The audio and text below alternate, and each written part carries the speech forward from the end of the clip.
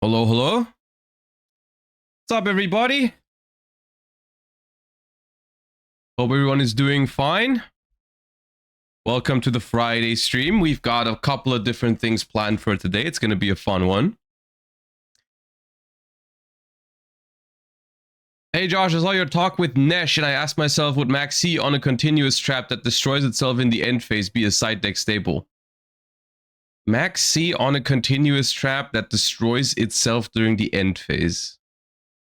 So...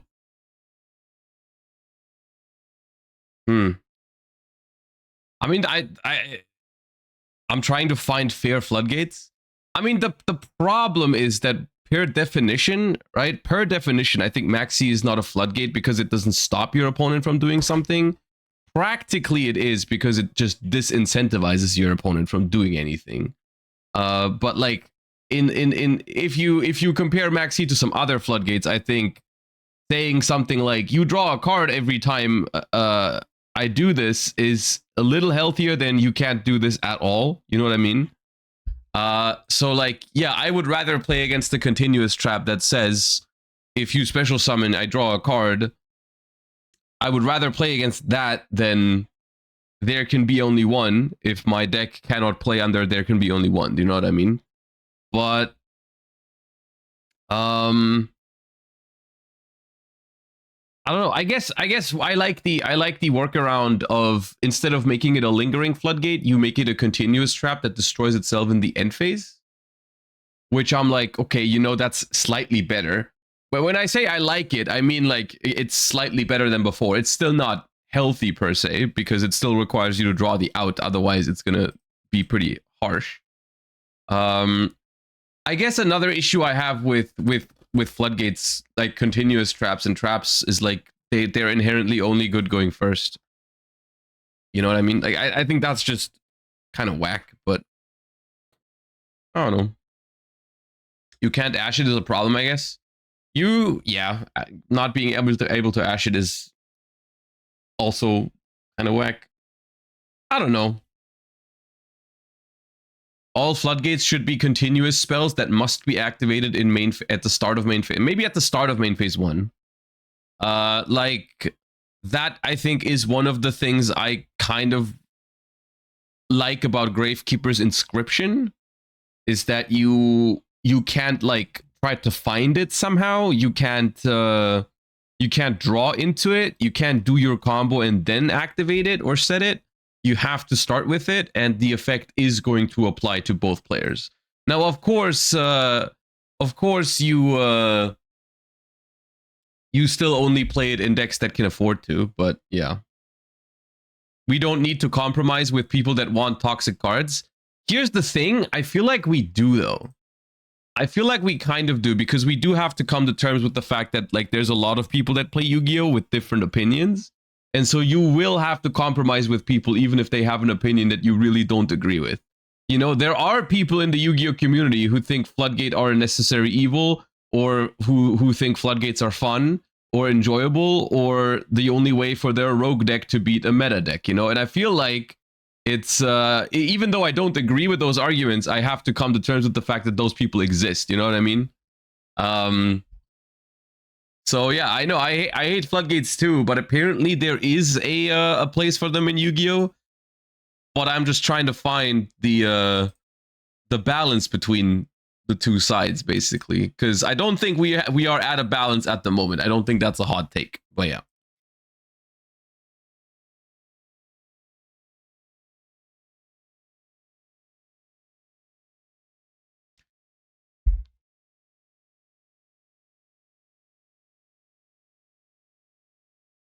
The question is, do you think there will be a time they will hit hand traps?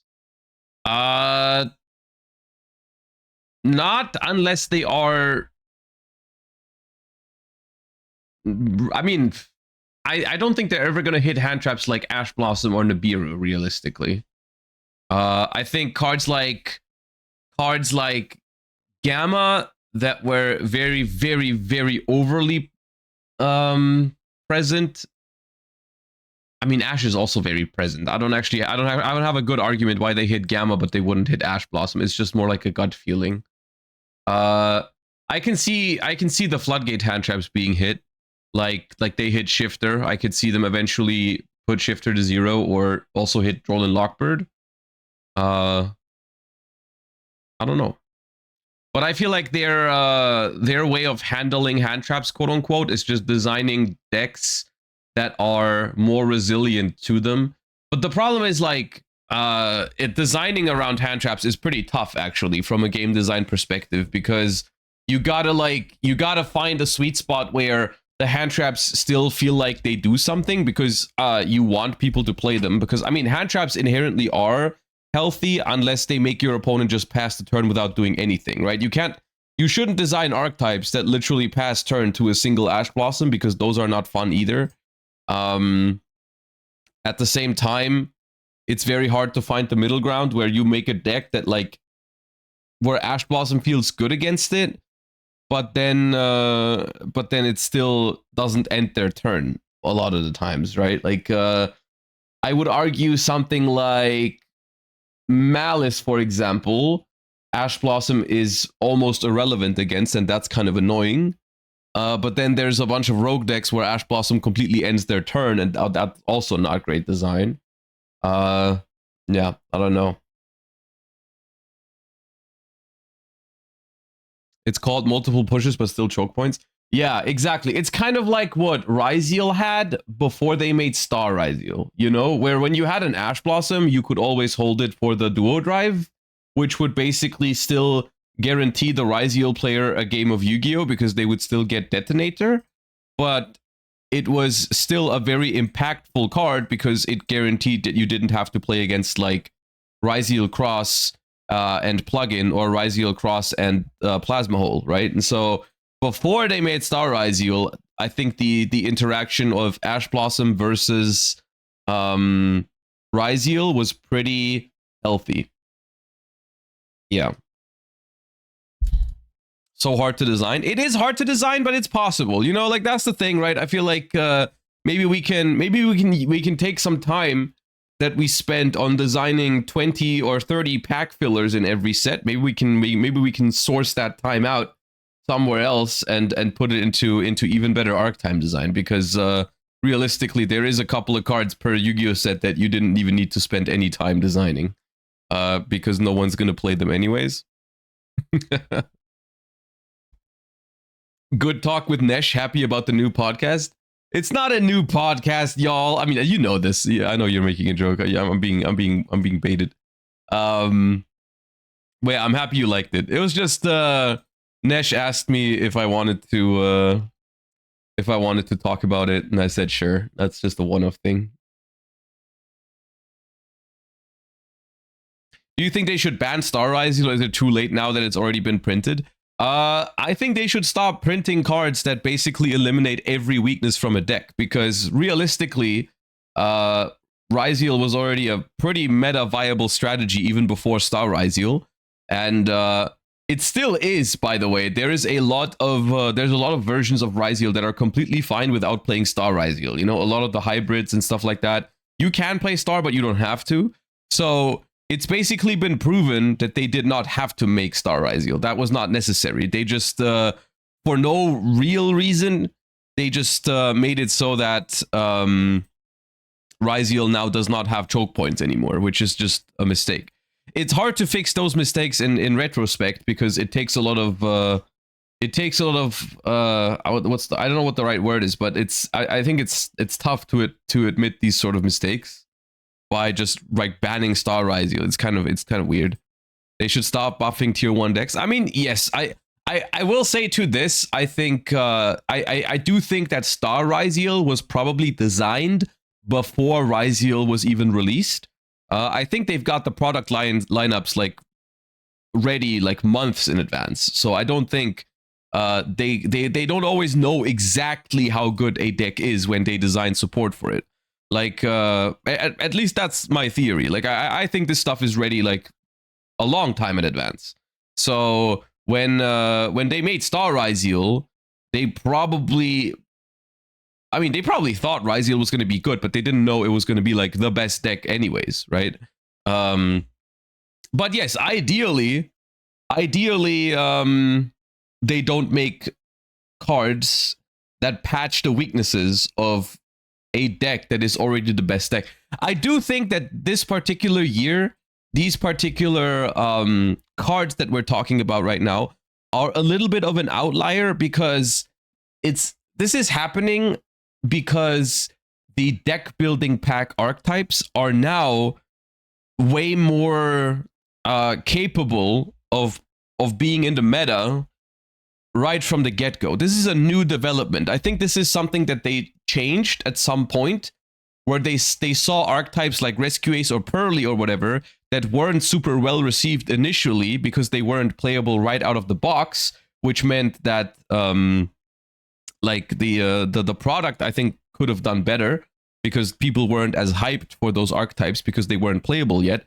And so the way they did that all the time is like, okay, we make the side set, but then we give them really powerful support in the main sets later, right? And so so what they've changed is they've made them stronger in the deck building pack already on the first wave, but they haven't stopped giving them powerful support in the main sets, you know? And I think from a business perspective, that does make some sense. I think it makes sense to connect two products to each other by having like support for a previous archetype in the other product. So it's like the deck building pack and the core set both sell better because they both support the same deck. You know, if people want to play Ryziel, they will need cards out of Crossover Breakers, and then they will also need cards out of Alliance Insight. You know what I mean? So it makes some sense, but you definitely have to find a balance, right? Basically, you have to make the deck building pack archetype good enough for people to want to play it, but then you also have to make the support for it in the core set not too broken, so that it doesn't, like, when the deck is already playable, you have to be careful with what kind of cards you're giving it. You know, like, this is something that's been proven in 2024 and 2025 with decks like Snake Eyes as well, decks like Ryziel, decks like Malice. You know, like, when the deck is already meta, it's pretty difficult to give it good support without making it absurd, right? And that's something that we need to, or that they need to work on, I think, in terms of archetype design. But yeah. All right. Are we saying Poplar is a bit too much? Honestly, I'm not even referring to Poplar with this, because Poplar is basically the thing that made Snake Eyes a thing. Like, even though I didn't like Snake Eyes, but like, Poplar is not the thing that I'm referring to here. I'm referring to Snake Eyes being a thing and then getting more and more support to it, right? Like, I'm also referring to like Snake Eyes Diabell Star, Azamina cards coming out, Fiendsmith also just slotting into the deck super well, and it's just like the deck just got more and more tools. It's like, okay, the deck was already good when Poplar came out, but then we made it even better and even better and even better. And then even when it was time to hit it on a ban list, it basically bounced back because the Azamina cards came in to immediately fix some of those issues that you had after the ban list. So yeah. Branded? No, Branded I think is a pretty good example of something that was balanced pretty well overall. I like Branded as in terms of power level. Like, whether you like Branded as a play style is a different question. You know, like, there's been periods where I thought Branded was cool, and then there's been period where I thought Branded was more cringe, especially when they made Sanctifier and when Branded decks were basically locking. But that's a different topic. But like, in terms of just raw power level, I think Branded was pretty well done, because Branded was relevant for a long time without ever being the best deck by far, which I think is how it should be with lore archetypes. Yeah.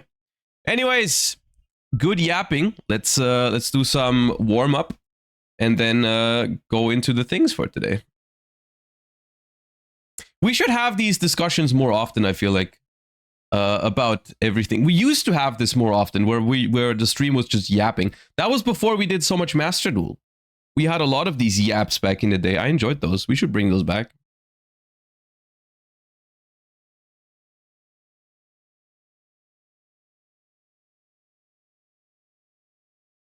I have no idea what that is. It's Cyber's looking, though. I think that's Trigate Wizard doing something.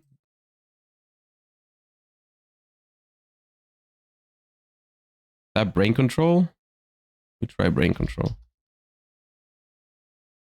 Nice. No zoom! Or did I zoom? I don't know. I tried to click it, but I thought I missed it.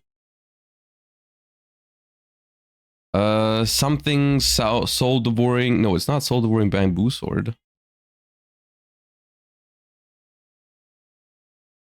Sword of dark rites. That is a Naturia. Naturia fruit fly. Alright, something dust on related. But is that house dust on? No. Dust on roller? No. Dust on mop? Mop.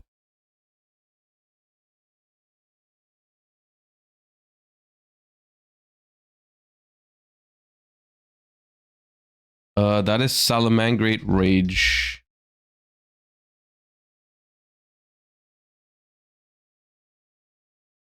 That's Krebons.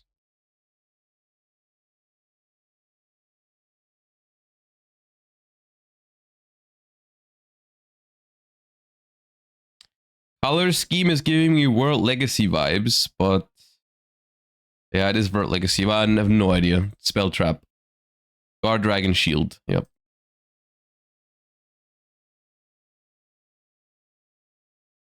Jay Bird, thank you for the community gift sub. I appreciate that. That is not Silver's Cry, but it is Blue Eyes. Successor Soul. Is it Successor Soul? Yeah.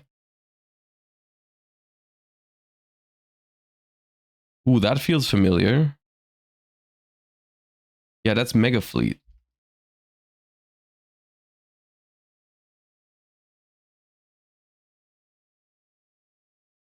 I think that's Burst Rebirth.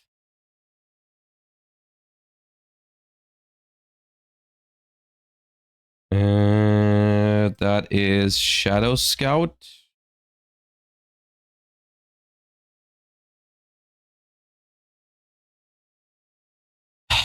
Gemini. Counter? I have no idea. I don't know. Oh no, it's a Buster Blader trap. Okay. Yep. Prologue. Well, if it isn't Utopia, but what is Utopia up to these days? I have no idea. Zexel and Trust.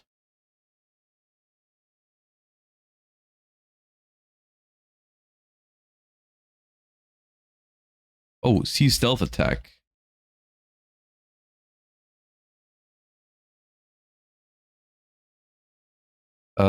This is illusionist. Something illusionist. Illusionist. Yeah.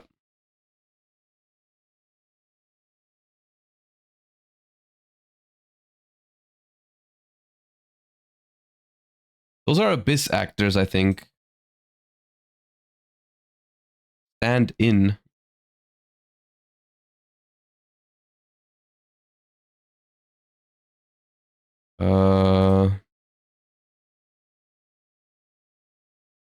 I don't know. Evil Swarm Thanatos. That is Psychroid?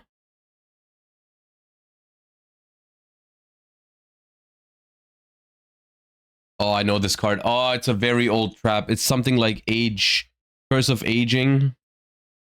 Yeah. No, it's not Curse of Ankh. That is a Gen X, but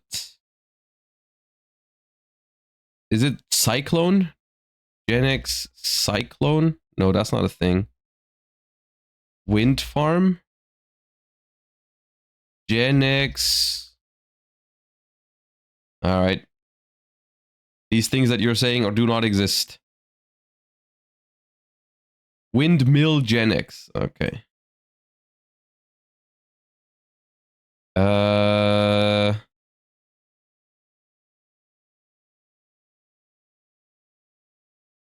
Minefield Driller.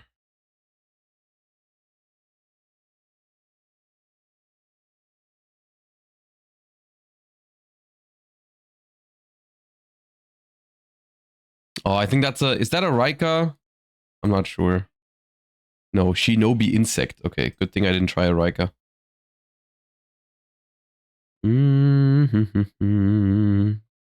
This feels familiar. This is an old vanilla, I think.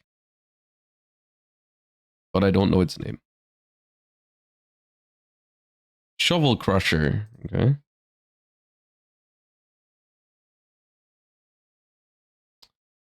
The Butter Spy, I think.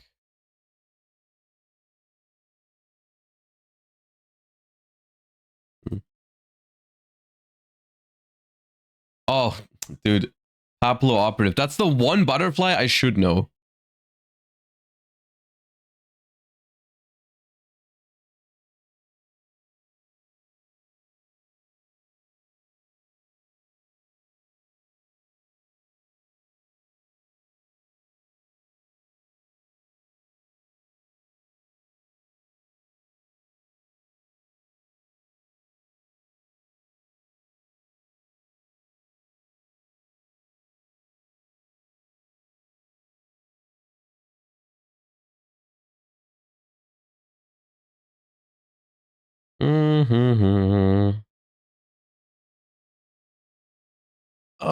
I don't know what that's called. I feel like I've seen it though.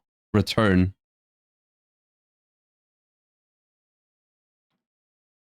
Yeah, this is Monk Fighter? No, is it Monk Fighter? No, Master Monk.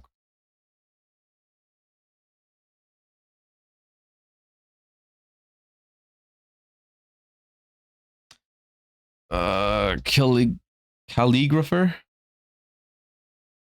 I don't know how you pronounce that.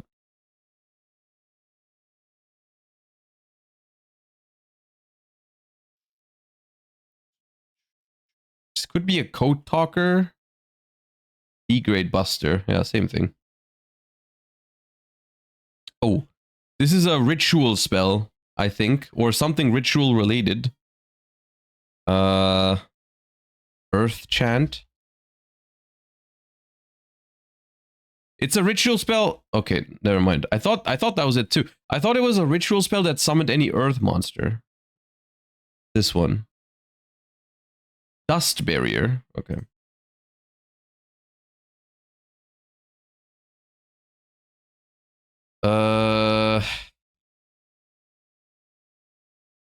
It's a two-sided pot. Oh, then it's extra, right? Yeah.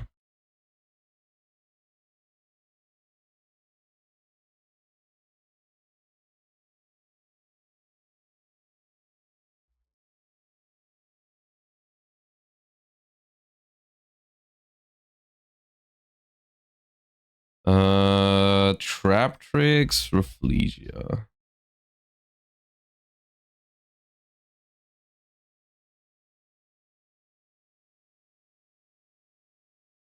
Kaleido Heart.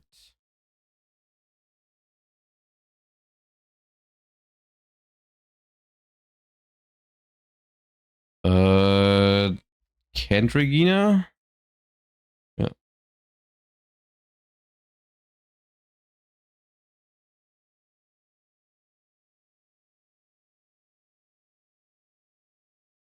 Something sign it, I think. 3 strikes barrier.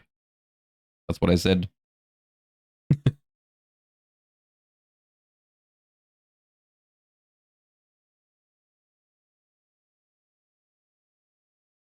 Boompoline.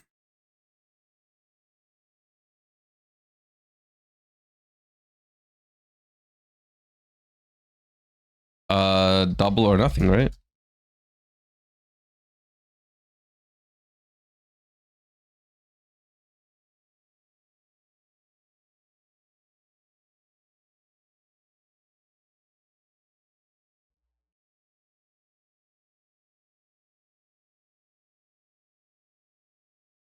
Duke Shade.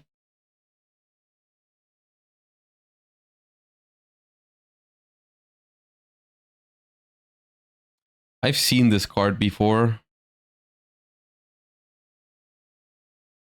Brutal Potion.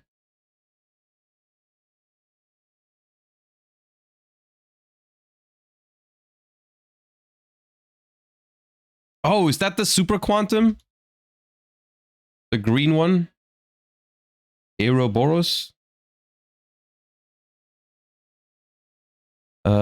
Second sarcophagus? Third sarcophagus? First sarcophagus? Awesome. The last one I tried was it.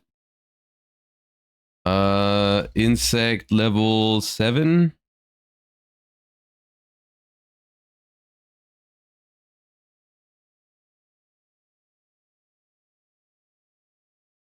I think that's Decoy Squad. Reckon Squad.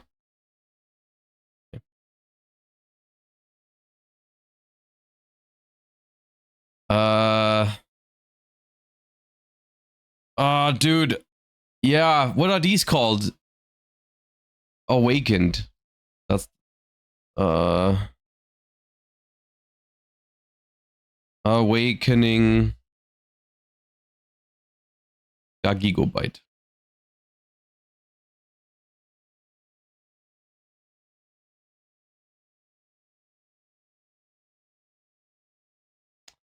What is this called? Is it not Next? Nex? I'm not gonna find just Nex. I can't find that. There's too many Gen X cards. It is Nex. Ugh.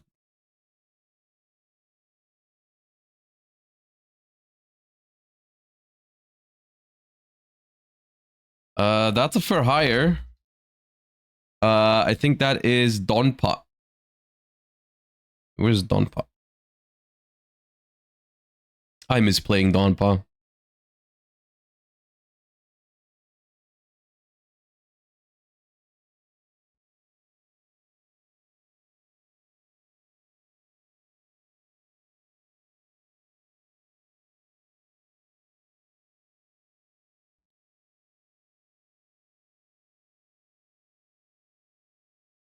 I picked the wrong hourglass.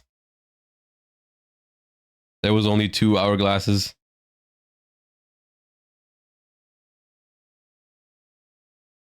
This feels infernoidy. Eye of the Void. Ooh, what is this?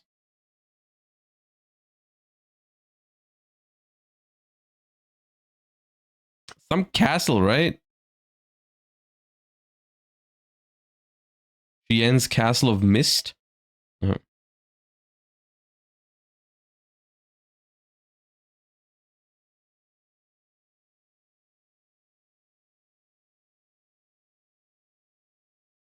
No idea.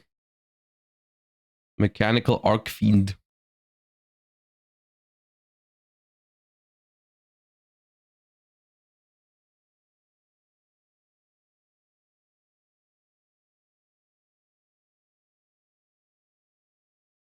Fusion Guard.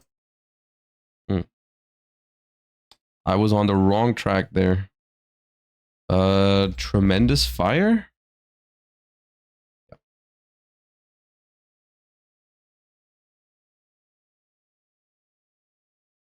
Oh, that's like Crosswing Phantom Beast.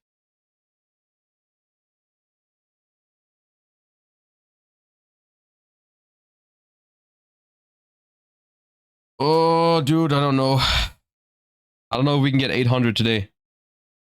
Bubble Bringer. Come on. Who is this? Necrosynchron.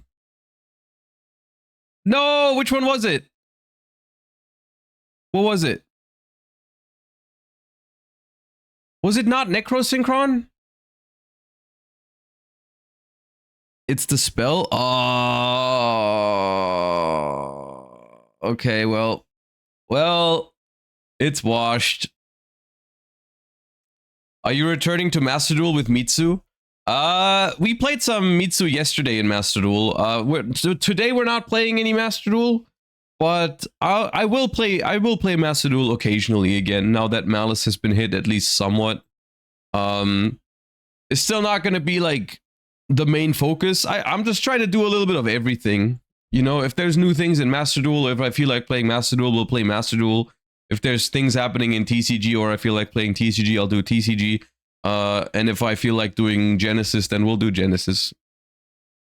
We will try Orcust eventually. I'm not sure exactly which day yet, but I want to try Orcust as well.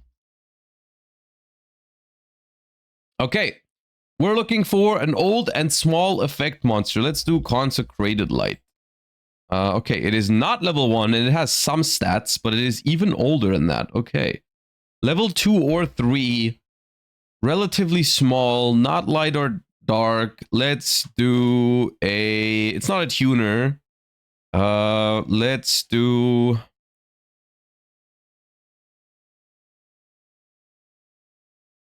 Key mouse. Oh no, that's a tuner. I'm trying to think of an earth monster because earth is also a very common attribute. Like level 2 or 3 earth monster that isn't a flip or a tuner. Okay, I'm trying to think goat format right now, but Swap Frog is not an earth, but it could work. Is Swap Frog 2009? Yeah. Okay, it's not a water, and it is level 3. A level 3 from before 2009. Level 3, earth, wind, or fire. Lone Fire Blossom.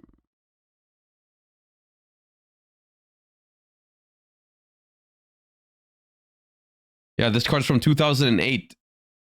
Phantom Darkness, y'all. 17 years. 17 years, man. Yeah, Lone Fire Blossom is an unk.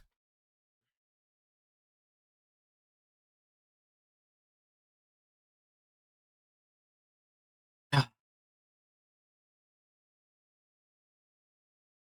Lone Fire Blossom can drive in the UK. Yeah. Okay. Gamers. Grandmark, thank you for the 35 months. I appreciate you. Welcome back. Thank you for the support. Today we're doing a little bit of everything, I suppose. We've got some new cards. We've got some OCG Metagame Report. We've got some TCG gameplay. And if we have some time after, then we'll also talk about some Genesys because I do want to do some Genesys format this weekend. For those of you that aren't aware, I'm doing weekend streams now, and I'm also currently playing with the thought of eventually also double streaming or dual streaming to YouTube. I'm not sure how to set that up and when I have the time to set that up, but I'm thinking about it. But I'll be live on Saturday and Sunday this weekend. And I'm currently planning to do some Genesys format. Not for both days, but I want to do some Genesys deck building, and then I also want to do some Genesys remote duels. I'm currently looking for some. I'm looking for some other Yugi tubers to play with, but I also am down to have some like games against my subscribers or something like that. So I'll let you know. That's probably happening on Sunday. Yeah. Probably happening on Sunday because I'll need some time to find some people to play against. But yeah, for today, we're gonna start with new Dragunity cards. Now, talking about cards that have the potential to actually be meta relevant, I think Dragunity is one of those archetypes that has potential if the right support is being made. They have some pretty good cards, let me tell you. So yeah, let's look at some Dragunity cards in Terminal World 3. I have no idea when this is coming out in the OCG, but we've seen a couple of the cards that are on the is this pack artwork new? I know we've seen the X-Saber cards already. This is the Dragunity. What's going on down here? Is this Ritual Beast support? Or I guess it could be Zephyr or Shaddoll. Wendy probably means Shaddoll. Ooh, dude, I'm down for some Shaddoll support. Okay. What is this, Vylon? We don't have these cards yet, right? We don't know what these cards are. Just so, before I'm hyping things up that we've already read like 3 weeks ago. We have the Teller. Oh, that's the Constellar stuff. Okay, okay. But this one we don't have. This one we don't have. Okay, well, we'll see what that's about. But now we're going to read the Dragunity cards. Dragunity Quirinus, a level 4 wind-winged beast effect monster. You can only use the first and third effect of this card's name each once per turn. If this card is normal or special summoned, you can add a Dragunity spell trap from your deck to your hand. Okay, now, how many good targets are there for this already? Because Dragon Ravine, unfortunately, does not count as a Dragunity spell trap. And I'm not super familiar with some of the other targets. There's an equip spell that equips from the deck and a Rhoda. That seems pretty good. Let me, very quickly, we should probably do this more often when I read new cards. I should probably pull up the database so we can understand better what's, you know, Dragunity. Dragunity, bunch of monsters. Dragunity Divine Lance. This is the one that equips one from the deck, I think. During your main phase, you can equip a Dragon-type Dragunity tuner from your deck to the monster equipped with this card. Okay, so that is essentially an emergency teleport, right? Because you can equip Phalanx and that summons itself, right? So that's already not bad. Dragunity Draft. When this card's activated, add a Dragunity in your grave back to your hand. Okay, not the greatest. Dragunity Glow. Add a level 5 or higher Dragunity from your deck or grave to your hand. Okay, that seems good. Banish this card from your grave. Target a monster card in your spell trap. Equip to a Dragunity, special summon it. Okay, 2 effects on this thing. That seems like a good card. If there's good targets for the level 5 or higher thing, but I think there are. Bunch of monsters. Whirlwind. If only your opponent controls a monster, you can special a Dragunity tuner and a Dragunity wing beast, negate their effects. Then if your opponent controls a monster, special summon it. What else is okay? This is not a great search target for a monster because it requires you to not have any monsters. But Glow and the Lance seem pretty good. Your Dragunity monsters cannot be destroyed by battle while this card's equipped with an equip card. You can target one other Dragunity monster card you control, return it to the hand extra deck, then you can special a Dragunity monster from your hand.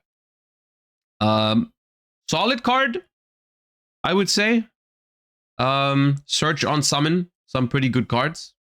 That's about it. The other effects, I don't know how abusable this is. It's also a workaround, right? It's a workaround because you can, it says monster card. So what you can do, if you're equipped with something in your spell trap zone, you can return that to your hand and then special summon it. So it's essentially another way to special summon the equipped monsters, which is also decent. Okay, good start. Dragunity Falchion, level 2 wind dragon tuner. You can only use the first and second effect once per turn. You can banish this card from your hand or graveyard, then target a Dragunity monster you control, equip a dragon Dragunity monster from your deck or graveyard to it. Okay, that's decent. You can send this card equipped to a Dragunity monster to the grave, then target a face-up card your opponent controls, banish it. Okay, we get some removal here, which is cool. And we get good extension, as well as a good target to send to the grave for Dragon Ravine if you want to, right? Or for any other way to foolish a dragon from the deck to the graveyard. You know, you can turn that into equipping any Dragon Dragunity from deck or graveyard to a monster, which is good. It's a good discard for Ravine as well, yeah, because then it has a graveyard effect. So that's decent. Nothing too crazy here. Both of these cards I feel like are good without being completely insane, which is cool. Okay. Dragunity Knight Areus, level 8 Wind Dragon Synchro. It is a generic card, but it needs a non-tuner synchro. You can only use the first and second effect of this card's name each once per turn. You can target face-up cards your opponent controls up to the number of face-up monster cards in your spell trap zone. Negate their effects until the end of this turn. This is a quick effect if this card is equipped with an equip card. Okay, now that's powerful. That's powerful. Because this type of negation is really strong. I like this form of negation, even though it is very powerful because it can negate spell cards. At the same time, it is less powerful than an Omni Negate because you cannot negate cards in the hand because you can't target them on the field.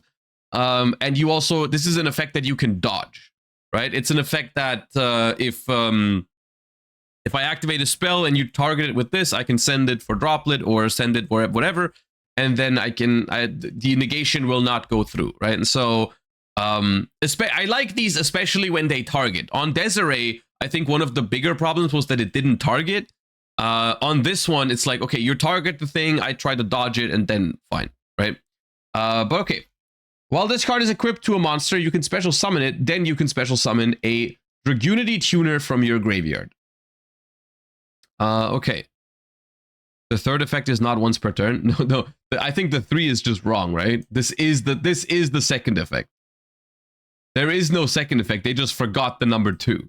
I'm pretty sure this is once per turn. Unless something is missing here. But yeah. While this card is equipped to a monster, special it, then special a tuner from your grave. This card is very strong. This card is very, very, very strong. Because it's a very good endboard piece. But I guess what you're trying to do with it is like, you're trying to make it, and then you're trying to put it in the graveyard. Then you equip it, for example, with this, right? You equip it back to something, and then it comes back out and is then part of your endboard, which is really powerful. But it does not negate hand traps, which I think is good. Okay, Dragunity Knight Arius. Good, strong card. Dragunity Lord Georgius, Link 4, Wind Dragon. 2+ monsters, including a tuner. That is relatively generic. You can only use the first and third effect of this card's name once per turn. If this card is link summoned or your opponent special summons a monster, you can special summon a level 5 or higher Dragunity monster from your extra deck or graveyard. Your opponent cannot activate monster effects in the graveyard while this card is equipped with a Dragunity card. Okay, an awesome Abyss Dweller, but for Dragunity. When your opponent activates a spell trap or a quick effect, when your opponent activates a spell trap card or effect, quick effect, you can send an equipped card to control the grave, negate that effect. Okay, this thing's cringe. Okay, come on, man. Eh?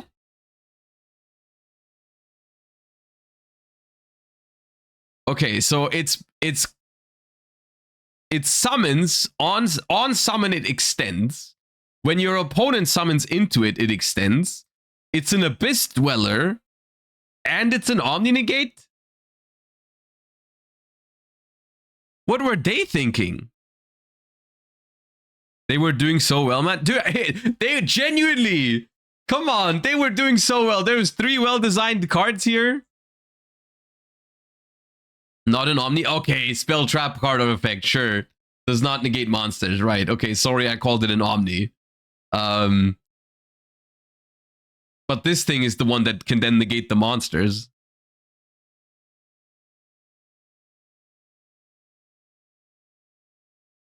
I mean, that's kind of busted. Does Dragunity have a way to play around Nibiru? Because right now that feels like one of the only downsides. It seems like a deck that would be terrible into cards like Fuva and Nibiru. Yes. Savage. I mean, yeah, okay. I guess, yeah, okay. None of this really locks you into anything. So yeah, they can make a Crystal Wing maybe. Yeah. You probably you better Fuva this deck, I suppose. Or Dark Ruler it maybe. or super poly. I don't know. It probably will have weaknesses, but this card is pretty busted.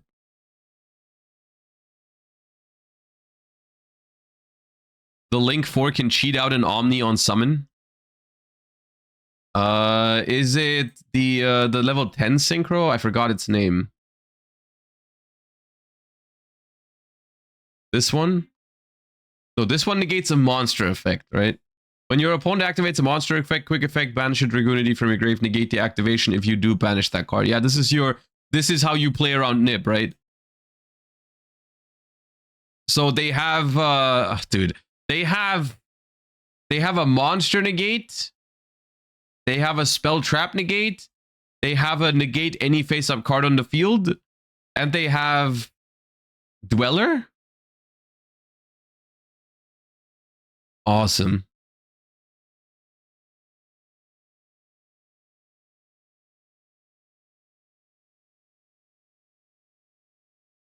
Awesome.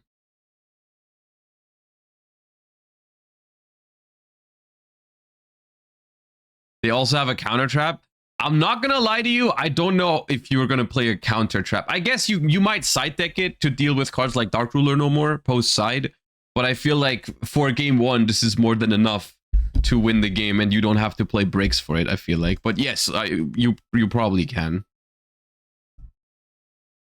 Yeah, this is a deck that you probably want to Uva or Droll or something. The Link doesn't exist in Genesys. The deck will be sweet there. Maybe. But for the sake of just reviewing the cards, they are good cards. They are definitely good cards. I'm not necessarily the biggest fan of the style of deck it's looking to be, most likely, but they are definitely good cards. For sure.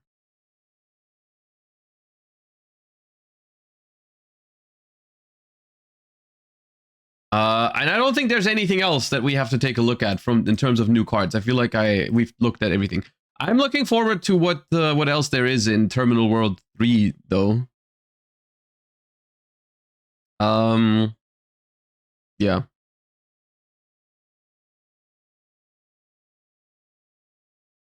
Did you ever vibe with Ankh Dragunity?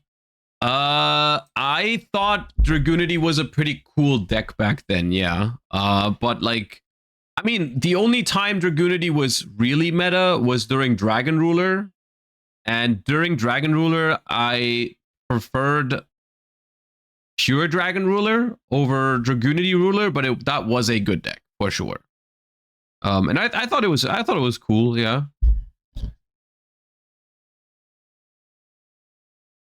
Looking forward to again get this support way too late in TCG.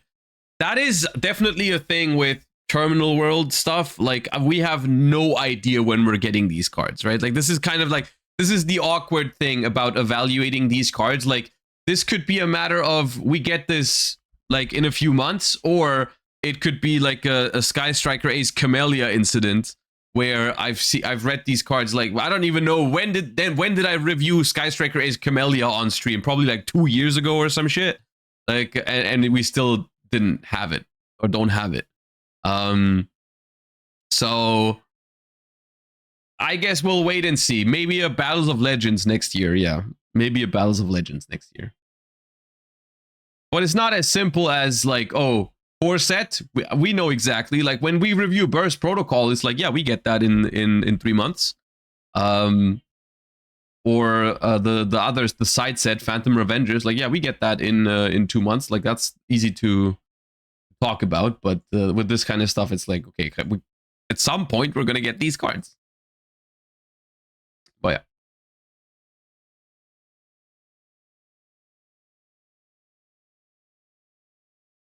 And next up,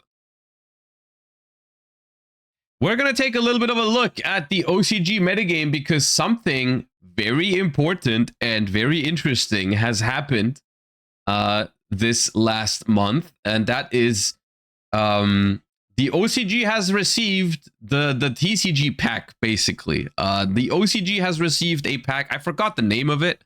but there was a there's always a pack where I think they get it once a year in like September, where they get all of the TCG exclusive archetypes, and that this year, of course, includes Mitsurugi. And so this is the first OCG Metagame Report, I think, after Mitsurugi released, alongside the other archetypes, of course, but there isn't really anything. Oh, there's Odeon here. Why is Odeon called? Is Odeon called Rashid in the in the Japanese version of the anime? Yes. Okay. So actually, correction. It's not just Mitsurugi. We also have the man over here, Odeon, making quite the impact on the OCG metagame. So I want to take a look at what that looks like and what kind of decks they're playing now that Mitsurugi is out there, and how that's shifted their format. So as you can see, Mitsurugi is in the top spot. Whether that is new toy syndrome or whether it's actually the best deck remains to be seen. But it does make some sense, because one of the two top decks beforehand, I believe, were Yami and Malice. And Mitsurugi, in theory, can have a pretty solid matchup against both of these. You know, against Yami, we all know Habakiri is Murakumo rather is a menace against Yami, the Raigeki effect. And the against Malice, it's like, okay, Malice, even though they still have some extra deck tools in the OCG, they're still heavily hit in their consistency. And so playing a deck that has 3 Dominus Impulse against Malice is pretty solid. So Mitsurugi is well positioned in the format right now. And that's why it's the top performing deck this week, or this report, I guess. 15 Fiendsmith Mitsurugi, 10 Pure Mitsurugi, 6 Ryziel Mitsurugi, and 2 Fiendsmith Ryziel Mitsurugi. So far, basically all the normal stuff. They haven't quite reached Mitsurugi Yami territory yet, or Mitsurugi Malice, or Mitsurugi whatever Orcust that we are in the TCG already. At the moment, they're still keeping it kind of normal. You know, that's the kind of decks that we played when Mitsurugi came out. You know, but for now, at least in these tournaments, I've seen some people post on. Oh, actually, no, there is a Mitsurugi Yami down here, a singular one. One Mitsurugi Yami is down here. Is there an Orcust? 6 Mitsurugi. Oh, never mind. I lied. They're doing that already. Yeah, they're doing that. Okay. Me when I make things up. No, they're not. They're not behind. They're doing that already. Yeah. Okay. We have 8 Odeon or Rashid. We have 5 Primites, 1 Pure, 1 Grass Paleo Odeon. Let's go. 1 Kashtira. Let's see what they're doing with oh god. Oh my god. How many steps? A combo opening with Ame no Habakiri no Mitsurugi is as follows. And it does not fit onto one screen. Jesus Christ.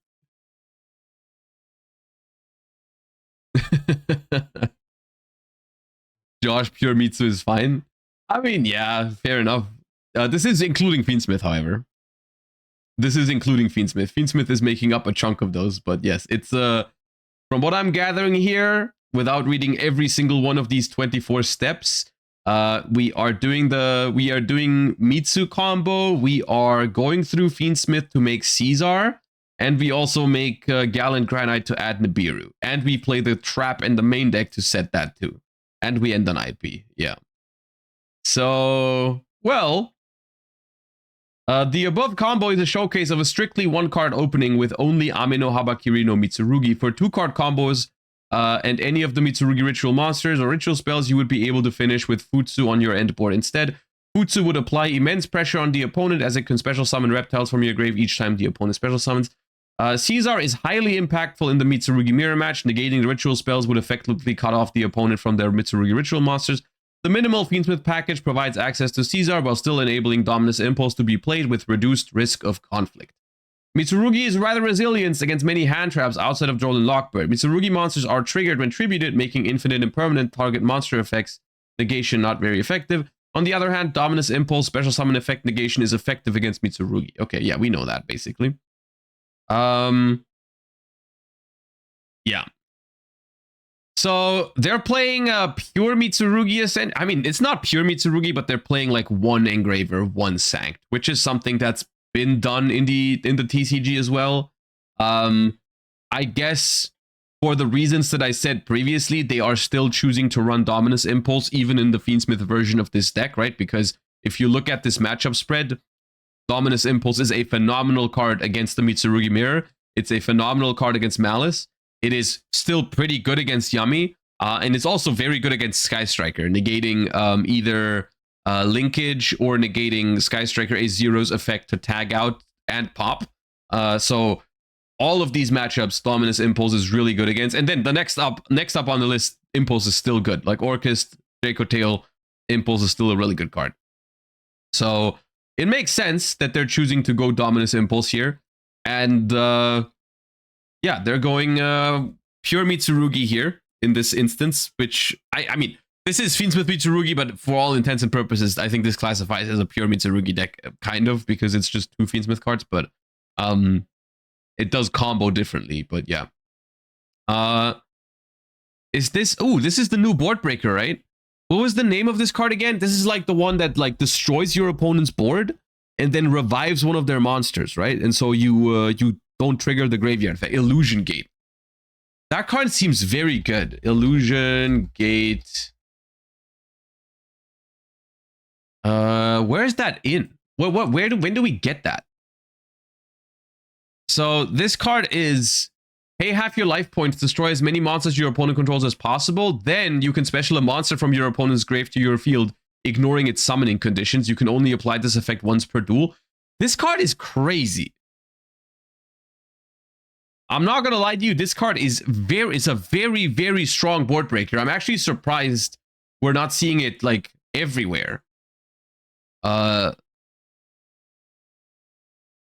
Raigeki losing to Bell is kind of bad. I mean, you're saying this from the perspective of the current format where a lot of people are playing Bell, which is like, okay, sure, fair enough. If everyone is playing Bell, then you might consider not playing this card. But and Impulse. But still, like, this card is phenomenal, even if there is downsides to it or counters to it.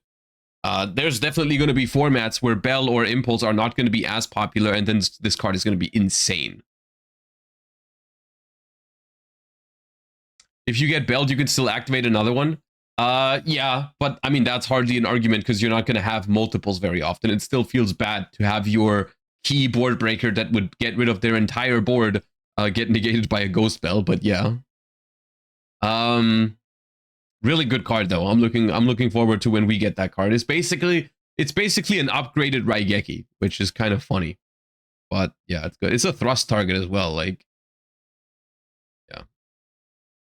I mean, like, it's also really good against Mitsurugi, right? Like, imagine stealing your opponent's Murakumo, and so they don't get to bring it back with prayers. And then if they try to do anything, you force them to discard with the Murakumo because it's not negated. It's not negated and it can attack and everything. So like you just steal their Murakumo and then they have to play against it and they can't revive it with their stuff. So it's awesome against Mitsu actually. It's a phenomenal card in the Mitsurugi matchup. Yeah. What's the current state of Yami in the OCG? Remind me again. They put Herald to 1, they put Snatchy to 2, and they put Obedience School to 0, right? So in the OCG at the moment, Yami is harder hit than in the TCG, right? They do play Savage and they play the Sorrow Cat to recycle the Herald of the Arclight.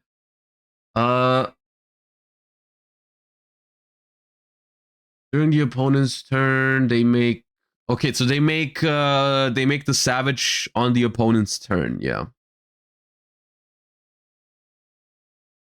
Yeah, they have Savage, which I'm not sure if that's a good idea. I understand that Savage makes sense with the Rocket cards getting support, but I don't know if it's a good idea to bring back Savage for us. I actually kind of hope they don't. Because who could have guessed they're not using it in... actually, Burst Protocol is not out yet, right? Like, I can't make fun of the Rocket cards yet not being played because they don't even have them yet, right? I have to wait. I like him. I mean, I like Savage too. I think Savage is a cool card. I still think it's better off staying banned. not out yet, yeah. Okay, but Yummy still being able to perform with one Herald. Of course, we know that from the TCG, but double Snatchy is also something that will impact some of your games, I think. That is kind of painful sometimes. Malice is well positioned in the current metagame. Love to hear that, for being able to run Droll and Lockbird and deck lockdown to shut down Mitsurugi. Anti-Spell Fragrance and Dimensional Barrier are also seeing play in the side deck as a tech against Mitsurugi to hinder the Ritual Summon. Damn. That's awesome. One Dormouse. Is all they did to Malice Dormouse to 1? I'm just now realizing this.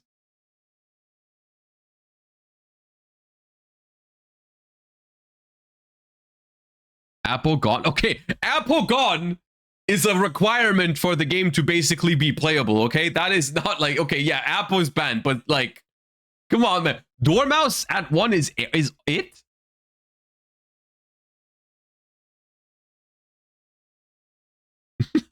What the fuck? Huh? How did Malice get away with just Dormouse to 1?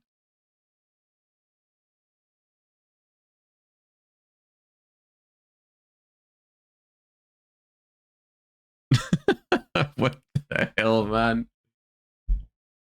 Oh, God. They have 3 field spells? They have Link Decoder. They have Splash Mage. That's crazy. That is genuinely insane. Okay. Well, yeah, I mean, shocker, I guess. Malice is still a deck then. Allure to 1. Dude, they're not even playing the 1 allure is the funniest thing. It's so dumb when they hit an optional card in the deck. It's like, oh yeah, some people are playing allure, some people aren't. Why don't we just put it to 1? When the card is clearly optional. I'm not like, it's not like, I don't think it's bad for allure to be limited. I just think it's bad if that's the only thing you're doing about the deck. But yeah, okay, I guess Malice has to be one of the best decks in the OCG still then. Yeah, sure. Sky Striker. As Mitsurugi becomes a top contender, many players will be running Droll and Lockbird in the main deck or side deck. This is going to be a problem for Sky Striker. Called by the Grave is now a mainstay in the main deck to negate Droll. Called by is also useful to banish Amino Murakumo from the graveyard to stop its special summon. To play around Droll and Lockbird, Radiant Typhoon Vision can be activated during the draw phase. Yeah, I mean, Sky Striker is going to struggle in this format. Sky Striker is going to struggle in this format due to a couple of things. But mainly, Droll and Lockbird is going to be far more popular. I mean, we're already seeing it creeping into main decks. It used to be not very popular in the OCG, I feel like. I feel like the last couple of OCG formats, you know, Yummy, Draco Tail, and everything, I feel like there was not a lot of Droll running around, but right now, you can see almost everyone playing it. Even though for some reason they all love 2 Droll and Lockbirds in the main deck. That seems to be the perfect number. But yeah. Conclusion. The World Premiere Pack 2025 has a huge impact on the OCG format. Mitsurugi is a top contender from the get-go. We could expect to see more Droll and Lockbird. Primite Odeon victory in the recent YCS Lil has also inspired some players to explore the new Treasures of the Kings and app of his cards based. If you enjoy these weekly metagame reports, consider supporting Roto King on Patreon. Let's go. Dude, I'm still shocked by how many Malice cards they have. No, it's interesting to see Mitsurugi hit the OCG, and it's I guess somewhat cool to see that they are now in the position that we are usually in, right? Like usually we are getting these archetypes and we have a lot of data to look at from the OCG where we know how these decks are being played. And at the moment, it seems like, you know, OCG and TCG deck building are really not too different here because they are basically playing the deck in a very similar way than we played it in the TCG. So they are definitely taking a look at some of the things that the TCG is doing. You know, we're playing the same ratios for the Mitsurugi cards. We're playing the one of Nib. We're playing the 3 prayers, 3 thingies, the pre-prep, the 1 Magatama. Sometimes main deck the trap, sometimes side deck the trap. Like, it's a very similar looking build, just slightly adjusted to, of course, their format. You know, they're gonna play like the Maxi and the cards for the Maxi mini game with the Called by the Grave and so on and so forth. So that is that. What is Pot of Extravagance at in the OCG?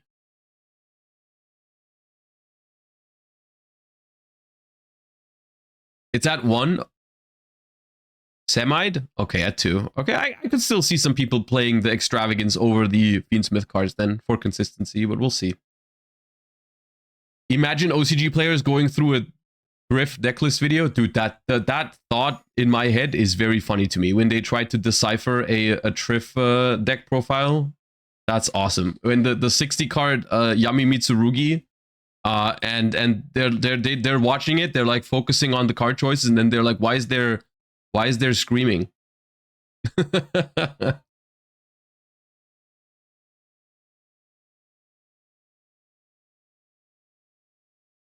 No Miracle Raven yet? Probably not. I mean, it is a TCG exclusive, so if it would be imported, it would be in the World Premiere pack, but I think it's too recent. But maybe.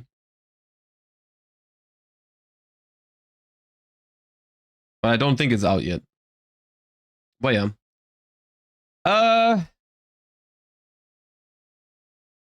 Yeah, I mean, OCG at the moment just feels like TCG plus Maxi with more powerful Malice, which are both things that I don't want. And Let's Draco Tail is like, what if trade offer, okay? Trade offer. You get more Malice, and then we take away Draco Tail for that, and you also have to play the Maxi minigame. What's your response? Hell nah is my response. That what they did to Draco Tail was criminal, actually.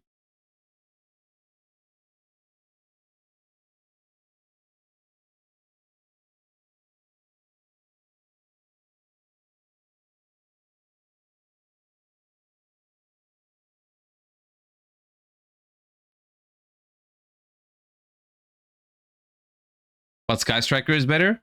Sky Striker is putting up percentages there that I wouldn't expect, but I also think that is going to go down. At the same time, I would argue that Sky Striker is a pretty playable deck for us too, but people aren't really playing it because they're scared of A, roll, and B, time rules, which is fair enough when you're playing a board breaker deck like Sky Striker. I think the time rules are a concern.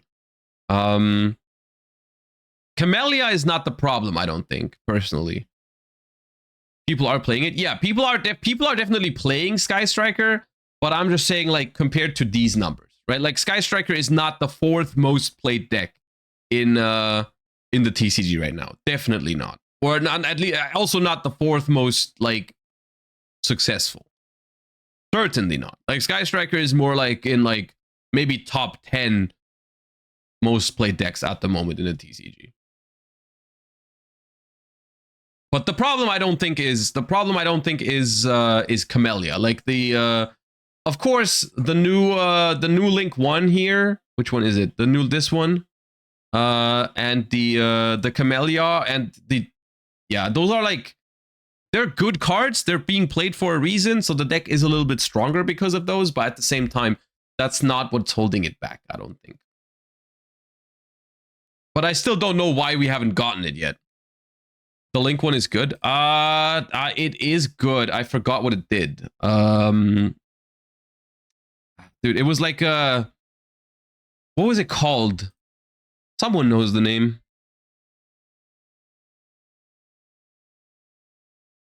Amatsu. Sky Striker Amatsu. It is a Link 1 Dark. And it says you can only special summon it once per turn. When a monster your opponent controls with 2000 or more attack activates its effect. Quick effect, you can make that effect become destroy a Sky Striker Ace Link monster your opponent controls instead.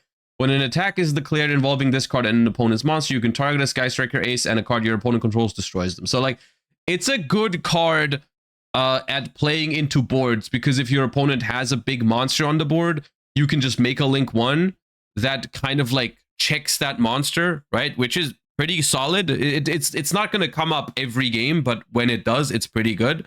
And it also has like a neat little removal effect, right? So it's a good card. They're definitely playing it for good reason.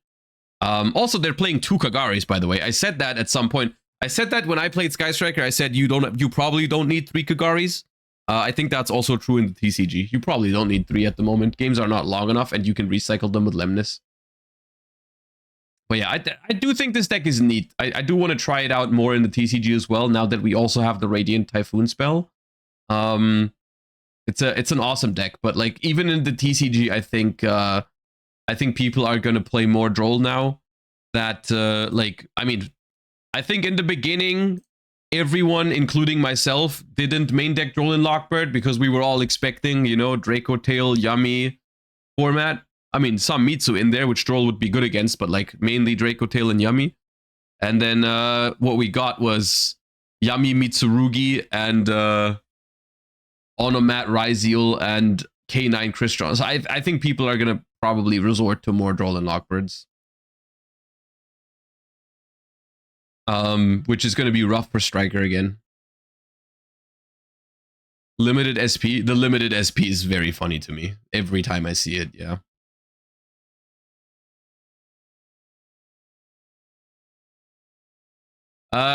Jack Sterling, thank you for the 24 months. Appreciate the 2 years of support. Also, PECX Sovan, thank you for the 33 months. Welcome back. What makes Striker good in your opinion? I think Striker is if you disregard the time rules, I think Striker is one of the best decks at going second. Which is nice. It's a nice quality for a deck if you genuinely don't really care if you lose the dice roll. Which is like Striker is one of the only decks where you can play it blind second, but you can also play it going first. And no matter what, like your deck works on an axis, that's gonna be fine either way. And if you build even if you build going first Sky Striker, like I'm looking at this list, right? I'm looking at this list and I have no idea whether they go first or second. Like it could be either because it's honestly good at both. I would actually guess that this list is going first. But I also wouldn't be thinking they're crazy if they go second. It feels first with the Black Goat Laughs in the main deck and the absence of any hard board breakers like Regeki in the main deck. So I feel like they're going first, but yeah. Why are they playing Mystical Space Typhoon? Okay, so they're playing Radiant Typhoon Vision, which is a quick play spell card from the new Radiant Typhoon archetype, which revolves around MST.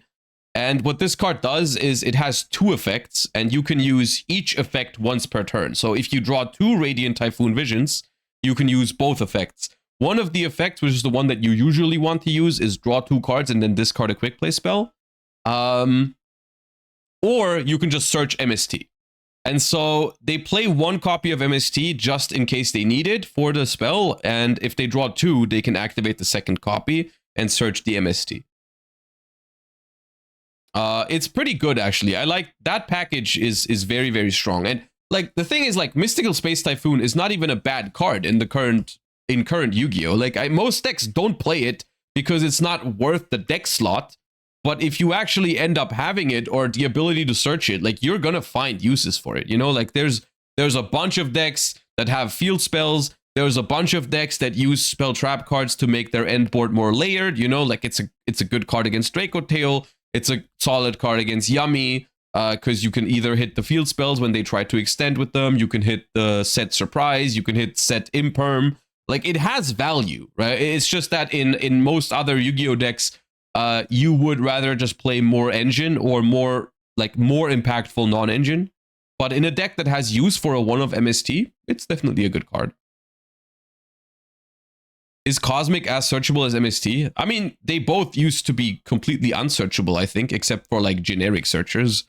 The only archetype that can search MST now is the Radiant Typhoon, and there's no archetype around Cosmic Cyclone yet. Maybe that's the next one they'll do, but I kind of doubt it.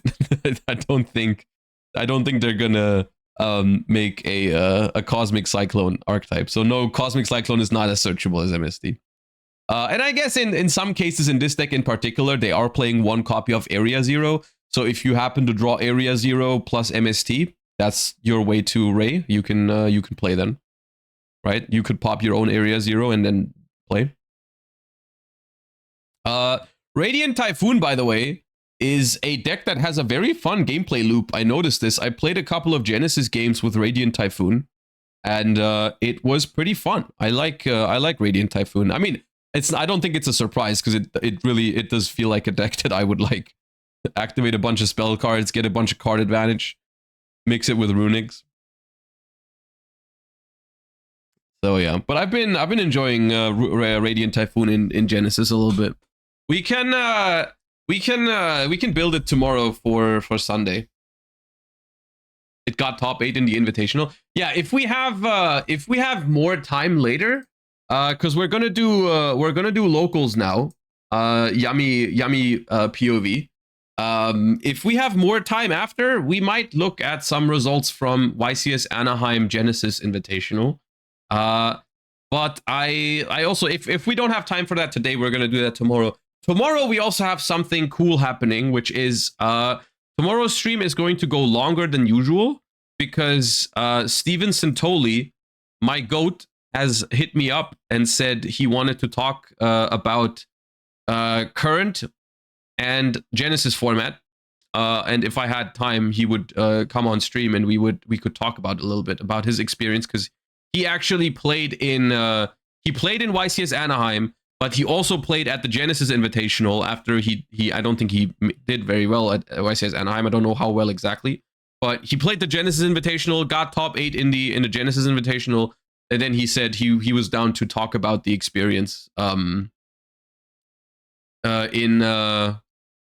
stream. And so I have invited Santoli onto the stream tomorrow, which is going to start because of the time zone difference. That's why I'm going to be streaming longer tomorrow than usual. But we're going to have the chance to talk to Santoli about how he felt about current format, how he felt about Genesys format, and so on and so forth. Farfa Betrayal Part 2. Okay, y'all, I can still collab with other people, all right? Calm down. Which is interesting because I feel like I remember Santoli in particular making a video about Genesys format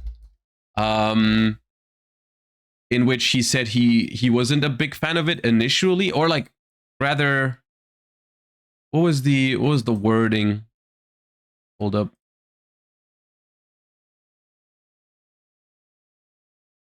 I'm looking it up.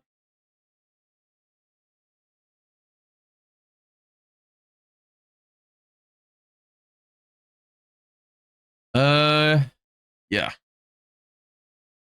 The unattainable goals of Yu-Gi-Oh! Genesys, the new format, isn't a successor to Time Wizard.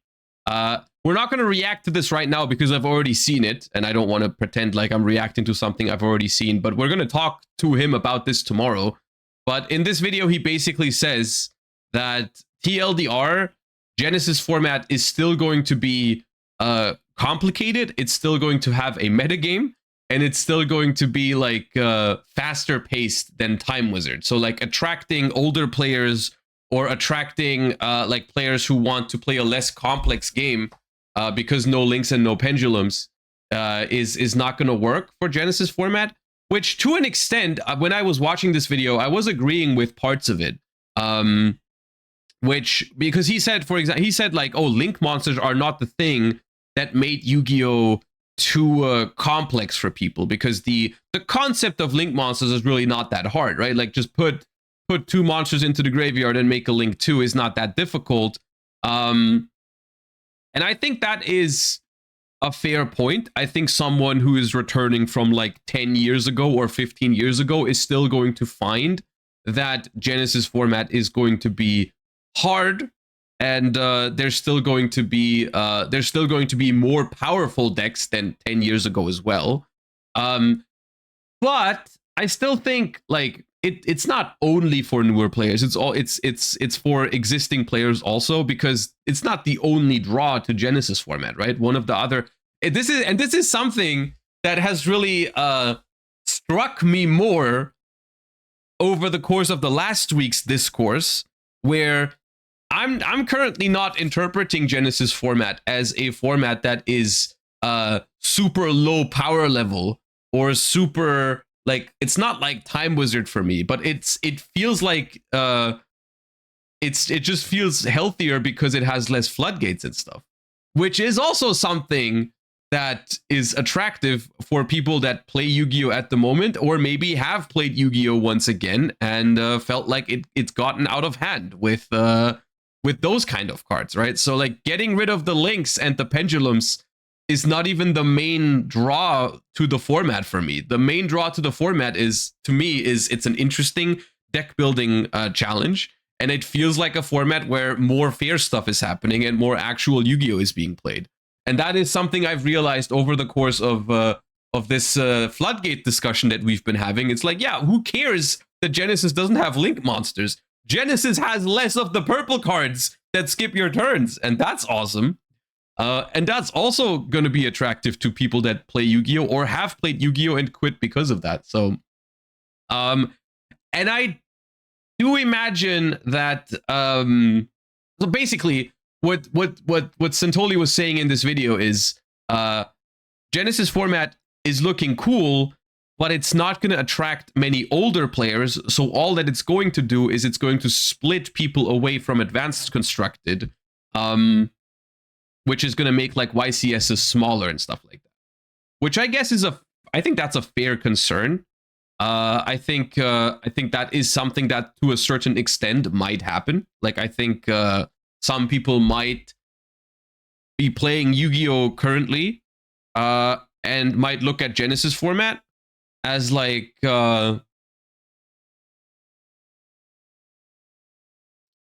who's like looking at Genesys and is like, okay, yeah, I want to play that. And then eventually there's just going to be people who are going to join Genesys tournaments over YCS main events, and that's going to make the YCS main events smaller.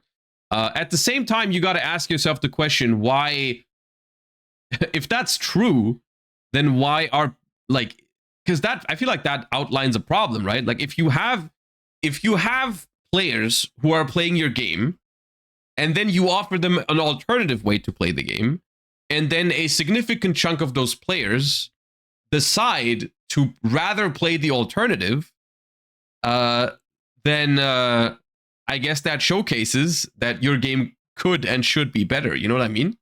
Like, if you have people who are choosing to play Genesys over the TCG main event, then you got to ask yourself the question, why are they doing this? Why are Yu-Gi-Oh players from the TCG going to Genesys? You know, that's I think that's an interesting question. But at the same time, I also do think over time, if Genesys format becomes a thing, I think it has a chance to attract players who maybe used to play. Because not everyone quit because it was too complicated for them, right? Some people do quit because of the floodgates. Some people do quit because of the power creep from link monsters. And even though Genesys format is still going to be complex, Genesys format, or it's like still, you're going to have to know a lot of Yu-Gi-Oh rulings, and you're going to have to know a lot about that. It's still going to be a lower power level format, even if there's still going to be a metagame, even if there's still going to be, you know, powerful combos and stuff like that. They're still going to be less powerful in Genesys format, and there's still going to be less power creep because you are not going to have basically every time a core set comes out, not all of those powerful cards are going to apply to Genesys format. Other than that, I also feel like some people quit because of floodgates. At least from my recent videos, I'm gathering that there's a couple of people leaving comments saying like, I I quit because of the floodgates, and Genesys is looking better. So I think there's a chance it gets people playing. And honestly, I don't really think there's a problem with that inherently. Like, yes, if let's say a YCS used to get 2,000 people, and now instead of getting 2,000 people at the YCS main event, you have 1,500 people playing the main event and 500 people playing Genesys, is still the same amount of people who are traveling to the event, who are all part of the community. I don't think that's ultimately that big of an issue. If like, you know, it's still going to be like, because a YCS, I think a YCS in the future could just be looked at more like a Yu-Gi-Oh convention, right? Like, I feel like maybe a little bit too much emphasis at a current YCS is being put on just how many people enter the main event, right? Because like the people that are also the people that are playing like Edison or like Time Wizard in general are also part of the Yu-Gi-Oh community, right? They're also traveling to YCSs. They're also taking part in tournaments. They're just not playing the YCS main event, but like, does that really matter? It's still awesome that it's happening. And I don't think Advanced Constructed is going to die from it. I guess that would be the only problem, is if eventually like so many people are quitting Advanced Constructed for Genesys that Advanced Constructed doesn't function anymore. I guess that would be a problem, but I don't think that's happening. And if that happens, then I think it's because Advanced Constructed has too many problems in that case, which is something else, right? But yeah. RIP Time Wizard. I don't think Time Wizard is going to suffer from this at all, because like I said, I think Time Wizard is still very different from Genesys in terms of power level. How many people joined the main event in Anaheim? That's the thing, right? The Genesys tournaments were super, from what I've heard, the Genesys invitationals were super well received and super popular in Anaheim. Like the what's it called? The demand for them was really, really big.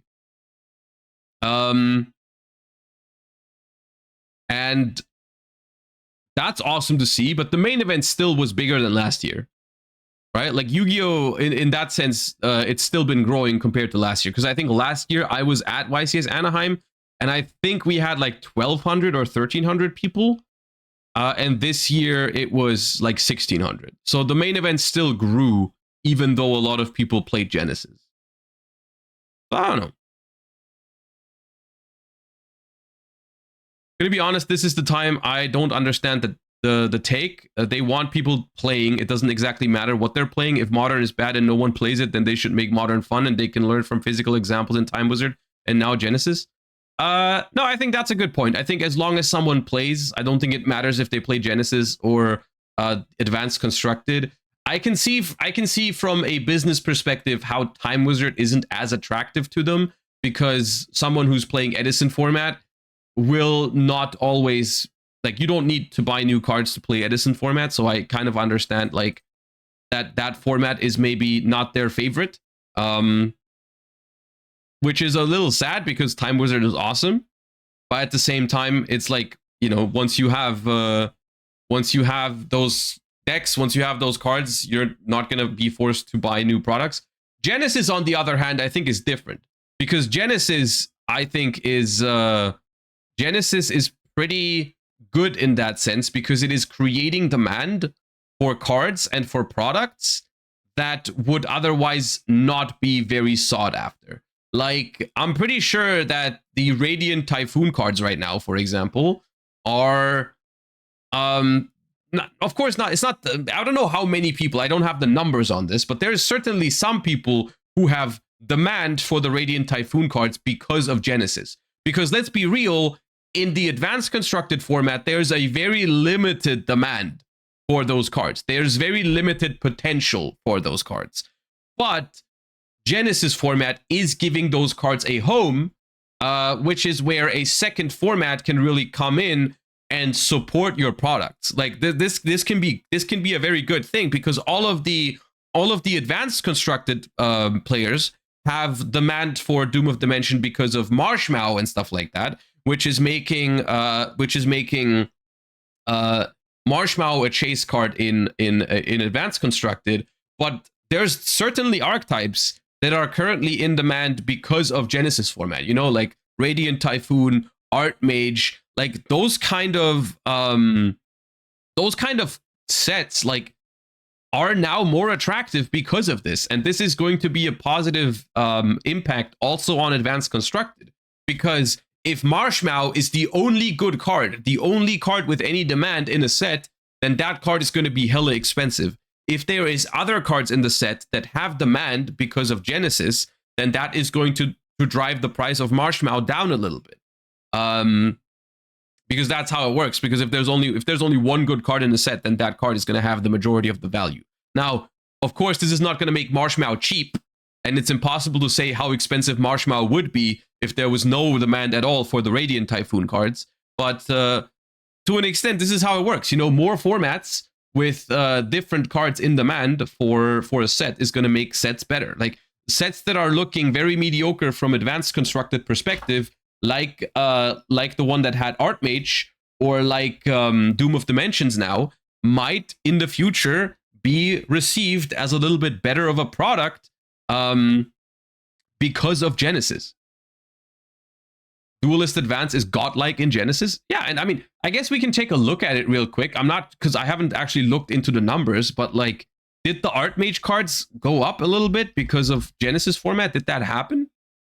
Let me check real quick. What's like a good Art Mage card to look at? Acropolis.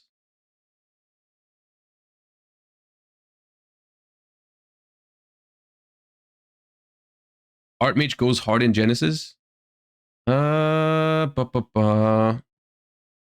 I'm looking at the Art Mage card on Card Market. Unfortunately, this only goes 1 month back. It only goes 1 month back, which I think is already after the reveal of Genesys format. It did spike on one day, but then it's kind of been back to similar-ish. Medius probably went up. Yeah, but Medius is like connected to more archetypes, right? So Medius might be different reasons. Medius has been going up, yeah. But this could be due to Genesys. This could also be due to Doom Z release, I guess. But is there hype for Doom Z? I have no idea.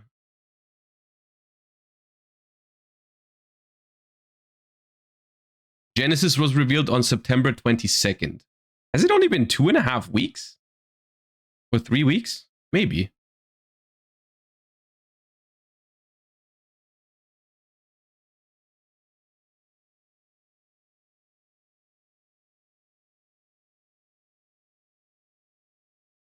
I don't know. In theory, at least, if Genesys becomes a successful Yu-Gi-Oh format, I think it's going to help these kind of products that are going to be considered bad in Advanced Constructed, if at least some of the cards have value in Genesys format. Maybe it's too early to say that, though. Maybe it's too early.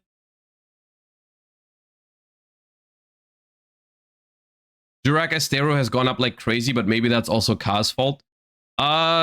That could be a combination of both things, right? It's like, it could be Ka and some other people, admittedly. I think there's been a couple of people who've been messing around with Durac Astero, but Ka definitely gave it a lot of spotlight.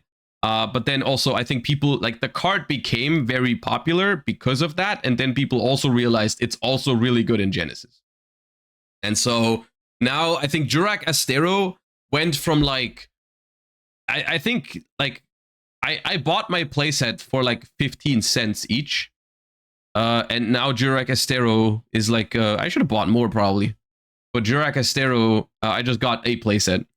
But it is like a €4 card now. So literally like 30 times what it was before. Like, it was literally a 30-cent card. Here.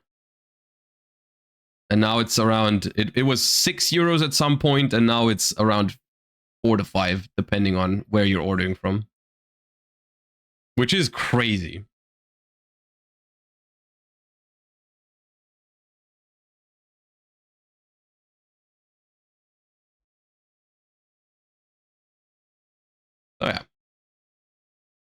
But yeah, Genesys is an interesting thing that I do want to get into as well more, especially because it feels like it is somewhat the answer to my problem that I've brought up earlier this week, which is the presence of turn skips and floodgates and everything in modern Yu-Gi-Oh. Also, the frequency of updates to it is probably going to be an interesting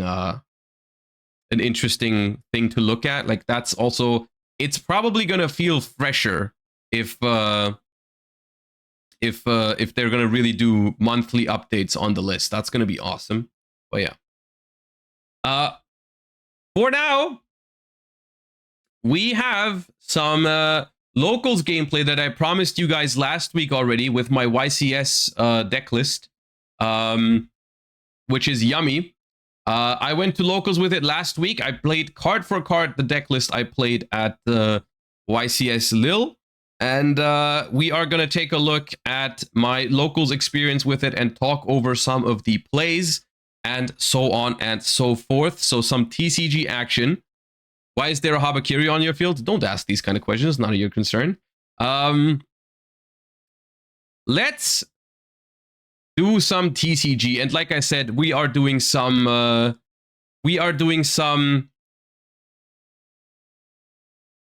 Genesys deck building and theory tomorrow, and gonna be doing some Genesys remote duels on Sunday is the plan at the moment. Wait, I used to go up here, right? Yeah. Komm, mach mal alles nochmal neu. Kannst du nochmal würfeln. The unfortunate, there's an unfortunate thing that happened before this, is I sat down for round 1 at locals. I started recording, and I won the dice roll, and then there was a repairing in Neuron.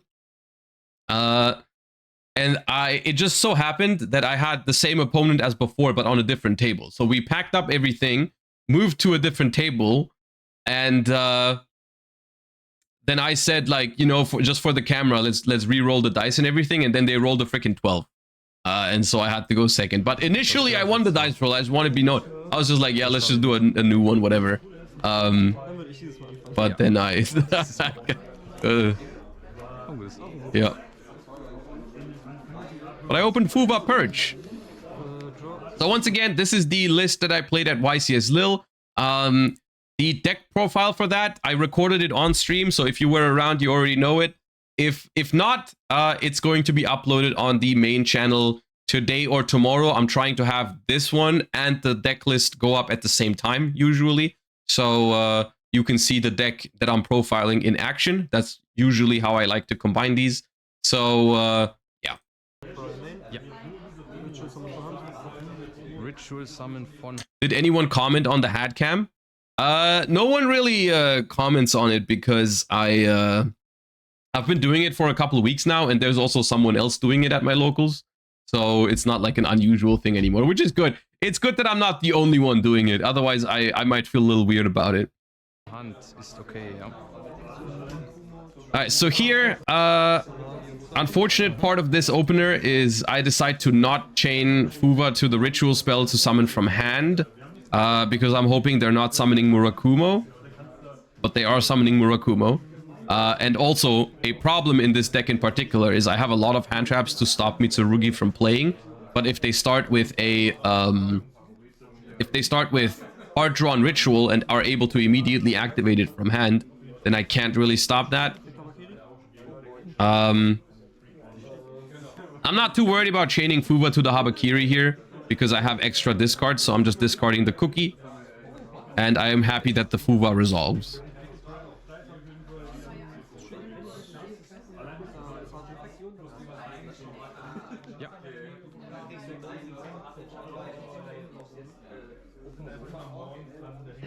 So here, I guess an interesting part that we can talk about is the usage of the hand traps once the Mitsurugi player has already started playing. Because I felt like ashing this Saji didn't feel super impactful. I was holding the Ash for Gallant Granite, and before I picked up the second purge, had I known I was going to draw a second purge, I would have probably ashed the Saji. But my plan with Ash plus purge was basically to I was gonna Ash the Gallant Granite and then hold the Purge from my turn when they try to like bring back the Murakumo with its own effect or something. But had I known I was gonna have 2 Purges, then I would have Ashed the Saji maybe.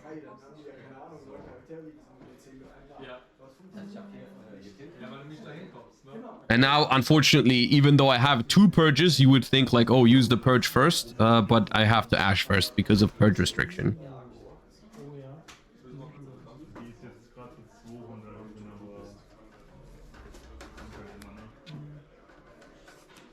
Try the cam on the chest instead of the head. It looks less stupid.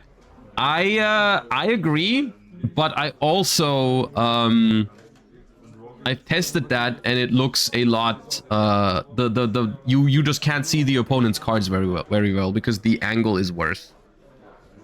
Like this unfortunately is just the perfect angle for this. You know, like you can see my cards, you can see the opponent's cards, you have a good overview of the board.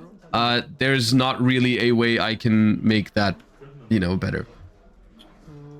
So here they're going to commit even harder into the Fuwa, which is good for me because I'm gonna get extra cards. I'm gonna purge the Futsu in the graveyard, obviously, because I don't want to deal with that. So that's gonna stay in the graveyard, and I still have 4 cards in hand. Unfortunately, I am not going to get any value from this second Fubalos because it was drawn a little bit too late. But I can just use it as a discard for Murakumo. And here I will say this turn. This turn is, I think, a very interesting one. So just to recap, we know just a set prayers, I'm pretty sure. We know one of the 2 sets is a prayers. There's a Murakumo on the board that we're going to have to discard to. There's 1 set and 1 card in hand. So having, it was at the small price of having Fuwa, Ash, and Impulse, this game is actually looking quite playable with 5 cards in hand, especially now that I've drawn the Triple Tactics Thrust for turn. I want to talk about this turn a little bit because I think it turns out quite interesting. So the thing is basically that a lot of the things depend on how they use their interruptions. But I'm planning at the moment in my head. It's like I'm trying to play with these 2 cards, the Cupsy and the Cookie. I'm trying to hold the Fuvalos in my hand to discard it for the Murakumo because I'm gonna have to discard a card for it. I can try to prevent the Murakumo from wiping my board if they don't play around it, but the problem is with prayers, they can usually chain block the Murakumo from my Dominus Purge, right? Like they can go, if they go prayers tribute Murakumo, bring back something else like a Saji, they can go chainlink 1 Murakumo, chainlink 2 Saji, which will prevent me from using Purge to stop the Murakumo, which is going to be rough. But I do have Thrust for Obedience Schooled if that happens.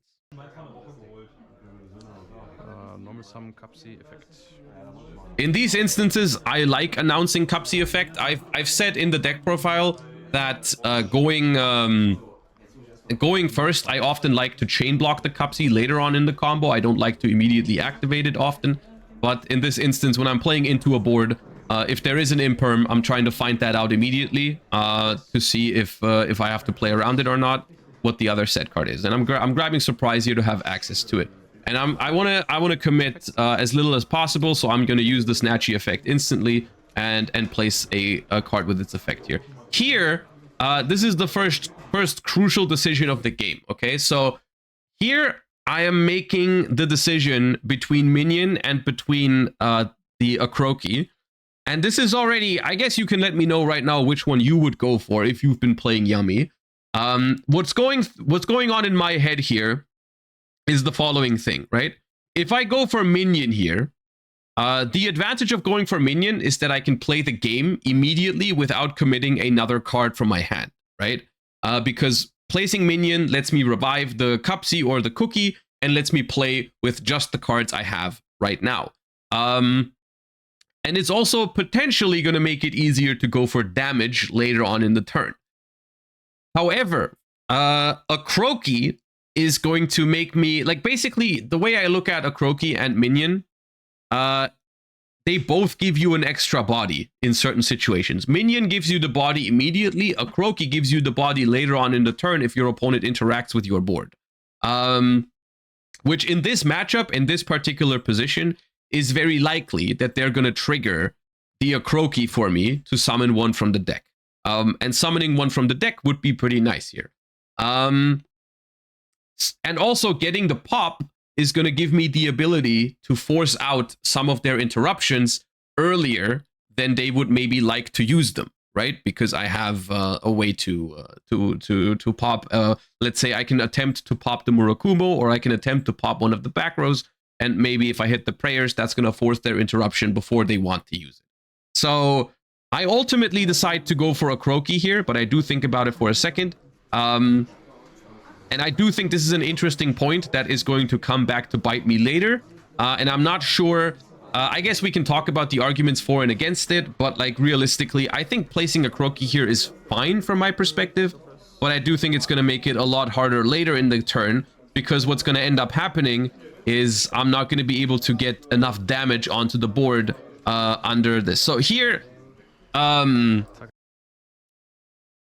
this is something where my opponent, I think, forgets about the Akroki effect in the spell trap zone, in the field spell zone, because they go Magatama. They see that I haven't placed the Reborn spell, or maybe they think this is the Reborn one, but they pop my Snatchy. They pop my Snatchy, which is not a very good use of Magatama here for multiple reasons. First of all, it shows me that the other set is Magatama. Which is going to make it easier for me to navigate this turn.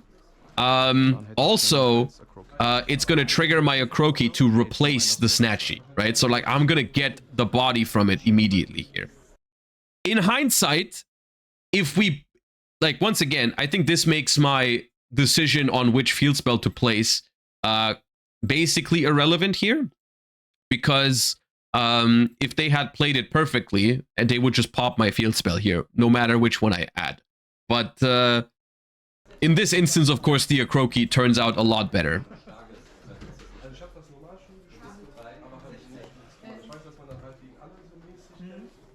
So they search a follow-up prayers from the Habakiri. I don't bother using Purge on it.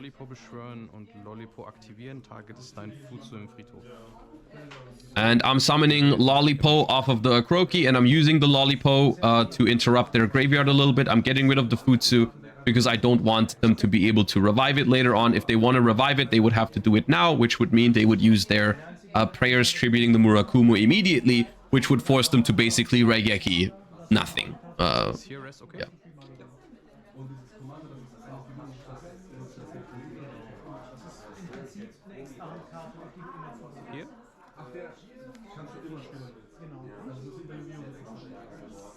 Dann würde ich Cookie specialen. You can place minion later with Marshmallow for damage. So Marshmallow to place minion is possible, but you have to go through Starham for it. Which maybe I could have. Ja, erstmal nichts, also.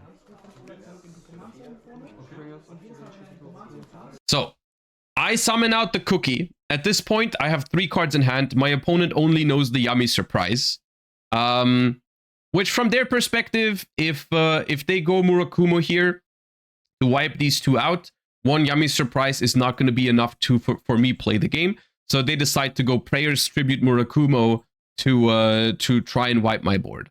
I have a Dominus Purge in hand here, which means I can stop the prayers. I am most likely not going to be able to stop the Murakumo from activating its effect because of what I said earlier, right? Like they can, if I let this prayers resolve, they're just going to search, they're going to special, and they're going to go chainlink 1 Murakumo, chainlink to the other Mitsurugi name, and then I cannot purge the Murakumo. So I think I do decide to purge this prayers because this prayers is like crazy follow-up and multiple cards on the board and on all that. Okay, I don't chain purge. I chain Snatchy though. I should have chained purge and Snatchy, I think. I do chain Snatchy, but I think I should have purged the prayers.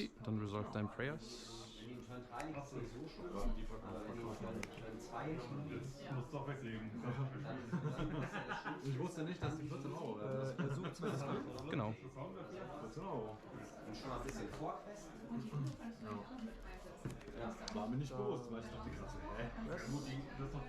Erstmal nimmst du 800, dann habe ich Chainlink 1 Capsi zum Suchen. Und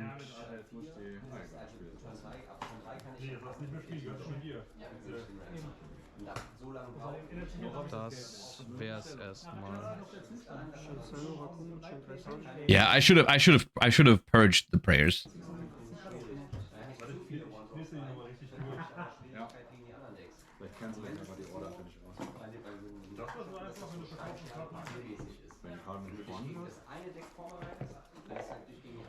Because purging the Saji now that they have chain blocked it is still gonna be okay. It's still gonna destroy it.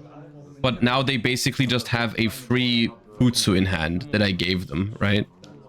They wouldn't have this, they wouldn't have the Futsu in hand. They would just have one less card.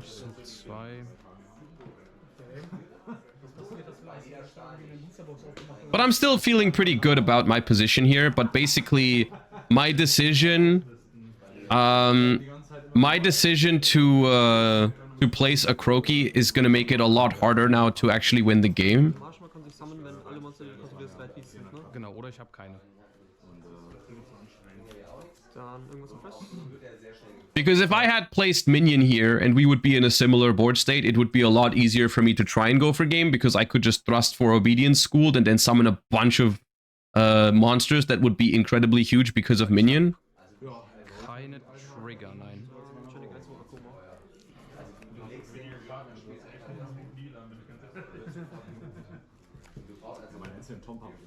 But now that we've talked about it, I feel like there may have been a line where I keep the purge in hand as a discard for Starham, and I go ahead and I make Starham with Marshmallow.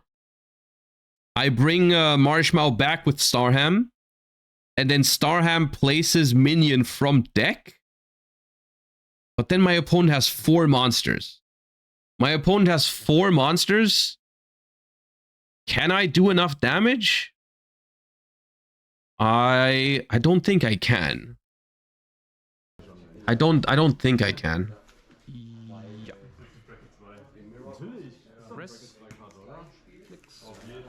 So here, basically, what's going through my head is, because I have this field spell, I'm not going to be able to go for game. My opponent is on like 3 cards for follow-up, which realistically, if I purged the right thing, should have been 2 cards for follow-up, which is also going to make a difference. I'm now realizing that. But basically, because I went for a Croaky and not for minion, it's a lot harder to out this board now because their stuff is huge and my stuff is tiny. And so I decide to not thrust for Obedience Schooled. Because at this point, now that I've used the purge, I don't think I can afford to discard the thing. I can surprise bounce maybe, but then I still don't have enough for a game, right? Like I can surprise bounce, but then they just have like a bunch of cards in hand, and then I don't know. Okay. Someone is asking, how can you get minion from Starham? Okay, so I will explain what I mean by that. So Marshmallow Yummy. Marshmallow Yummy says the following thing. Marshmallow Yummy says, if this card is normal or special summoned, you can add a Yummy spell trap from your grave to your hand, or if this card was special summoned by the effect of a synchro monster, you can place a Yummy field spell or a Yummy continuous spell trap from deck or banishment face up on your field instead. So what you can do is, normally you can only do this when you tag out with the Yummy synchro monsters, but there is a workaround which I did play in my deck, which is the Starham. Starham is a level 3 synchro that says when it's summoned, you can discard a card to summon back one of the materials that were used for its synchro summon. So if I make Starham with Marshmallow, I can discard a card from my hand, I can summon back Marshmallow from the graveyard, and then it was summoned by the effect of a synchro monster, I can place a Yummy field spell from my deck. So I can get to minion here it is just a very, it's a route that requires me to use a discard, which at the moment, I don't have a card I want to discard, right? I have Surprise, Marshmallow, and Thrust. None of those I want to discard. You could argue that maybe I should have just not used the Purge because it didn't actually impact it very much. And I should have just used the Purge as a discard for Starham, maybe. Which in hindsight would have been fine. I personally think the correct thing that was to just purge the prayers because of what I talked about. I literally said, which is funny, rewatching myself making a mistake. I say like, yeah, I should prayers here because they can chain block the Murakumo anyways. So like the prayers is the best thing I'm going to get this turn. But then I don't do it, maybe hoping for them to mess up the chain links or something. But of course they don't. And then they have one card in hand extra than what they should have. Hätte ich eine Yummy Surprise zum Reborn. Ich habe diesen Sinn dieser Karte immer noch nicht verstanden, wenn ich ehrlich bin. Gut, da war keiner, hat Geld stark gespielt. Das ist eigentlich scheiße. You could have done this play, then bounced the bodies, and it would have set up a lethal line with obedience. Earlier, yes. Now, I don't think it's enough bodies anymore. Plus the bounce too, maybe. If I go, okay, let's actually go through this because I think this is interesting. This is exactly what I was referring to when I said I don't think I'm playing this deck well enough, or I'm making small mistakes or small things. I have Thrust, Marshmallow, and Surprise. If I thrust for Obedience Schooled, I get 3 bodies. I make the 3rd Snatchy. I go activate Surprise, Chainlink 1, target 2 of their monsters, Chainlink 2 Snatchy. To make Lollipo. I have 2 bodies. I bring back 2 more from the Lollipo. That's 4 bodies. Surprise is out of my hand. Thrust is out of my hand. I still have Marshmallow in hand, but I'm gonna have to discard that for the Starham. They have 1 body. I make the Starham with Marshmallow. That I summon off of Obedience School, so I do have it. So that brings me to I combine Lollipo and 1 more and the Marshmallow for Starham, so that puts me to 3 bodies. I discard the card from my hand to bring back Marshmallow. That's 4 bodies.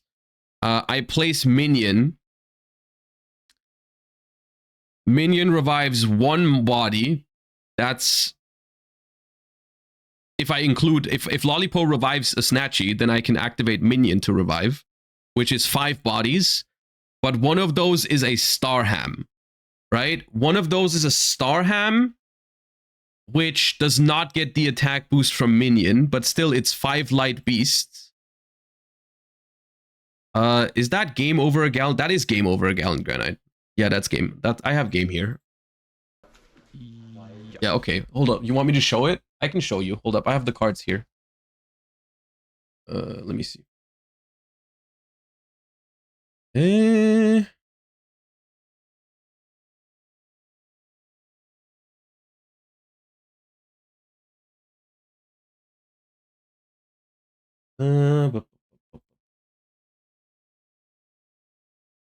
can link the hamster into a Snatchy. Ooh, yeah. No, I don't have a 3rd Snatchy.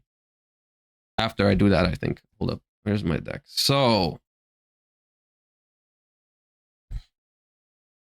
the hand is Surprise, Marshmallow, Thrust. Minion is in the deck. There's a Cookie in the grave. There's, I think, a Lollipo in the grave, and I think there's a Copsy in there. There's enough stuff in the grave. And like one or two Snatchies is, I think 2 Snatchies are gone already. So this is the hand. There's Minion is in the deck. A Croaky is face up. I haven't even used a Croaky to pop yet, so I think there would be no body on the board, actually. So they have, at the moment, they have 3 bodies, right? They have the 3 bodies, the 2 ritual monsters, and 1 of the things. So what I do is I thrust for Obedience Schooled. That was here. I activate Obedience Schooled. I summon 3 bodies. Like this. At this point, I have to make the third Snatchy to be able to go into Lollipo. I go activate Surprise, target these two and these two. I chain Snatchy to Synchro. I Synchro into Lollipo. Also, Cupsy Yummy Ways in the graveyard already. I Synchro into Lollipo. These two go back into the hand. At this point, I don't think I've used this to pop. So I go effect to revive, effect to pop the last body. So there's actually no bodies. This is easily game. Actively throwing. Bring these two back with Lollipo. These two are negated. Now I make Starham with this, which is important because Starham can only bring back monsters that were used for its Synchro Summon. Starham effect, discard Marshmallow, bring back the Marshmallow I used. This now triggers, places minion.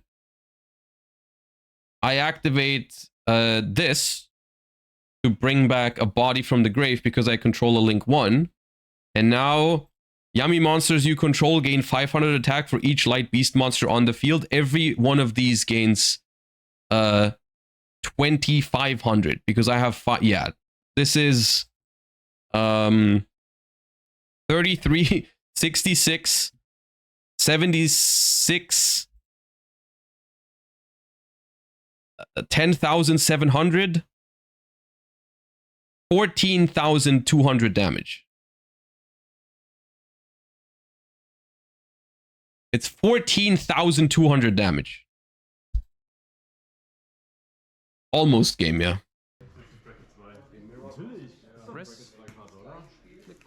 This is why I enjoy Yummy so much. Because the games going second with it are actually quite fun. But I'm still not happy with how I'm playing it, obviously, because I don't see that. That's not what's happening. Right here. Dann würde ich Marshmallow aktivieren. Effekt Marshmallow. Josh likes combo decks. I don't think Pure Yummy is that, really. Heres.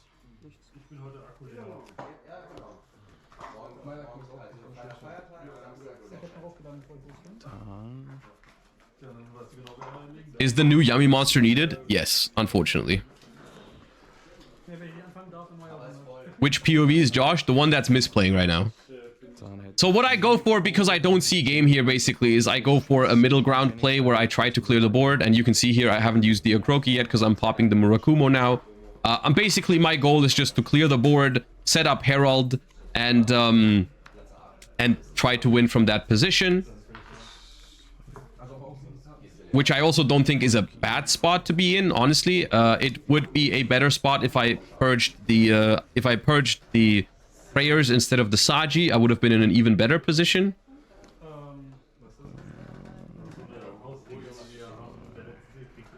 But basically, I'm gonna realize here in a second that outing this Habakiri is really annoying.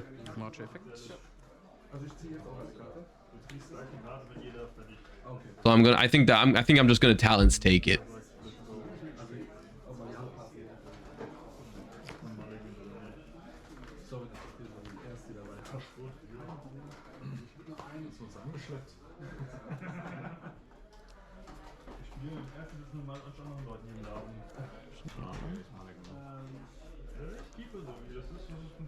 Dann hätte ich einen Thrust. Were we under time stress? Not really, no. I just didn't see the line, I think. The Starham recycling Marshmallow is a pretty unusual line that hasn't come up for me yet. In the sense of getting the second field spell to OTK. I've used it to recycle a banished field spell before, the Starham stuff, but yeah. In this instant, in my mind, it was just like, okay, I went for a Croaky earlier, so I'm gonna have to find a way to deal with this without minions, so OTK wasn't really on my mind.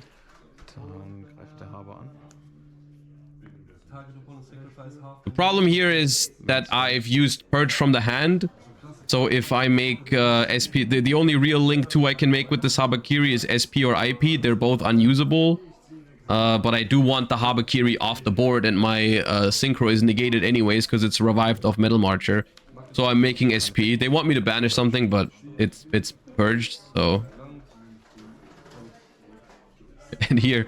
So basically, I don't think this position is all too bad, because I have Herald, I have a Croaky, the SP is dead, it cannot interrupt, but I have Surprise face down to revive a Synchro monster, so if they start playing into my board, I have some stuff to prevent that. My situation could have been a little bit better had I purged the prayers. They would have one less card in hand then, but okay. And overall, it's not the worst spot to be in. Ja, klar. Das ist Surprise, ja. Ja. Irgendwas in der Drawface? Nein. Surprise zum Reborn. So I use Surprise here to bring back the Cup C Synchro immediately. It's 2200 defense, so I'm not too worried about them being able to run over it. And I just want to be able to start tagging out as soon as possible when they start playing. Which conveniently...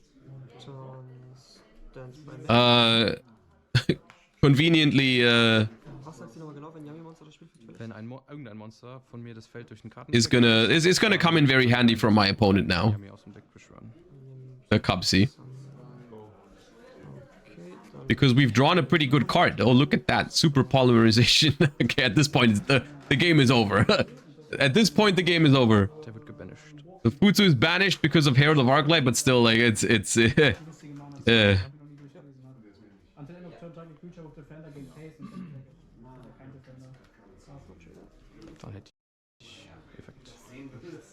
I trigger the Okroki here, so I technically have follow-up, but I think they just kill me this turn. Yeah. We go next.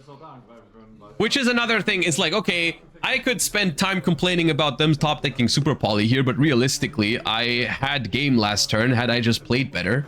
So, kind of no point in complaining about that.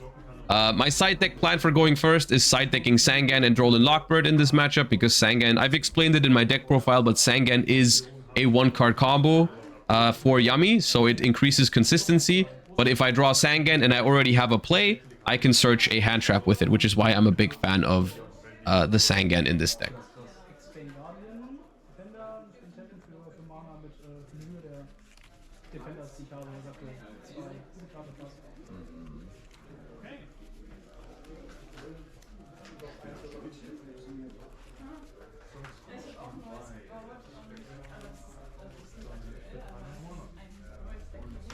Was there a specific point of reviving right now? You would have nearly 100% used Herald first thing, so it couldn't tag out either way first? Maybe. Like, the thing is, like, I didn't really consider Super Poly because Super Poly would have specifically had to be their top deck, right? It's like one of those instances where if they had opened Super Poly, they would have definitely said it. So I didn't think they had it. And so in my mind, it was just like, what if they start with something to bait the Herald that I don't want to negate, right? Because, like, what if they start normal summon Aramasa, activate effect? That is something that they could have reasonably had another normal summon in their hand, maybe, from how the first turn went. And, like, if they start normal summon Aramasa, activate effect, I don't want to Arclight that. I don't want to negate and destroy that. But if I let it go through, then they can go battle phase attack my Herald. And at that point, Yummy's Surprise cannot prevent that anymore because it's too late, right? So if they go normal summon, activate effect, I want to be able to tag out with my Synchro, summon Cookie, pop the normal summon or something like that, right? It's like, it's only worse against Super Poly, and Super Poly was not in their hand the turn before, and I didn't even know it was in their deck, right? So, yeah.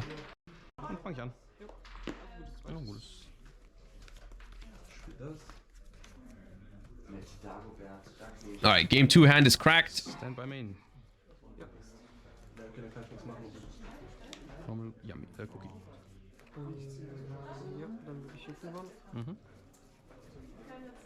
Normal Cookie, I get Fubat, so I'm gonna have to make a half board under Fuba. Luckily, The best time to get VOD is when you have Cupsy in your hand. Because when you have Cupsy in your hand, your half board is actually very strong. If you get VOD and you don't have Cupsy in your hand, I recommend going for a synchro. But if you have Cupsy in your hand and you can resolve it, I think this is completely fine. I think surprise with Snatchy and 2 yummy names is completely reasonable. And I'm going to be thrusting. I have no floodgate for thrust in my deck. This is obviously where maybe I should be playing 1 copy of D Barrier, but I didn't. I didn't have room in my side deck for it. I was prioritizing other cards. So I'm just setting a Purge here, which I think is fine for this matchup. You know, I don't mind this situation. Of course, I have a solid half board. I have Surprise, I have Bell, I have Droll, I have Purge. So I don't really feel the need for a D Barrier here, but D Barrier would obviously auto-win this matchup on the spot.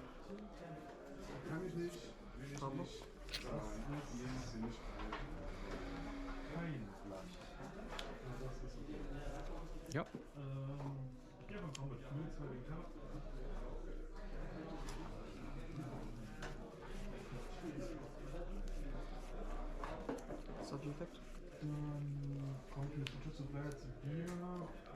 So here, I guess, is an interesting point where do you let the Saji resolve to activate Droll Lockbird as early as possible? The problem with that entire thing is that if I let the Saji... Maybe I should have grabbed Imperm if we're thinking about it that way, because if I let the Saji resolve now, I cannot purge anything.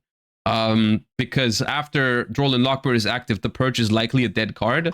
So I do decide to purge here because it's going to stop them potentially from having the ritual spell in their hand, which is going to be the most annoying thing to deal with if they have the ritual spell. Because even if I let the Saji resolve, even if they get drolled after, they can still go ritual spell, summon Murakumo from deck, and that can potentially cause me some trouble. So if I can, I would like to prevent them from having the ritual spell at all. Dann hätte ich Snatchy-Effekt. And then here, I decide to also, if I droll immediately there, I cannot go through my Cupsy synchro, which means I will have worse follow-up potentially. If they somehow break my board, I might not have follow-up. How did you purge? Did they control the card? It was set, so I don't need that requirement.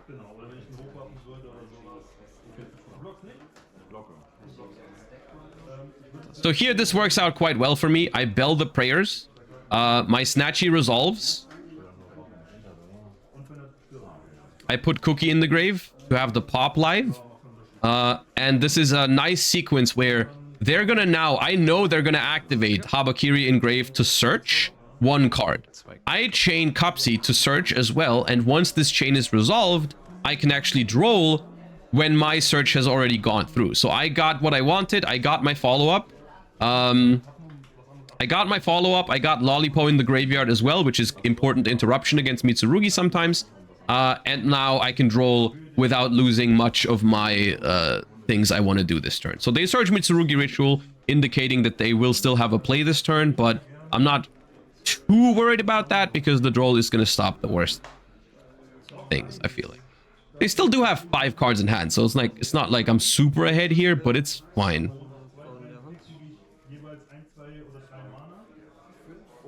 Chain.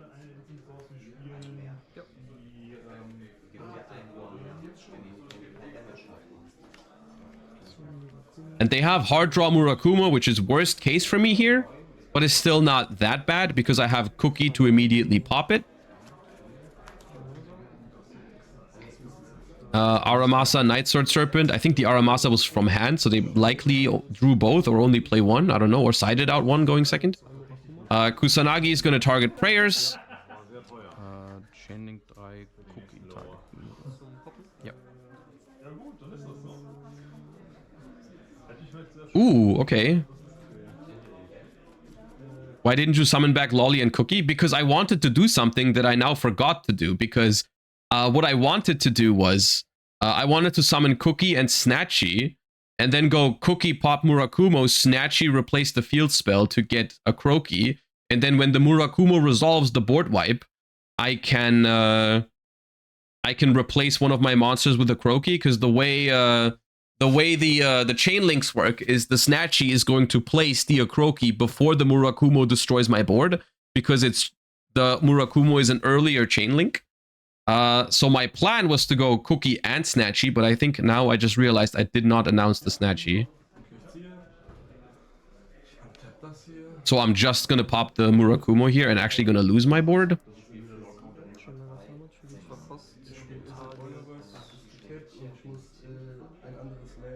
The hard draw Magatama here is pretty cracked, honestly. They should pop my set. But they target my field spell, which once again, using the Snatchy there would have also played around that, I suppose. But now that I still have Surprise. Can you get no prayers off the hand? Yep. Okay. But they can't. Oh yeah, right. I forgot. They can only pop the face-ups.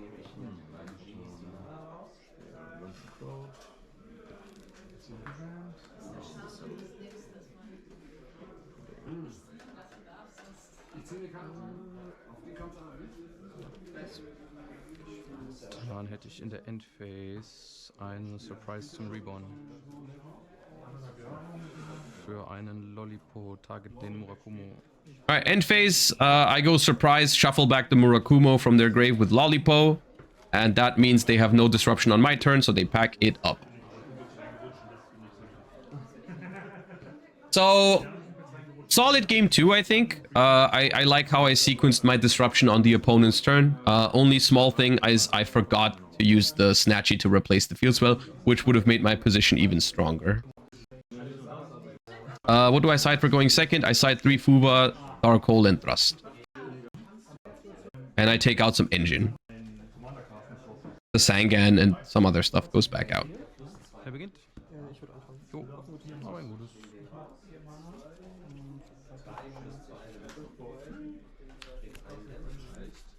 Alright, we have Ash Bell versus Mitsu, which is honestly pretty good. There is only a few Mitsu hands that will play through this.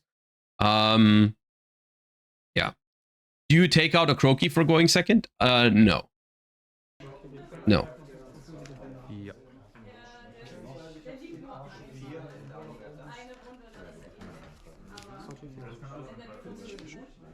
There you would get Cupsy with the field spell. Not under Droll and Lockbird, no, I wouldn't get Cupsy. I would probably just get like the Lollipo a little bit earlier or something. But it only matters because it's a body on the board.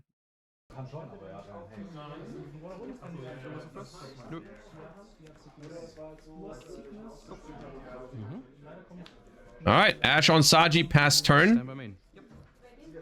This is one thing that I want to mention about using Piri Rise Map. This game, the Piri Rise Map is incredibly awkward because Piri Rise Map has a hidden text that a lot of people maybe are not aware of.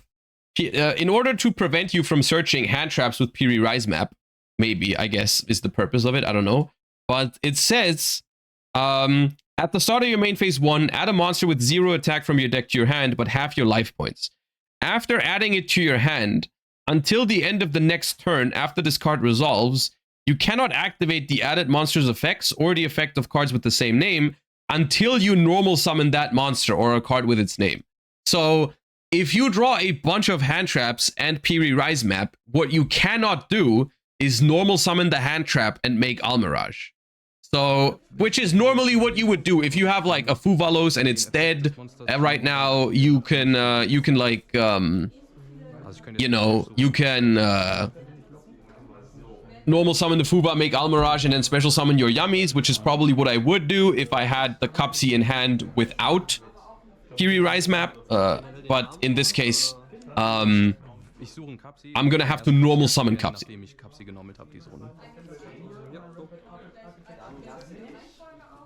Why don't you play Engages instead? Because I think drawing Cupsy or having access to Cupsy is better than having Engage.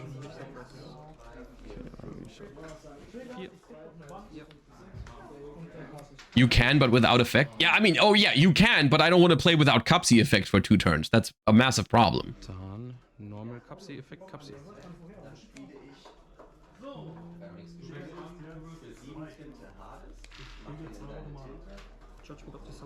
Yeah, one of Judgment is going to end my turn instantly here. The thing is, at this point, I'm going to have to pass my turn to the one of Solemn Judgment, which is going to be very annoying.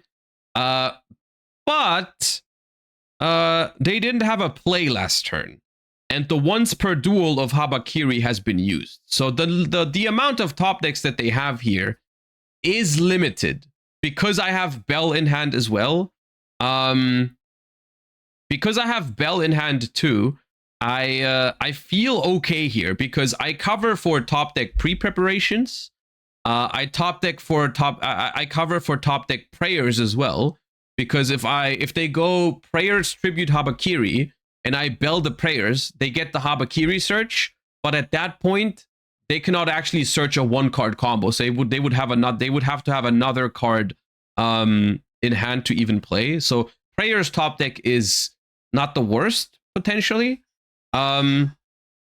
So I'm feeling okay here. Saji is gone, so they cannot top deck Saji. Aramasa is unlikely to change anything. I can negate prayers. I can negate pre-prep. So it's not the worst. And I can play next turn. Dann ist deiner. Extravagance is the best top deck, most likely. Yeah, Extravagance is the one that I cannot prevent. And I also cannot prevent Ritual. Ritual is the one that I can't prevent. I can prevent pre-prep, but I cannot prevent Ritual hard draw. They search the Ritual if you Bell prayers, and they might not have a Ritual monster in hand, right? That's the thing. I only know Habakiri. But if they tribute Habakiri for prayers, they might not have a Ritual monster in hand. It's like, I lose to prayers if they have other cards in hand, yeah. That are combo pieces, basically. Yep. So, yeah, I mean, at this point, they revealed that they have Murakumo in hand, which shows that I would have also lost to Prayers top deck because they can search Ritual, because they have another Ritual monster. But at this point, it's just, they've top decked, basically, they need to draw Prayers or Ritual there, or I probably win, because I can negate pre-prep, I can negate Mirror as well. I get Ashed on Fuva here as well, but that doesn't matter. I have 4,000 life points. I'm gonna die anyways. So yeah, I go down in round 1 to a single Solemn Judgment, which I do have a lot of answers for still. Like, even though I don't play Sky Striker cards, I still have 3 Marshmallows in the deck. I have 2 Surprise in the deck. All of those cards can theoretically play under a Solemn Judgment, but in this hand, unfortunately, didn't have any of those. And then they top deck the card that they need. Of course, this is an argument to play the Sky Striker cards, but I think one of Judgment, like, it doesn't happen that often. Usually your normal summon, usually is good to start playing, and you have a bunch of extenders that work if it's not. But that was round 1. Lost round 1 to Pure Mitsurugi. It was an interesting match. I liked it. Game 1, especially in hindsight, I really enjoyed, because there's a lot of things going on there and a lot of small decisions that end up in me losing game 1, when in reality I should have probably won it if I played better, which is interesting. It's an interesting takeaway from the first game especially. But yeah, once again, who would have thought that game 2 and game 3 are less interesting than game 1 in current advanced constructed Yu-Gi-Oh! What a shocker. All right, we go down in the first round of locals. We have to go into the 0-1 bracket. So here's round 2. Ich habe eben Würfel gewonnen. Das ist eine 1. And I go first. Luckily, I go first because I have basically no non-engine. I mean, I have a talents, but no hand traps, at least in my. Well, how many did I play? 15. It's not that crazy to draw none. Snatch Effect.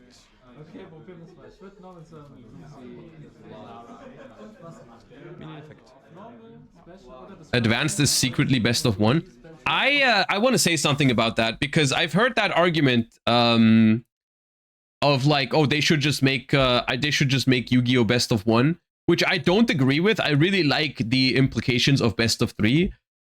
But the thing that I have a problem with is not best of one, or best of three. The thing that I have a problem with is the side deck. Unironically, I have a feeling that if you play best of three with no side deck, not only do you save like 4 or 5 minutes during the match from siding, which means that you're going to have less timer problems, but people are going to have to build their decks without like the ability to just take out all the bad cards going second for crazy like blowouts, and without being able to take out their Fuvas for going first and then have a bunch of auto win traps. Like maybe the solution is genuinely just removing the side deck. I don't hate the idea, to be honest with you.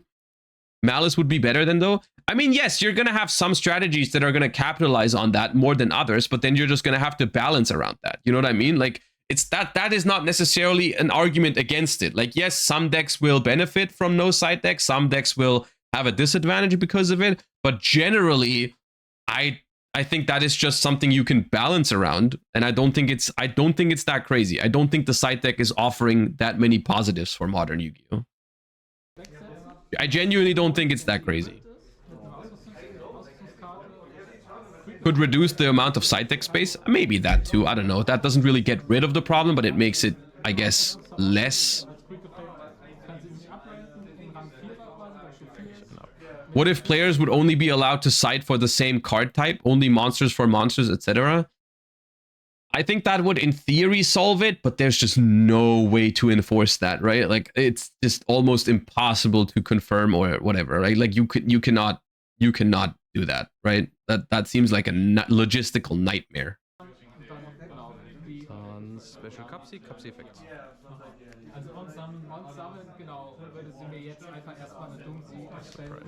I don't want to get into a whole should the side deck exist thingy, but like I think the side deck is honestly maybe a problem. But here I think I chain blocked my Kapsi, like I showed you in the video. So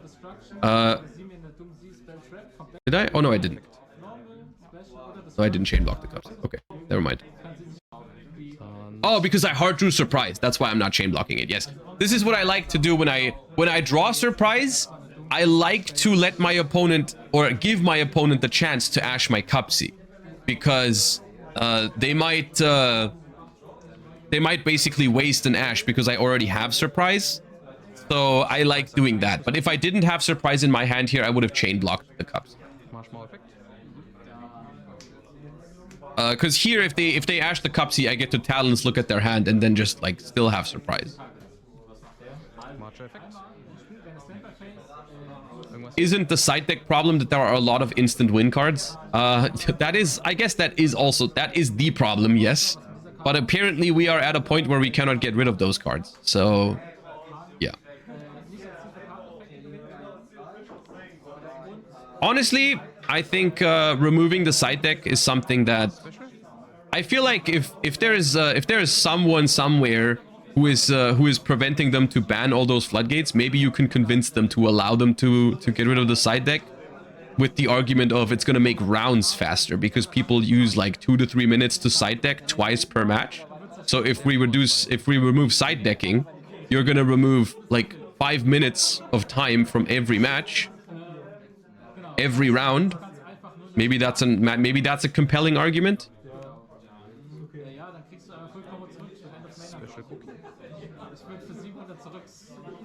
One-time siding is a good compromise, I think. One-time siding is also an interesting idea, yeah. With the idea obviously being like, you're gonna go second now, so you're gonna side deck for going second. But you have to keep in mind that if you win, if you win or lose, then you have to do the other thing, the third game, yeah. Alright, here I make the IP Masquerena board, just in case they're playing Mitsurugi.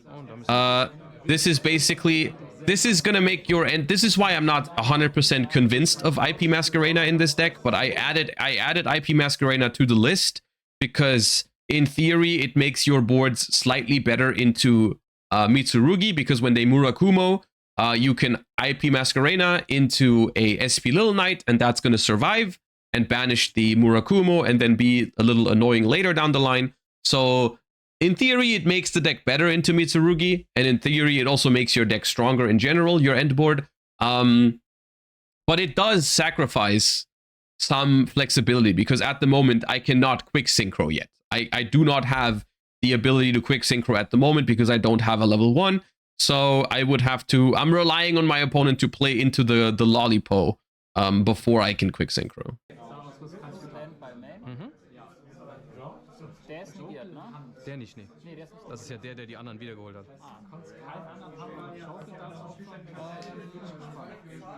Würde ich mit ihm anfangen. Okay. I get Lava Golemed, which is Monka Christ. Wenn du einen Effekt würde ich. Ja. Ja. Ja.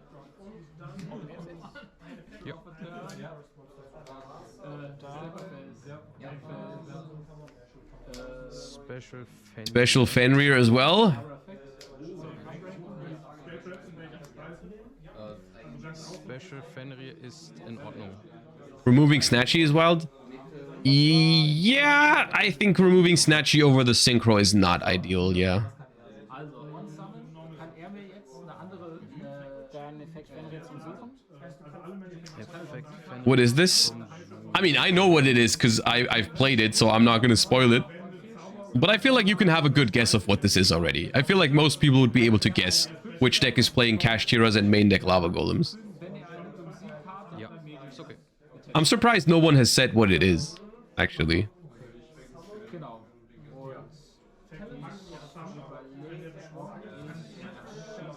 Gotta be Regenesis? Yeah, it's Regenesis. Nein. It is Cash Tira Regenesis.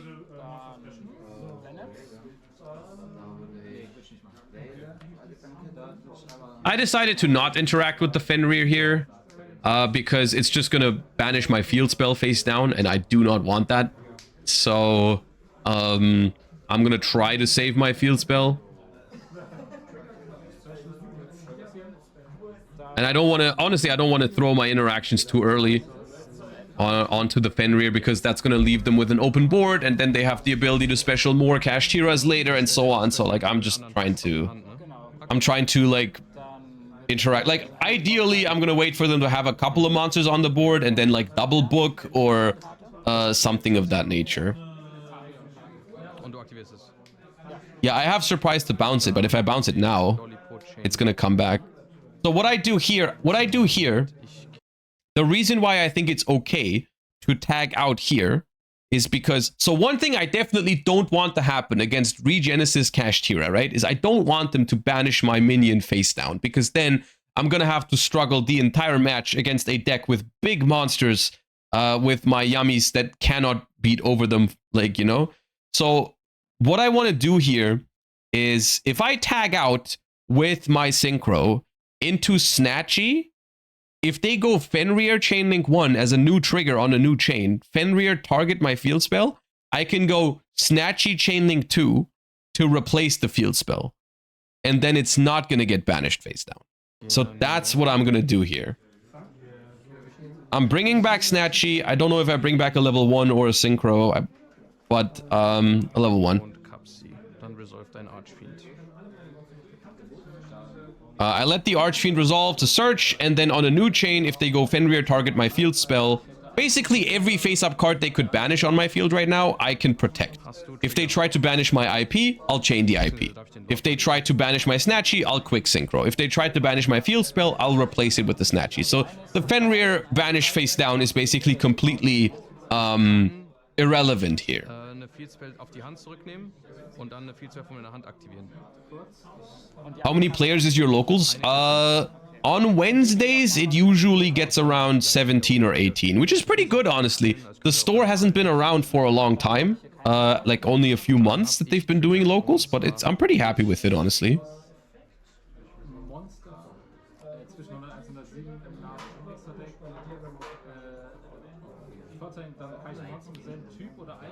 Kapsi? Nur Kapsi. So they do not activate Fenrir to banish. So I only activate Copsy to draw. I could still replace my field spell, but I'm kind of happy to keep the attack boost around for a while. I'm gonna have more tag outs later. I'm gonna book the board now anyways, so they can't attack right now or whatever. Ich würde aber gern Talents aktivieren. Also ich hätte eventuell Quick-Effekte. Okay. Kurz Which store is this? Their name is Deck, Dice, and Dungeon in Gießen. I have 2 stores. I guess I'm gonna give a shout out in case anyone's from the area in Germany. But I have 2 stores that I somewhat regularly go to. There's one in Gießen, Deck, Dice, and Dungeon, and there's one in Grünberg called Endcafé. So if anyone wants to check out those, then you might see me there every once in a while. Und zwar hätte ich Snatchy zum Synchronisieren.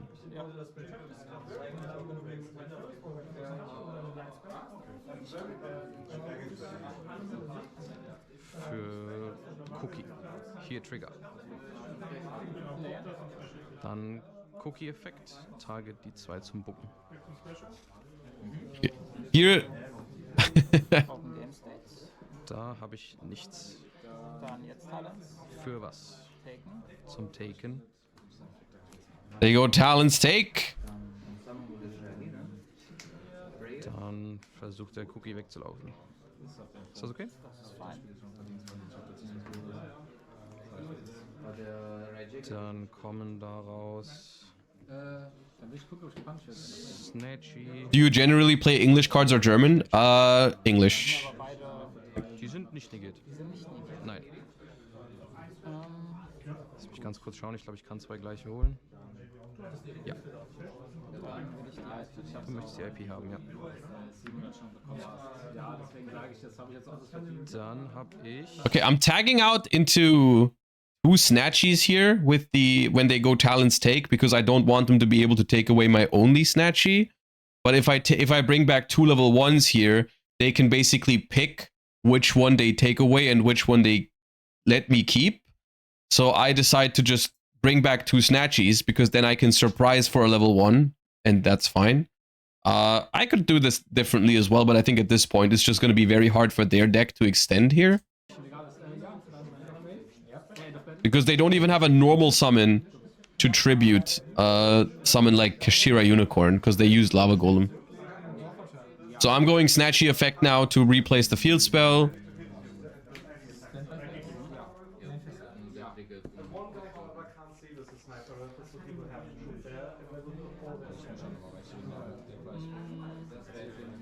I suppose this play is weak to Bell. But it's only weak to Bell if they can play after. Special, irgendein Regenesis. And I know like 2 cards in their hand or 3 cards in their hand already, right? I know 1 card in their hand is Ricehart, 1 card in their hand is Unicorn, 1 card in their hand is a Regenesis that they've added, all 3 of which are completely dead cards right now. So there's only 1 unknown card, I think. And if that 1 unknown card is Bell to stop my surprise to revive, then they can't play, right? Really. Nur vom Deck? Oder auch von... Nee, das ist Okay. Ja, ist okay.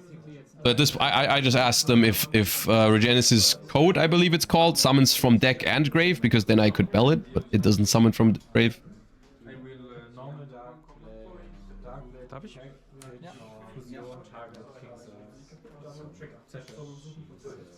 Regenesis Warrior is a bounce, I think, for monsters? Hätte ich on Summon gerne eine Surprise zum Rebornen.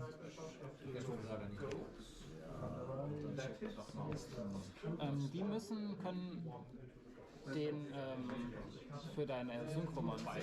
Can bounce the golem and use it again? Yeah, but like this is Link 1 als Level 1 Tuner verwenden. this one is, I feel like, not winnable. It's not solvable for them, I don't Den in die think. Hand zu nehmen. Das ist okay. Meine Surprise reborn den... Because they're gonna bounce the golem here, but I can basically now hop off before they can give me the lava golem.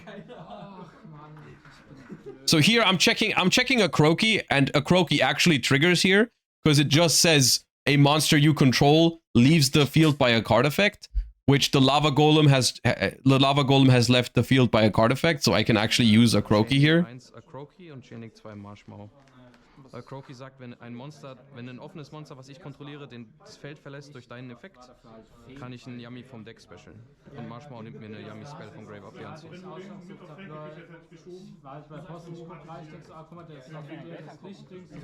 Klar. Wie das Erfitzen ist stinkt. Also, die Kommentare für Game 1. Ich sehe sie jetzt schon alle. Das werden ja nicht immer alle runter. Dann würde ich den Lollipop triggern, um den Warrior ins Deck zu mischen. Und summon. This was a fun game. It was like, of course they're playing a rogue deck, and I went first, so I'm like pretty favored. But at the same time, their hand was like pretty good. Lava Golem, Fenrir, Regenesis, Searcher spell, Regenesis teleport spell. It's a pretty good hand. So like it's still a challenge here.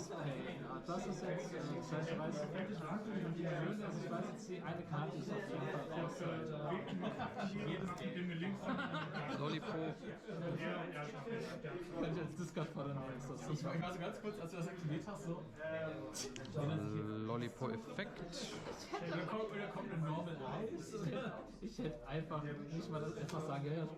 Yeah, with main deck Lava Golem, it was, I mean, main deck Dark Ruler would have been better, but like they're playing Regenesis, so it makes sense. Right? Maybe if they didn't Lava Golem the Snatchy, but they Lava Golem the Synchro instead. Honestly, maybe they could have done it. Ja. Ja. Der ist halt so, der andere ist auch ein, aber deswegen habe ich gedacht, komm, ich nehme den übergangsweise. Und ich war heute nicht mehr zu Hause, deswegen auch den Post ist mit Colt im Kopf, aber ich konnte es eigentlich überhaupt nicht von der Arbeit wiedergekommen bin. Ich habe jetzt das zweite Mal nicht gesehen. Do you speak English or German at locals? German, of course. Dann kriege ich die zu.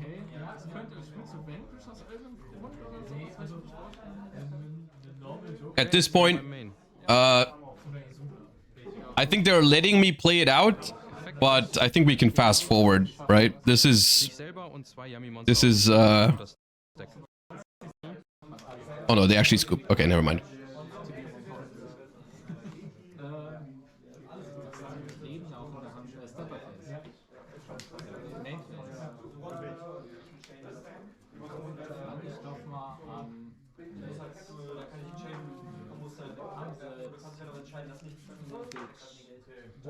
I don't have much of a side for Kashtira or Genesys. I don't even know if Droll is good.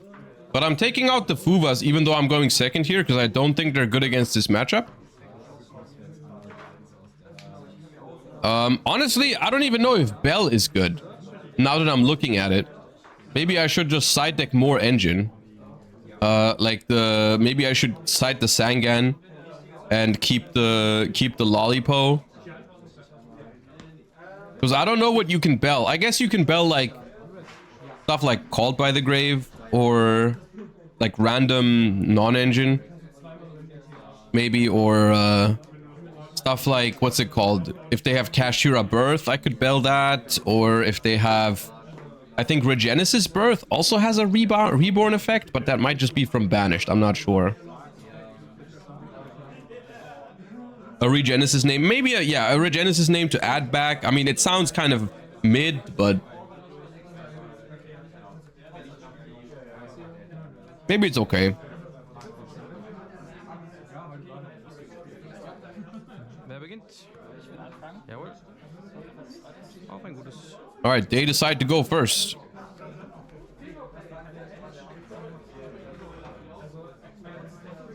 Hand is okay.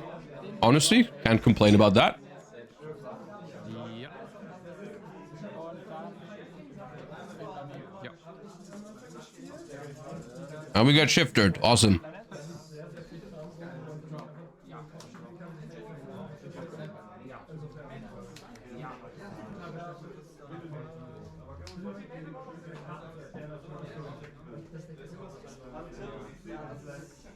But the good news is I ashed the Wraiths off, and they actually don't have a play here, which is likely, I mean, in my head, it's like, okay, they probably have some Genesys monster in hand and needed like a 2500 to reveal for it or something like that. So the Ash here, pretty good. I draw Droll for turn, pretty useless.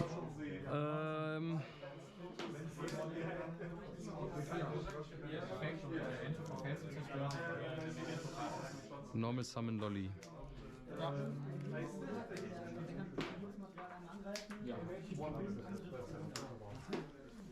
Snatchy Effekt. Can't really do much here. Because we're still under Shifter. But what I can do is summon 2 monsters and then have Disruption on their turn, right? That should still be game. Wait, that is... I mean, I can go for game here probably if I normal summon a hand trap, make Almirage, special Lollipo, make Cupsy Yummy Way, search 2, discard like the bell.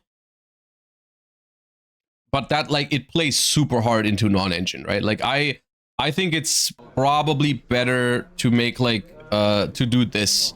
Because they couldn't play the last turn. They couldn't play last turn, and my half board is still going to be pretty good. I feel like I don't need to play into that. Hättest du auch das erst aktivieren können und wenn ich das mache, kannst du immer noch Gruppe und Shifter chainen. Ja, okay. I was nudging them. I told them, if you don't Shifter instantly, you can actually call by my Ash and still chain Shifter to it. I was explaining them how to Floodgate. So next time they draw this hand, they're gonna go Wraith Soth first. I Ash, they chain called by chain Shifter.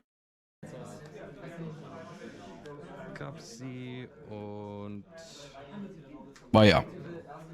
Cookie werft den Cookie weg. It's funny because it didn't matter because I had Bell anyways. I could have belled the called by. I would have actually gotten value from the bell, but... Effekt, Kapsi.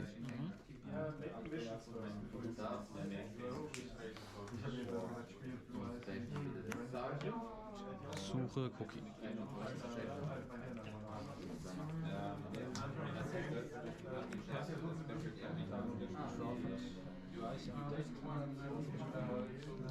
Special Cookie.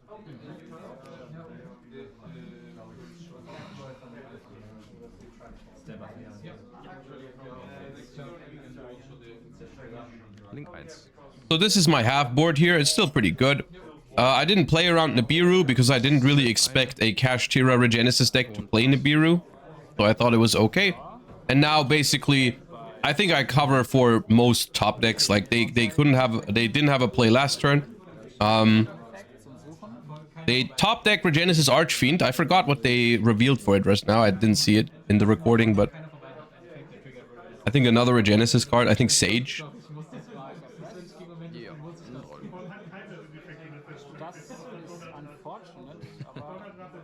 Dürfte ich ganz kurz den Sage lesen, den du mir gezeigt hast? Yeah, they revealed Sage, added Regenesis. I hit him with Droll. And now I go on res.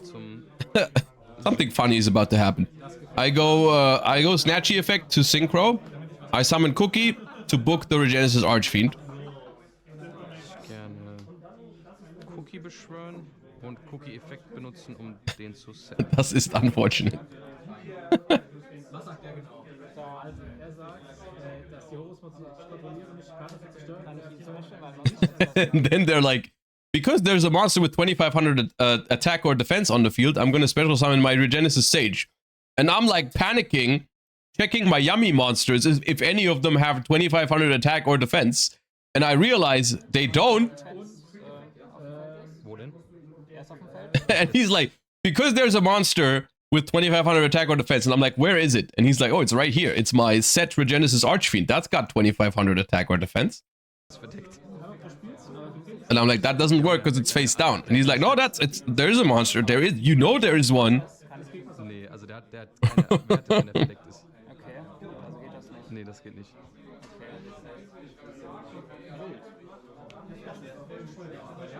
Dann aktiviere ich Genesys zum Dumpen. Warte. Würde ich chainen.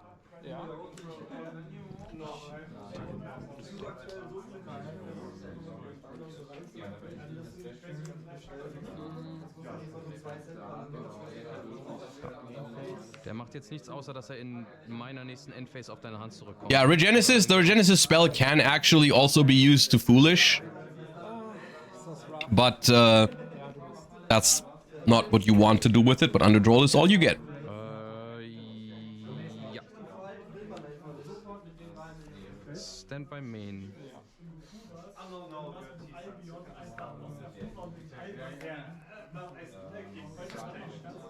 I mean, yeah. We are slaughtering the Regenesis deck now. Machen die zwei einen Lollipo. Dann hätte ich Chaining 1 Lollipo zum Reborn, Chaining 2 Akroki zum Schießen von dem. Ja.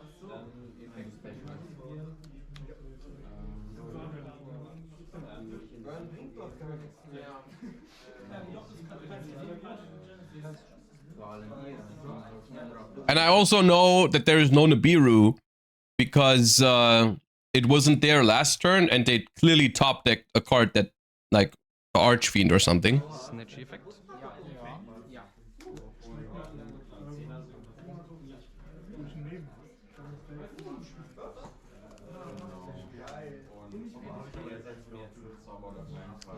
Dann würde ich in die Battleface gehen.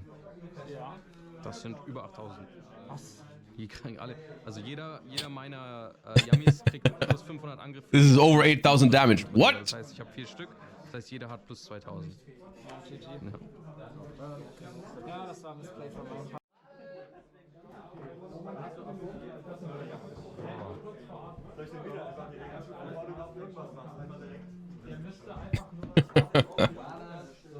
Hoch. Ja, ich habe auch meine Jawohl, fange ich an. Hund ist freigegeben. Ist auch praktisch, wenn man selber immer freigibt.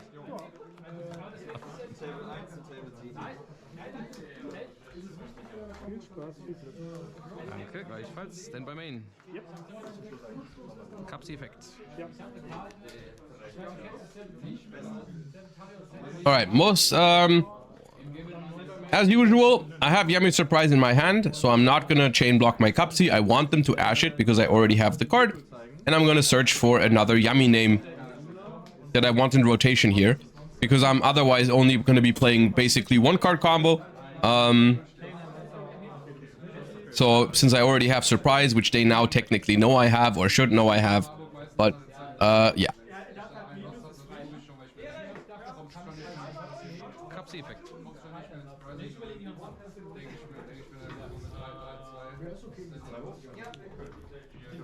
Search 2, discard 1, discard the Fuva.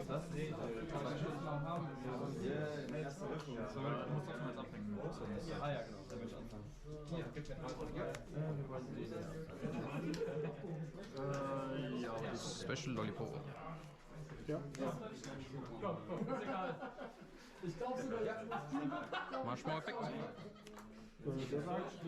Der Special, der aktiviert sich halt in der Hand, wenn ich keine Monster oder nur Light Beast kontrolliere. Okay, hier? Which phone do you own? Like an older-ish iPhone. I don't know which number it is. I don't really care that much about that. Marcher-Effekt. Hier irgendwas? I've been liking, if possible, to make the try and make the Herald of the Arclight with the Metal Marcher before I make the Lollipo Synchro. Marshmallow-Effekt. Und die wieder auf die Hand.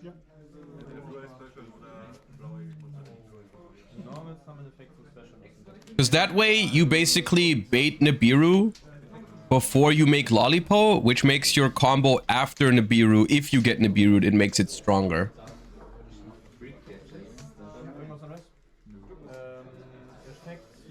If you don't get nipped, it's usually the same outcome. Reborn 2.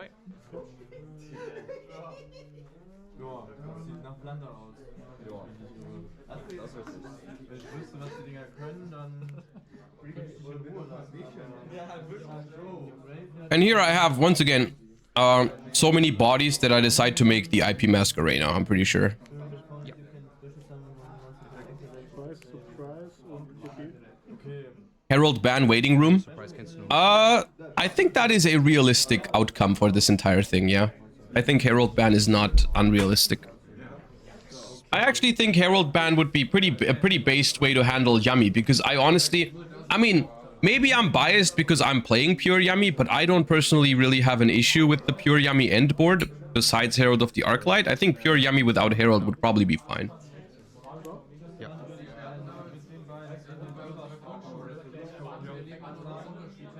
But I like the playstyle of it. Ja. Ja. And it would eliminate like some of the bridges between Yummy and Mitsu, right?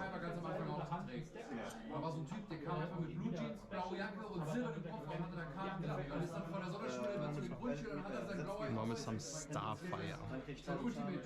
Der triggert nur bei Spell Traps, ne? Also, oder auch wenn die. Aber Alright guys, it's Musketeer Fiendsmith, it's based alert. auch gemein. It's actually based. What's happening there? Da würde ich Snatchy ansagen.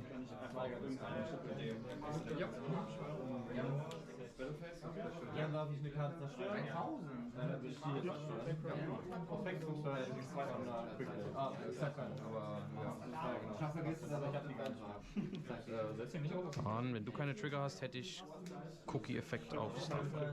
Ich überlege, ob ich da einen Chat Ja.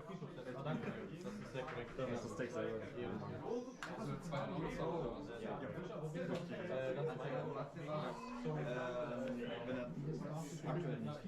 Wenn Vertrag liegt, kann ihn poppen, wenn du Monster auf aktivierst, dass man es einsaugt. Oder er kann es auch machen, wenn er 2 macht. Genau.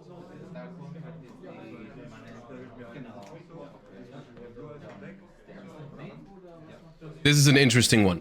So here, Triple Tactics Thrust is activated.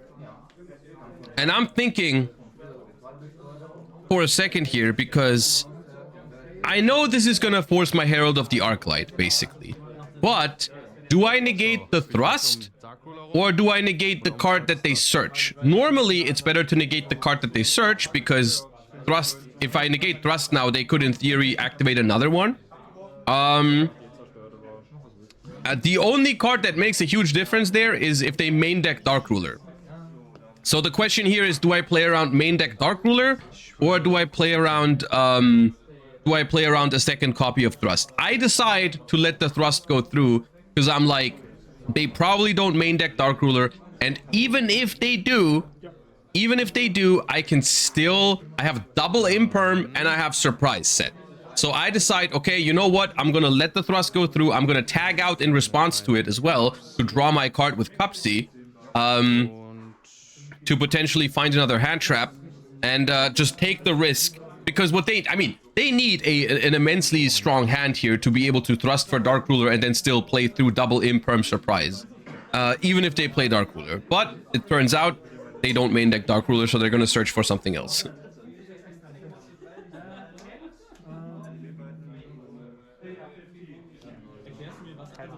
Kein wenig Dark Ruler. Cups-Effekt.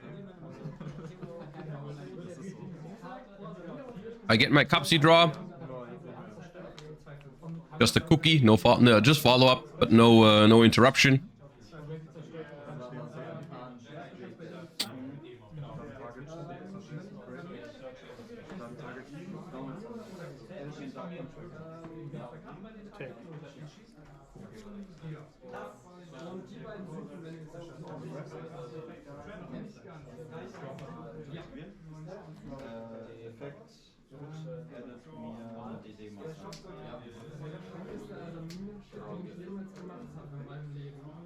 Ah, jetzt lebt er.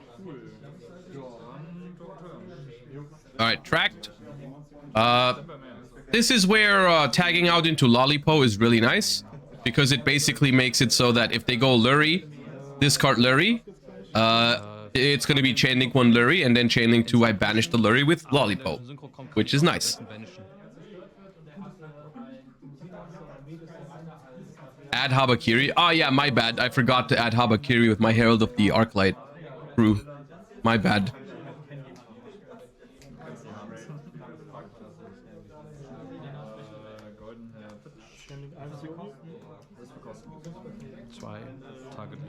3. Was macht sie und Summon? Und Summon nicht. Auf dem Feld kann die gar nicht. Okay, aber wenn sie jetzt Effekt und Summon, das ist der Effekt von ihr, diese Special Sie specialt sich und ich kann sie aus dem Grave specialen, indem ich eine Karte abfällt. Aber genau, wenn ich sie aus dem Grave stelle, bin ich dran. 2. Chain droplet for 2. To stop my Lollipop, probably. I cannot respond with a monster right now. Ja. Negate Snatchy and Lollipop. Bring back the Lurry. Also reveal that we're playing Unchained cards in the deck. One last card in hand. IP is not negated. So I'm gonna make SP here to banish the Lurry, and then I think the last card in hand is unlikely to be able to play through double imperm and surprise. So we pack it up. Didn't even need any of the back row here. The board was strong enough, even though they had thrust. Yeah, it was Alt Art Lurry. Yeah, Alt Art Lurry based, by the way. I think Alt Art Lurry looks nice. I like it. I like it.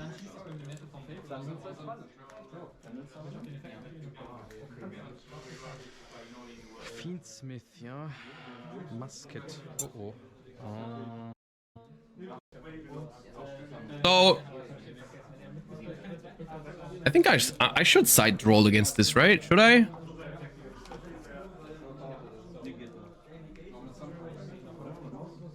Those two are probably Thrust and Darkhold. I should side Thrust and Darkhold, yeah. Do I side roll? Thinking about retaliating real quick, but then I realized it doesn't make sense. I'm also thinking about Metaltronus for a second, but I don't think I have a good target. Okay, I don't side roll. Should I have sided roll against Fiend Link? Against Fiendsmith Musket, is roll that good? It's not that good, I guess. It's only good if they open Engraver. No, maybe it's fine to not side it. Because I'm mostly going to be relying on Fuva to win this matchup going second, to be honest, I think. Ja. Hau ein gutes. Oh. I'm just now rewatching this. I'm drawing double bell like every round. It's been a double bell kind of day, dude. So this hand is not very promising. There is one hand trap basically, which is a duplicate bell. The engine cards aren't terrible, you know, Cupsy and Talons as well. But yeah. Oh. Ja. Oh.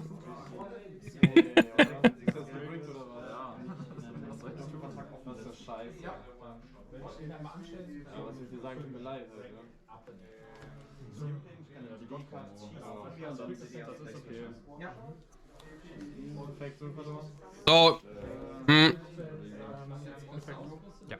the first game was relatively quick, so I'm gonna let them play it out here just to see what their deck is capable of. Like, I want to see what kind of combos they're doing, because we can already extract a little bit of information from this, because in the first game we haven't seen that they're playing a bigger Unchained package. Actually, we just saw one Unchained trap. Here we see they play the Rhoda for Unchained and everything. And we can already see more musket card. There's different musketeers in here as well. So yeah, I'm probably gonna lose. I at this point I know that I'm probably gonna lose this game, but I still want to see some of the combos because we've got enough time. Like, the first game was like not too long.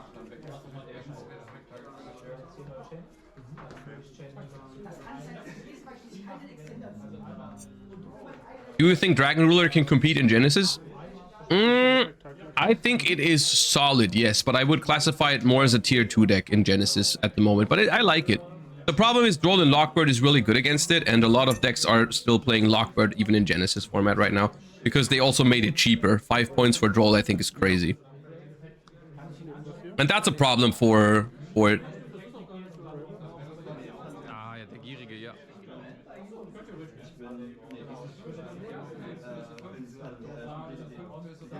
Ich würde es genauso machen. Ja.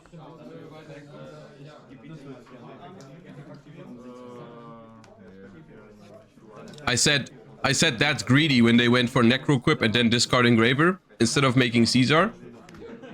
And then I said I would do the same thing. Ja. I love drawing cards, man. Special einen Namen aus dem Grave zurück. Mandatory Looking 1 in der Mitte 2. What's the Sangan in the side deck for? Sangan is a card that I like in Yummy because you can side it for going first. And it is a starter for Yummy. It's a 1-card combo because you can go Almirage and then search a Yummy name and special the Yummy name. Because that effect doesn't activate unless you search Marchmao, which you shouldn't do. But if you search Lollipo or Cookie, you can special those and then play. So it increases your consistency.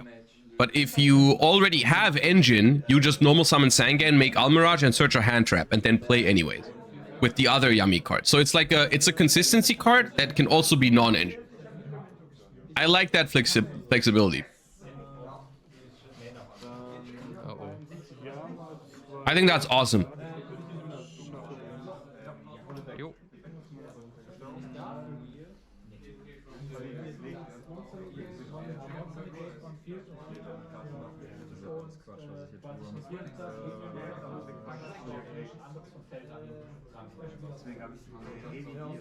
So there just hasn't been a choke point for Ghost Bell yet here, by the way. I'm waiting for something that's worth Ghost Belling.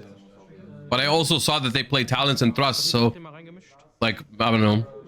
Den Calamity? Ah, ja. Could have belled Yama? Yeah, but like, Bis noch da waren. Ich weiß nicht. realistically, not worth it, I don't think.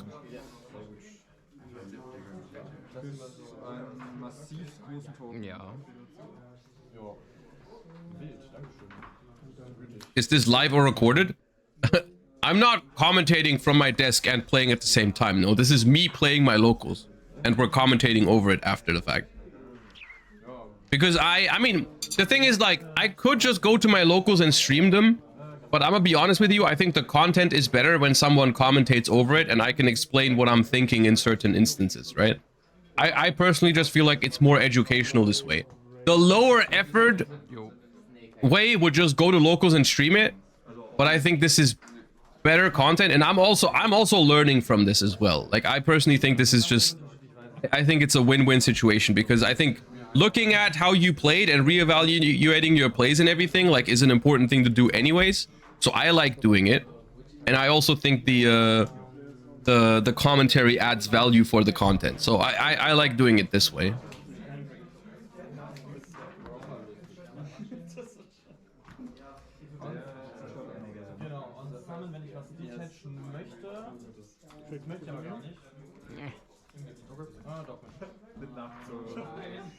Alright, I'm belling the sequence, which that felt like a pretty good choke point to me. You know, I have talents in hand, so preventing Desiree seems good to me.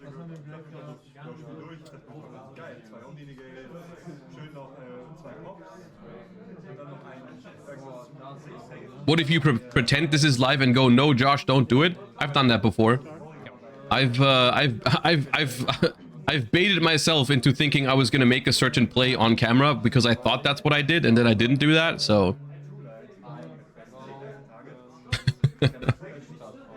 it was with Draco Tail. It was like I looked at the hand and I was like, I should not start with K2 Draco Tail, and then it looked like I wasn't gonna do that, but then I did it anyways. And I was like, God damn it.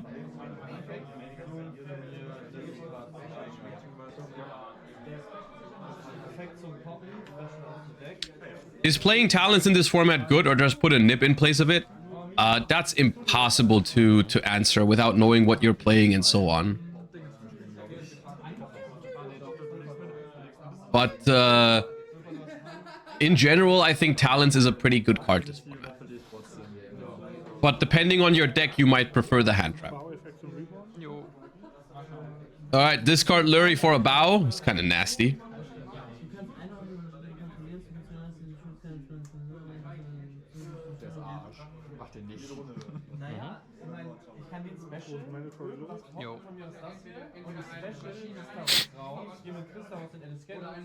Opponent is throwing, didn't set back with Sarama. They said after that the bell on the sequence threw them off a little bit because they didn't expect to get hand trapped at that point because they've already gotten this far.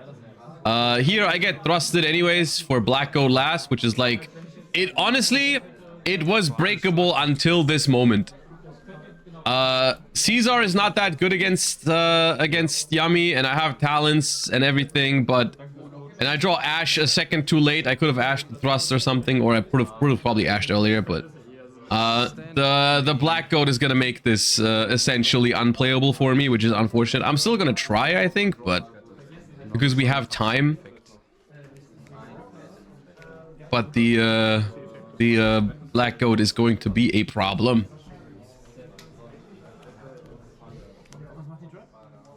Thunder aus dem Grave geboren und ein Attribut von dir ändern. Ja. Ja. This is where Typhon could have maybe bought me a turn to get through this, but the problem is even if I get a turn here, Black Goat like works for 2 turns, right? I make Almirage to try and extend. If they pop with a bow here, my Talents is live. If I have, honestly, if I have Typhon in my extra deck and I go Talents take and then make Typhon, there's honestly a chance for me here, but I don't play Typhon.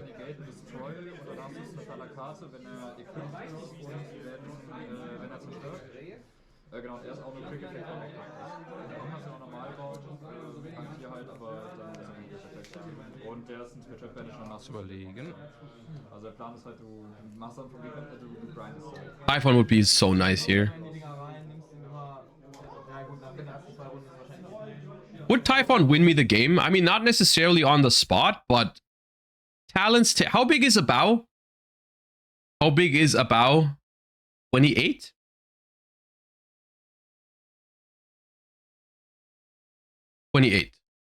So I go... I take the Caesar. I take the Caesar. I make Typhon on the Caesar, which is good because then the engraver is under the Caesar, right? Like I don't have to... Is under the Typhon. Then I detach like the Caesar or the Necroquip to bounce the Abao back, and then I attack over the Starfire, which means there's only a Lurie on the board, and I have Ash for Requiem, right? I could win if I had Typhon here, yeah. Und die müssen alle eine Ich gerne übernehmen. die suchen ja alle selber raus. Also du gewöhnst den Thundercast ab, wenn ich was vom Gegner... Talent take Caesar, surprise special, Cupsy, Linkaribo, and you play. I don't have Linkaribo. Also, I don't see how that plays. Well, I mean, it plays a little bit, but like it doesn't really lead to many disruptions. But I don't have Linkaribo in here either. The extra deck for Yummy is so tight.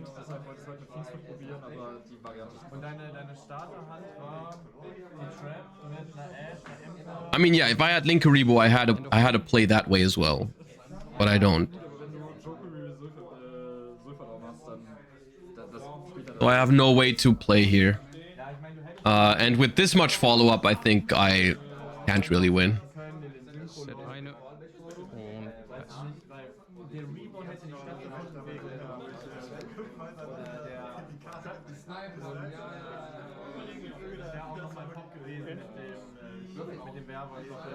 Zieht die oder nicht? Zieht die? Special irgendein Unchained. Ich bait es mal. So yeah, if I had Typhon, this monster would have also been gone. And then I have Ash for Requiem, and they are down to a top deck, I guess. And I have Surprise for follow-up. Yeah, so Typhon could have won this game. But now I have one disruption, which is Ash Blossom, and they have too much follow-up for me, right? They have Engraver in the grave, Requiem that they can still make, an Unchained, a Musket on the board. So like I get cooked here. I think I should fast forward this a little bit, because make Desiree with Sequence, make Agnum Day, send my set, and so on. I play it out because we have a bunch of time, but like I lose this.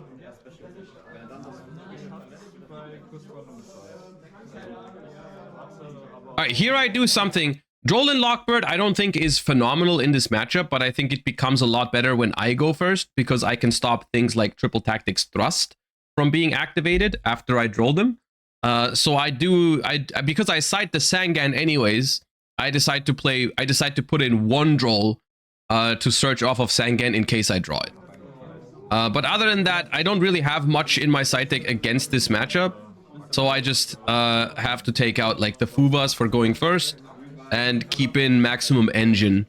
I don't have any like crazy anti-Fiendsmith Unchained cards. And I realize at this point that they're probably playing board breakers as well. So like my thrusts, unless I get Fuvad, which they probably play Fuva, but unless I get Fuvad, my thrusts are also not going to be live. So I even put in the second roll over one of the thrusts.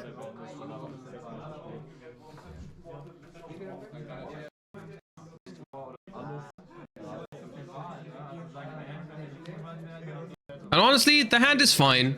You know, I have one of the field spells which you don't want to see, but I have 2 engine and 2 non-engine next to it, so it's a fine hand, honestly.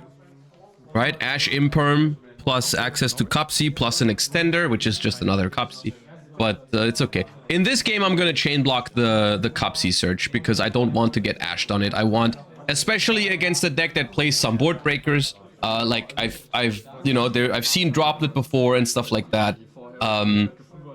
I want to make sure that I have Yummy Surprise.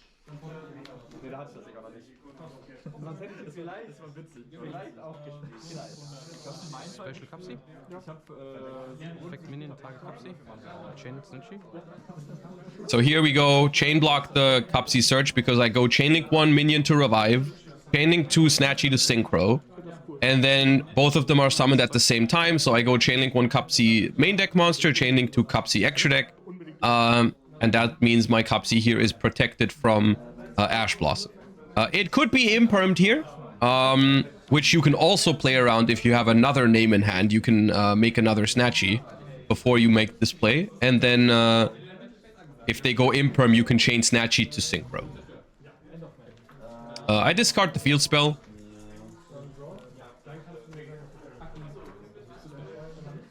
How does it feel to wear a GoPro while playing Yu-Gi-Oh? It feels a little weird when you set up in the beginning of the round, but then once you start playing, I kind of forget about it.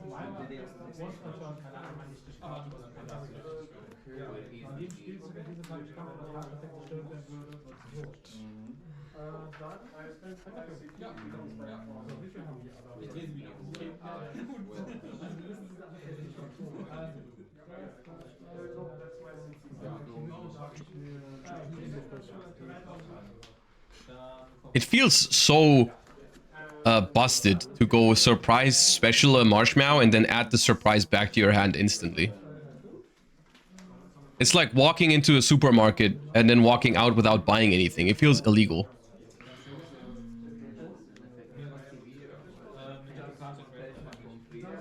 Yeah, this is Herald before Lollipo.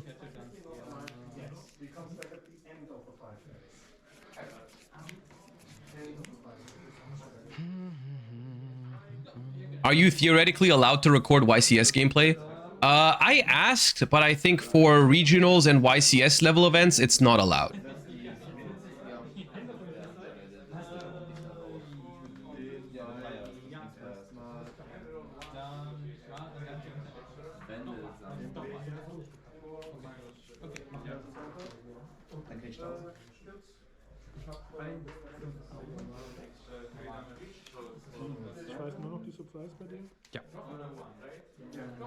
All right, so we have the scary thing about going uninterrupted is you probably know your opponent is about to play some board breakers, especially when they play Unchained Fiendsmith. So at this point, I'm still not feeling. We're not in the clear yet, you know. And first things first, here is the Dark Ruler. It wasn't in their main deck, but it was in the side deck, and it is massive here. So at this point, my board has been reduced to Surprise, Imperm, and Ash, which is still not terrible, but definitely a lot worse than it was just a second ago.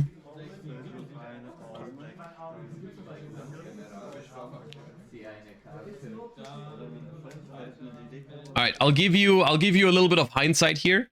They told me after the match that if I ashed this tract, they had 0 plays. But I decided not to ash it because at this point they have a 5-card hand. Their deck is full of combos. I didn't want to ash tract and then get full comboed anyways, especially when I have so few interruptions. Like I only have Surprise, Imperm, and Ash Blossom. I didn't want to use one of them so early. I was trying to hold the Ash Blossom maybe for I was trying to hold it maybe for like the Requiem or something like that. But they actually don't go for Requiem. They go for a Musketeer card, which is a problem, a little bit of a problem because it's a lot easier to apply pressure with normal summon Musket. So that's gonna go ahead and make Max, and Max essentially, yeah, maybe I should have ashed the tract because they play Musket Fiendsmith, right? Against any other Fiendsmith deck, it's probably fine to not ash the tract. But then again, maybe I ashed the tract and they have a Fiendsmith, a Musketeer in hand already, and it doesn't matter. So I don't know. But this Max is gonna apply a lot of pressure to me.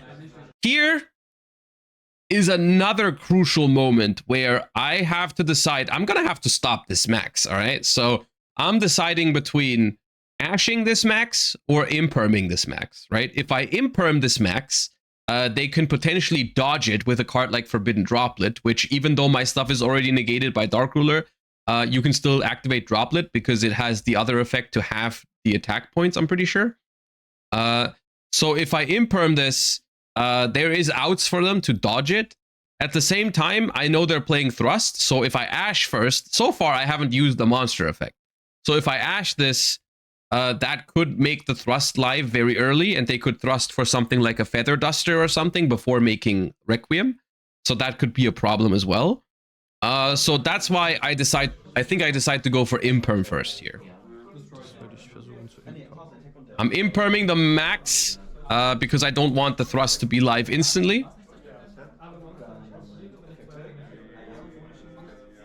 Also, yeah, if I ash this, then they Requiem after, and then I cannot Imperm the Requiem. But I could theoretically, like, Imperm Sequence or whatever.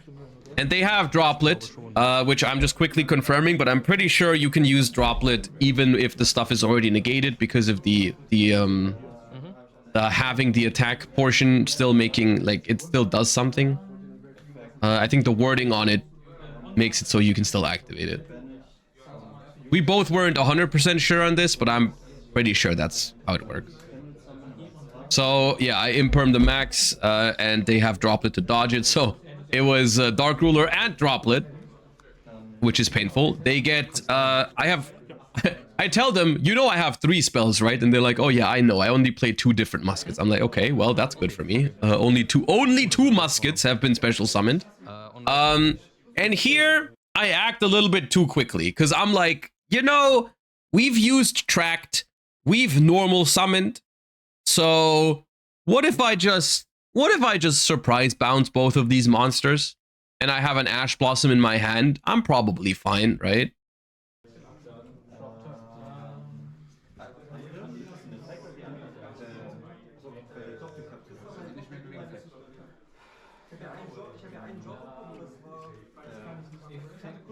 And this is another problem, by the way. This is another problem of the IP Masquerena board, by the way, because right here, I'm using Surprise to bounce 2 of my extra deck monsters. I don't have main deck monsters on the board that I can bounce for Surprise, which would be pretty good for follow-up. You know, if I hadn't turned those 2 monsters into IP Masquerena earlier, I could have just bounced both of those now, which would have been awesome follow-up. And I'm not gonna die because of Dark Ruler, right? Like if I bounce back a Cupsy and a Marshmallow here with the Surprise, my follow-up is nice. You know, I have no problem next turn, probably. Because I went for the IP Masquerena, I don't have any main deck monsters on the board. My IP Masquerena got negated by a board breaker anyways, and now I'm not bouncing main deck monsters. So I don't know, maybe in this matchup, because it wasn't Mitsurugi, I wasn't supposed to make the IP Masquerena. It's very likely that that's the case, because I know they're playing Droplet and stuff to negate my stuff anyways, so maybe I shouldn't have made the IP Masquerena. Because realistically, if they don't have a board breaker, then my board is good enough even without the IP Masquerena, realistically. So I should have probably just not made the IP here. But that's gonna come back to bite me because I'm now I'm not creating any follow-up here.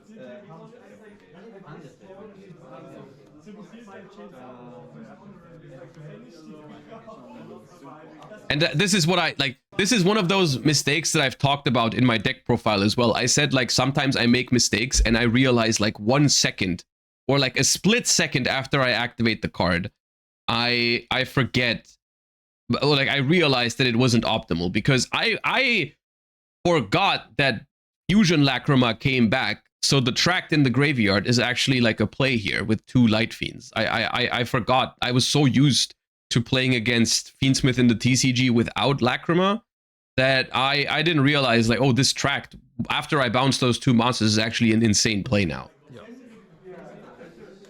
Because from my perspective, it was like, well, they've already normal summoned, they've already used Tract in hand, I have Ash in hand, so like, how do they realistically extend after this surprise? And then I realized, damn, yeah, this card is now in the TCG. So this will be a play for them.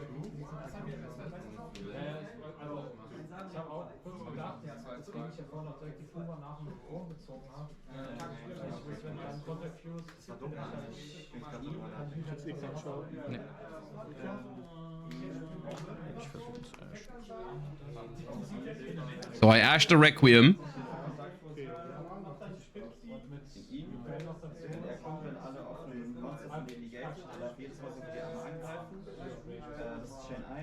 Chain 2, wenn er verbannt wird, kann ich ein DD-Monster wählen.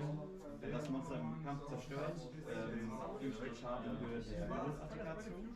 And I'm just praying that they can't play. And even if they can't play, I still have to like kind of top deck a play next turn because I didn't create follow-up.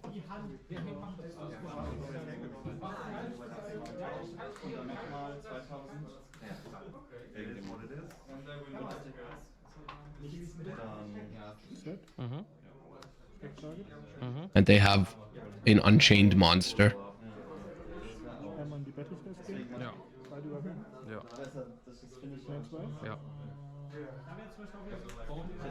Attack both in battle phase. I'm down to 0 cards and they have a sequence in main phase 2.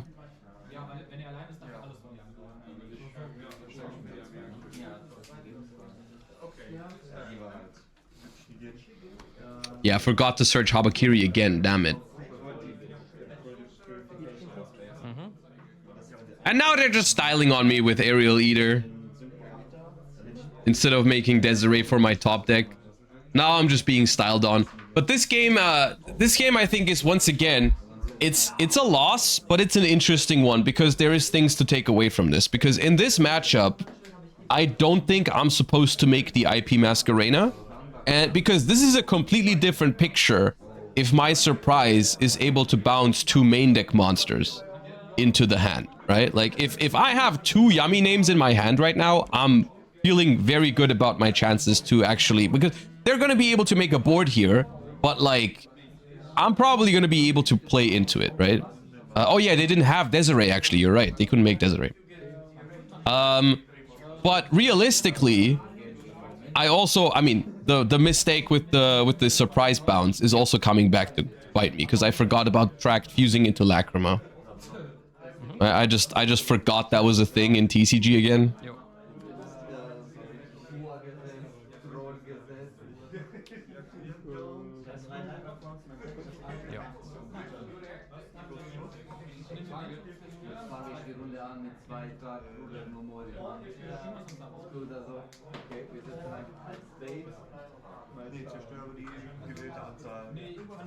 I think going to locals is valuable for this kind of practice. I'm noticing now with my return to TCG that I need more of this kind of practice.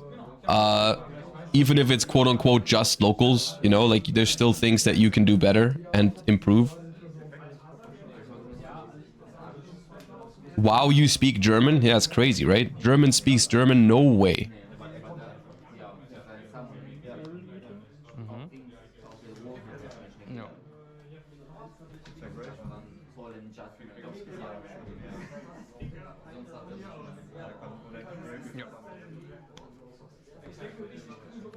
So, unironically, once again, the end board here is Soul of Rage and Caesar, which two yummy names probably beat this. Kapsi. Especially if one of them is Cupsy. Das ist kein Kapsi.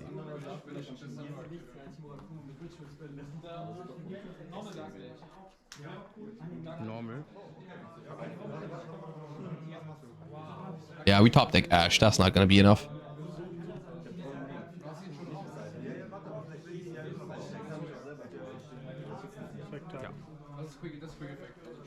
Yeah, I'm just checking if they use Rage on the Almirage, but yeah. Alright, and that is round 3. And I lost 2 rounds so far. Both rounds, I feel like, due to mistakes. So 1-2 at locals, dude. I need to get better with Yummy. It's crazy. It's the same thing I said after YCS Lil. I would say, I would classify these as small mistakes, but it's still something that I used to not make, I would say, in previous formats. Of course, you could also say it's a little bit unlucky that I'm getting punished for them all the time, because every time I make a mistake, my opponent seems to have the answer to capitalize on it. Like when I misplayed against Mitsurugi and didn't see the OTK, they immediately top deck Super Poly to destroy me. But still, those are situations that I shouldn't even be putting myself in, so I can't really complain about that. This is actually round 5 of locals, because my round 4 opponent didn't want to play. They went home. So at this point, this is round 5 with a score of 2-2.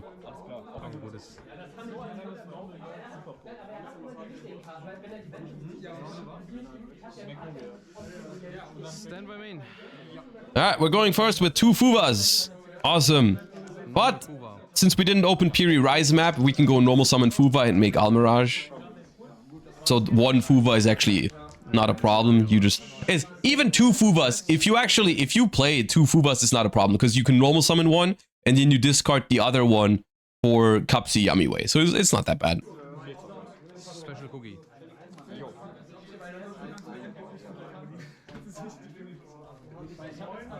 Kapsi-Effekt. Muss der 2 beschwören oder ist bis zu 2? Der sucht 2. Ich meine, der Effekt Zum Austaggen ist bis zu 2. bis zu 2. Ja, das ist okay. Why not Prosp? I like prosping later here because I like seeing, like, at the beginning of the turn, I don't know yet what I want from this prosperity, because I can already play the game, but like I don't know what they're gonna interact with. Are they gonna try to stop me with the Cupsy Yummy Way, or are they gonna try to stop my Cupsy or whatever? Are they gonna Fuva me so I might need more non-engine or whatever, like, or do I need more engine because I get hand trapped and stuff like that? So I'm waiting with the prosperity. Gut, dass ich anfange. Das ist mal wichtig. Dann würde ich Mainly. in einen Snatchy gehen und den Effekt aktivieren.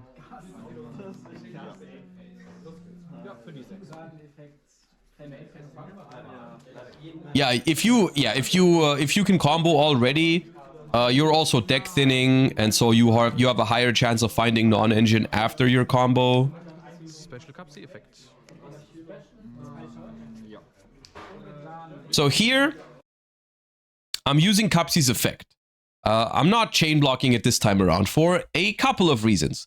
The first reason is I felt like with the opener that I went through, I think they would have ashed Cupsy Yummy Way potentially, but also because I have thrust, so I want to incentivize them to ash my Cupsy so I can thrust for a trap card to turn the thrust into a live card. And it still plays around Impermanent Veiler this way because I have the Snatchy up on the board. So I was okay with doing it this way around. And turns out they didn't have Ash.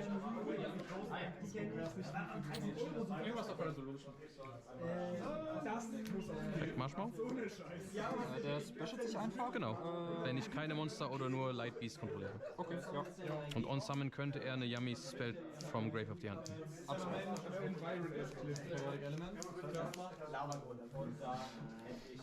I'm putting the Marshmallow in the graveyard here Marcher-Effekt. because I cannot summon it after I make Metal Marcher. Irgendwas hier?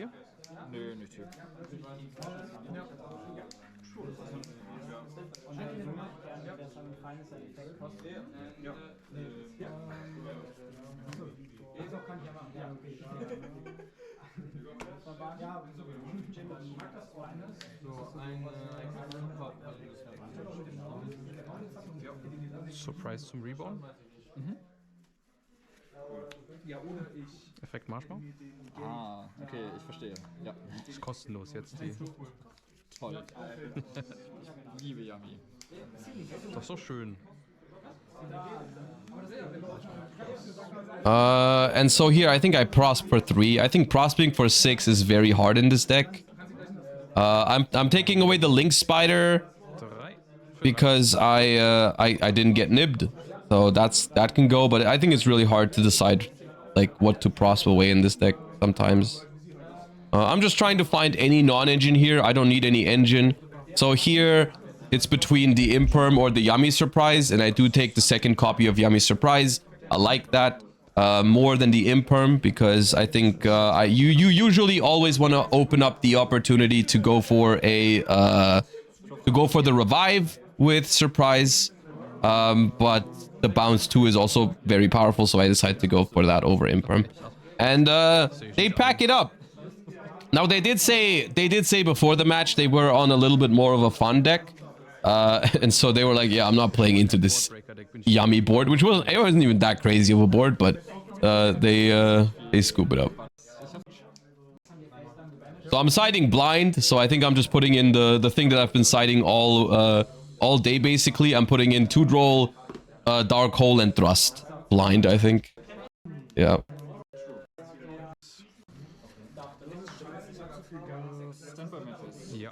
The hand's not bad. You know, we've got Piri Rise Map, Lollipo, Talents, and Called By, and once again Bell as the only hand trap, which feels like the 6th or 7th time, whatever, and it's probably like 3rd or 4th time, where it's like only Bell in my hand as a hand trap. But okay. I'm hoping Bell is good in the matchup because I don't know what it is yet. Do you not side out Called By? Not in this format going second, not blind. Against some matchups, yes, but like against most decks, Called By going second is actually still quite good. Mitsurugi, Herald of the Arclight, all kinds of like, there's so many things you can hit with Called By going second in this matchup, in this format. Does every table have the same playmats? No, this is just my playmat, and we're watching my games every round. And this is like a team in my area, Spot Squad Gaming. So a lot of them have the same playmats. Is all. Yep. But yeah, I did play against like 3 or 4 of them this locals. Yep.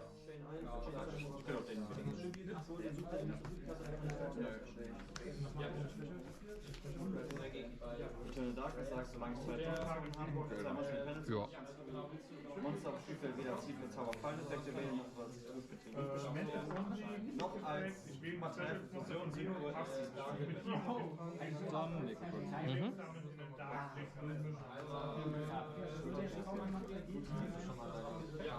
Alright, they go for some Fiendsmith stuff, and at this point, they haven't really revealed. They haven't revealed what kind of deck they're on yet. But we're gonna find out shortly.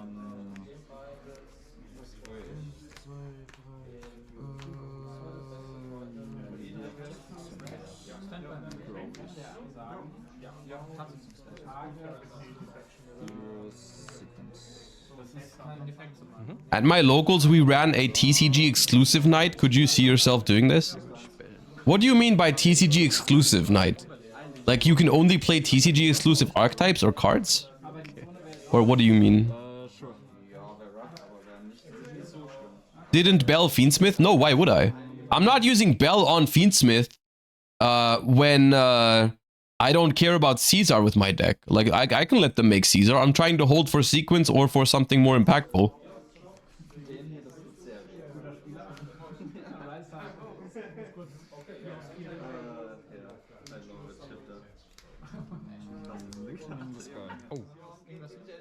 Mutiny in the Sky. which is a miracle fusion for, I think, Fiend or Fairy, Ja, ist ja wie Sequence Resolve eigentlich. Eigentlich wie Sequence Resolve. Ja. which I said like, well, that's just like resolving sequence if I didn't spell that.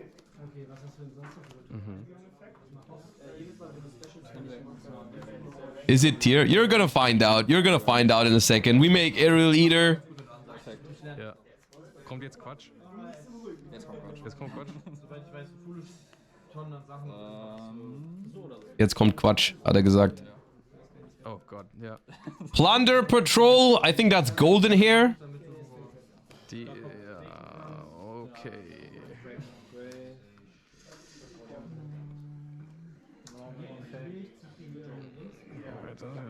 Okay. Which I gotta read up on some of my plunder cards. It's been a while, man. I know the concept. I knew the concept of the deck, but it's been a while.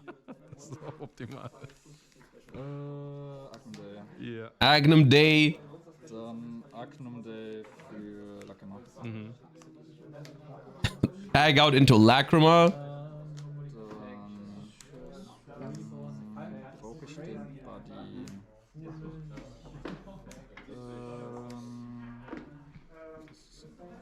Ich brauche den Buddy. Ach, ist das Arsch. Takt. Ja. Link 3 for one body. Yeah, they need the... I think they need the level of Lacrima, if I remember correctly. They want to make like the Plunder Synchro in a second. Golden Hair, Raider. Golden Hair, discard Veiler. I think it summons itself. I don't know why we put the Lurry there, just for fun. Ich wollte halt sehen, ich habe mir das beides angeguckt und das Ding, ich wollte nur so 2 Unicorn, 3 Unicorn und ein Full. Ich wollte schon Nö. volle Cash Engine. Ist okay. Auch noch ein Rice hat, ein So we make level 8. Oh Gott, ja. Ja. Ja. Plunder Patrol Ship. I think that one's Yord. Takt Golden Hair. Ich krieg irgendwie einen Token oder so. Die kriege ich auf die Hand, er geht in die Scale und der Scale ist dann der... Which adds one from your grave to your hand and then goes into the scale, and then in the scale it gives both players a token, which funnily enough is a light fiend token. So if you, they said it's very frustrating when you play against Fiendsmith, because you give them a light fiend. And I think I can make Link Spider with it in my Yummy deck, so it's a very unfortunate situation to be in this format. Because you're giving your opponent a light fiend token, which is very bad against every Fiendsmith deck and every Yummy deck. Okay. Bliss macht. Monster... So, dafür wähle ich eine Plunderkarte ab. Ja. Und wenn er zerstört und wenn er equipped ist, suche ich danach eine Plunderkarte. Und wenn der Mainphase Quick Effect kann ich ein Plundermonster von Spell Zone oder von Hand specialen. Okay. Genau, das ziehe ich ein. Okay. Dann... Der ist equipped an den. Genau, der ist equipped. Ja. Die Magnite Columns. Oh, ja, ist wichtig. Dann setze ich 2 und... Pass an sich. Okay, dann. alright, so I do get to keep the token. Hoover for turn, awesome. Dann. So, nochmal erst Monster negate und kann den Special theoretisch. Und So, dann kann den in eins vom Extra taggen mit dem gleichen Attribut wie was ich auf dem Feld habe oder auch im Friedhof? Feld oder Friedhof? Feld oder Friedhof. Okay. Stand by main. So this is, I think, I just said it in German, but I'm pretty sure this is a monster negate, and then it summons out the, I think this is Blackbeard from the spell trap zone, and Blackbeard is like a quick effect to tag out into another one from the extra deck. Fange ich an mit Piri Rice Map. Something along those lines. Which seems breakable depending on what the back row is. I don't think I have info on what the non-engine is at this point, but it seems breakable. So I go Piri Rise Map, which once again is going to make me unable to normal summon the Fuva here. I'm going to have to normal summon the Cupsy if I want to use its effect.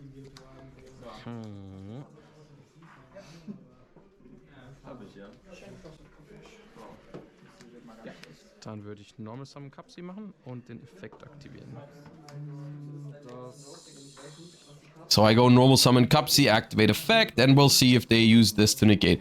So this is discard a plunder card. I think it negates and destroys. I'm not entirely sure though. Hab leider keine. Das ist okay. So negate, destroy, and search for a plunder card. So he said I could ash it, but I didn't have ash. Irgendwas on res.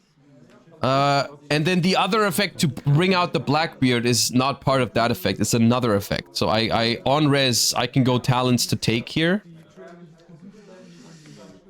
The way this works out is very funny. So I go talents to take, which basically forces them to bring out the Blackbeard now. And then I can take the Blackbeard, because Blackbeard would be tagging out into more disruption. Yep. So they bring out Blackbeard. Since the fusion monster has already used its effect, I'm gonna take the Blackbeard now, because I don't want to deal with that. And the only reason why I can play now is because I can make Link Spider with the because I can make Link Spider with the token. I can now special my Lollipo, Special. which is awesome. Thank you for the plunder token.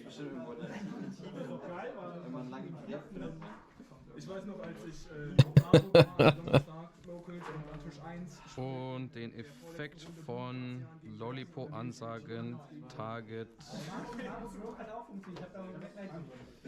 So the problem here is I have a graveyard interruption with the Lollipo, but there's like any of the Fiendsmith cards, it's not really worth going after right now because the Lacrima can just chain. Like if I target Agnum Day, they go chain Lacrima, target Agnum Day.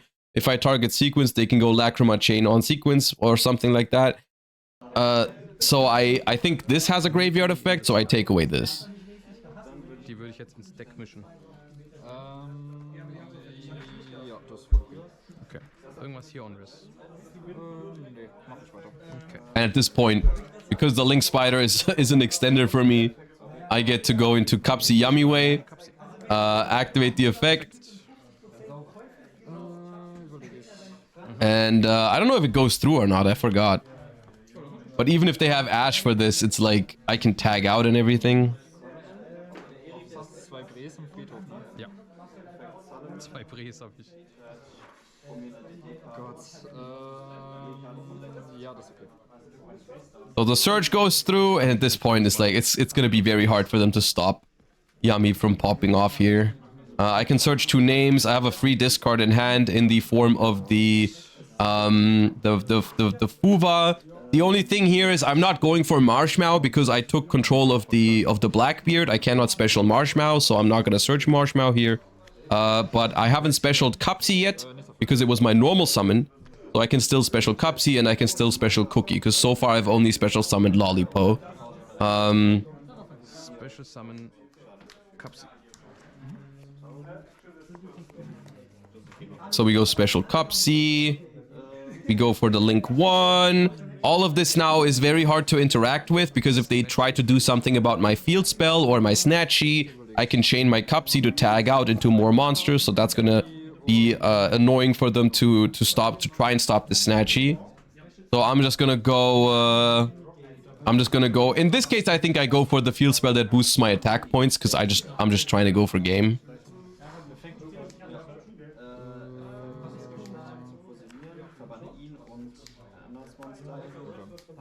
So they try to imperm the Snatchy actually. Da würde ich Cupsy chainen. Jo, das ist okay. Oh, I actually don't know if I can go for game then this turn.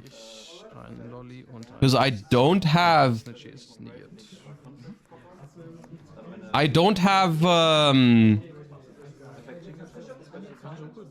Hand kann eine oder zwei? Marshmallow and I don't have minion access, so I don't think I win this turn. Yeah.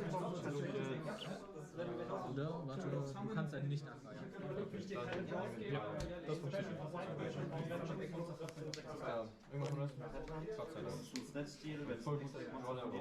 Deswegen war ich auch so nicht, dass ich nicht drücke, nicht gut. Freue mich sowieso nicht. Ja. Ich würde einen Cookie Special.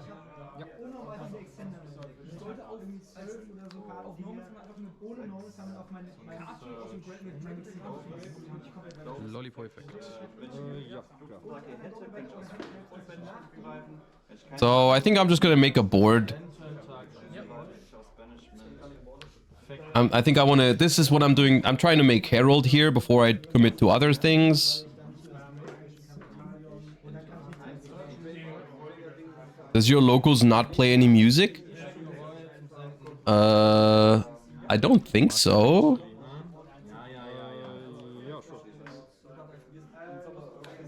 but I haven't really paid attention to it. Der hier, was macht der? Normal, dann kann er irgendwas. Nein, nee, nicht Ensemble. Ich kann den Effekt ansagen, ich schieße eine Memento und fühle ich 2 Mementos. Maybe they have music. I don't know. Die ist Quick Effect Drops. Ich biete als Tribut an. Also das ist Grand Breakout. Muss also auf dem Feld sein. Ja, ich biete einen als Tribut an und schwäche den Goblin aus dem Deck. Aber wir gehen mal davon aus. Ich kann Goblin beißen. So here it's probably just going to be SP Little Knight using the Blackbeard, just so the Blackbeard goes into the graveyard. I haven't purged this game, so I can use the SP here, which is nice. SP. Targetless. Trying to banish the fusion with SP. I have an Omni. I have interruptions on their turn. It's pretty nice here. Also du weißt, dass ich keine Interruption habe. Jetzt zeigst du mir mal deine Kombo. Can't attack directly, so no damage. Dann direkt angreifen darf ich nicht. Wäre ich fertig. Pass turn. Ja. Oh no, forgot to set the Called by the Grave. Unless...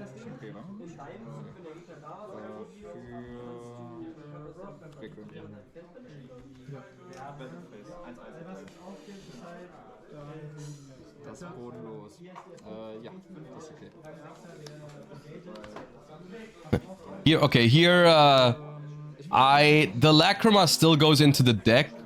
We forget about that for a second, but we fix it in a second because I realize after they draw that, like, the Lacrima should still go into the deck. So, it should have been the Lacrima, I think, because it's Lacrima effect, target Requiem. The Lacrima should be shuffled into the deck, so they just put the card back they drew and then reshuffle. Was whatever. Round 5 at locals, I'm just gonna believe that they put back the card they drew. It's not that serious. Ist besser als vorher oder schlechter? Weiß ich noch nicht. Nicht, dass ich da durchspiele. Das ist das Problem. Stepperman. Ja.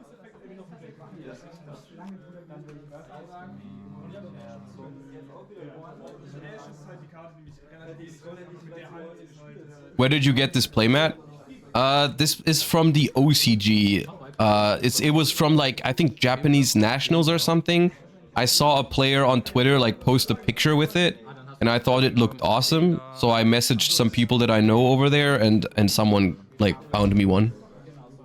All right, we get impermed on Herald of the Arclight, which I feel like is step 1 to a successful board break here. Kurz mal überlegen.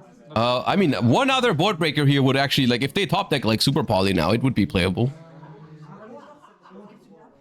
How much? I don't remember. It wasn't on the cheap side, but it also wasn't super expensive, but I really don't remember the number.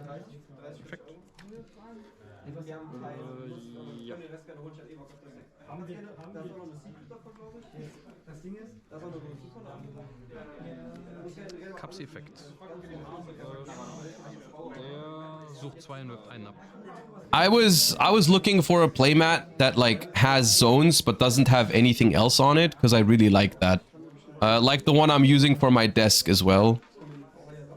The blue one from YCS London. I like it for, especially for content creation. I like it because it's not, I feel like it's less confusing when there's less going on the playmat, but I still really wanted zones.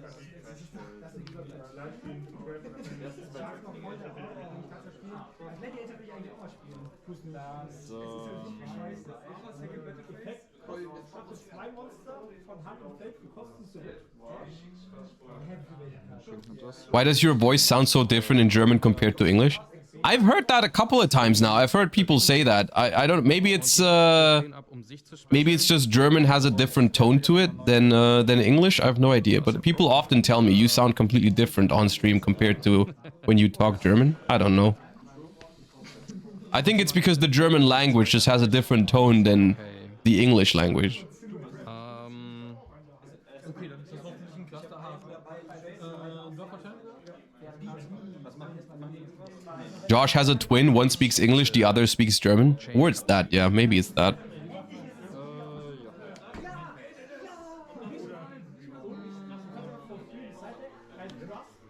Snatchy.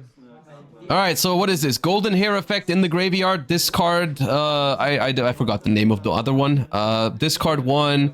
I believe the one that we discarded is gonna summon one from the deck or something like that. I don't know if it's that good actually. But I tag out in response into Snatchy and Lollipo. 1, 2. This is going to summon back.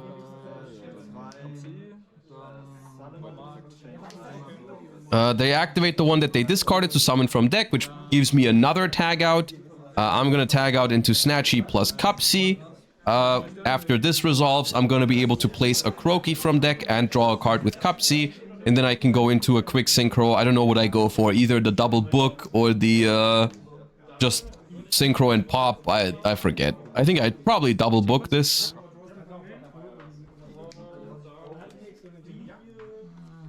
Okay, hast du Trigger? Ich habe keine Trigger. Okay, dann hätte ich Chainlink 1 Cupsy, um entweder zu suchen oder zu ziehen. And we're doing Chainlink 1 Cupsy, Chainlink 2 Snatchy, of course, because I don't want to draw the field spell. You don't want to. You want to get the field spell out of the deck before you draw here. Ich würde ziehen mit Cupsy. Du hast Draw a Dark Hole. die ich nicht kenne. Du kennst keinen davon, ja. Dann hätte ich hier Snatchy-Effekt. Das ist okay. Snatchy into Cookie. Cookie double book. Is probably gonna end the turn. Für Cookie-Effekt target die 2, um sie zu gucken. Nee, wenn du SP baust, dann baue ich aus SP und Tripper den Knechten, den ich einfach vergessen habe. Even if they can still play. I mean, I have SP to tag out. I have the Synchro to tag out to make another Synchro and then pop with a Croaky.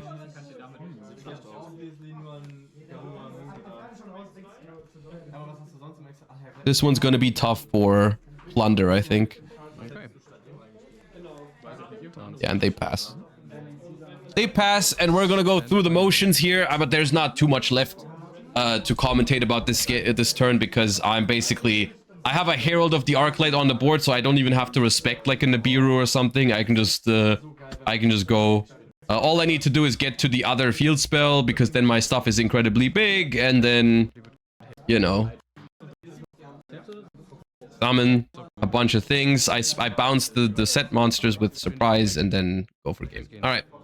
And that was locals with my yummy deck from YCS Lil. I'm be honest with you, I think what I like about this deck is I feel like it produces a lot of good games that are worth talking about.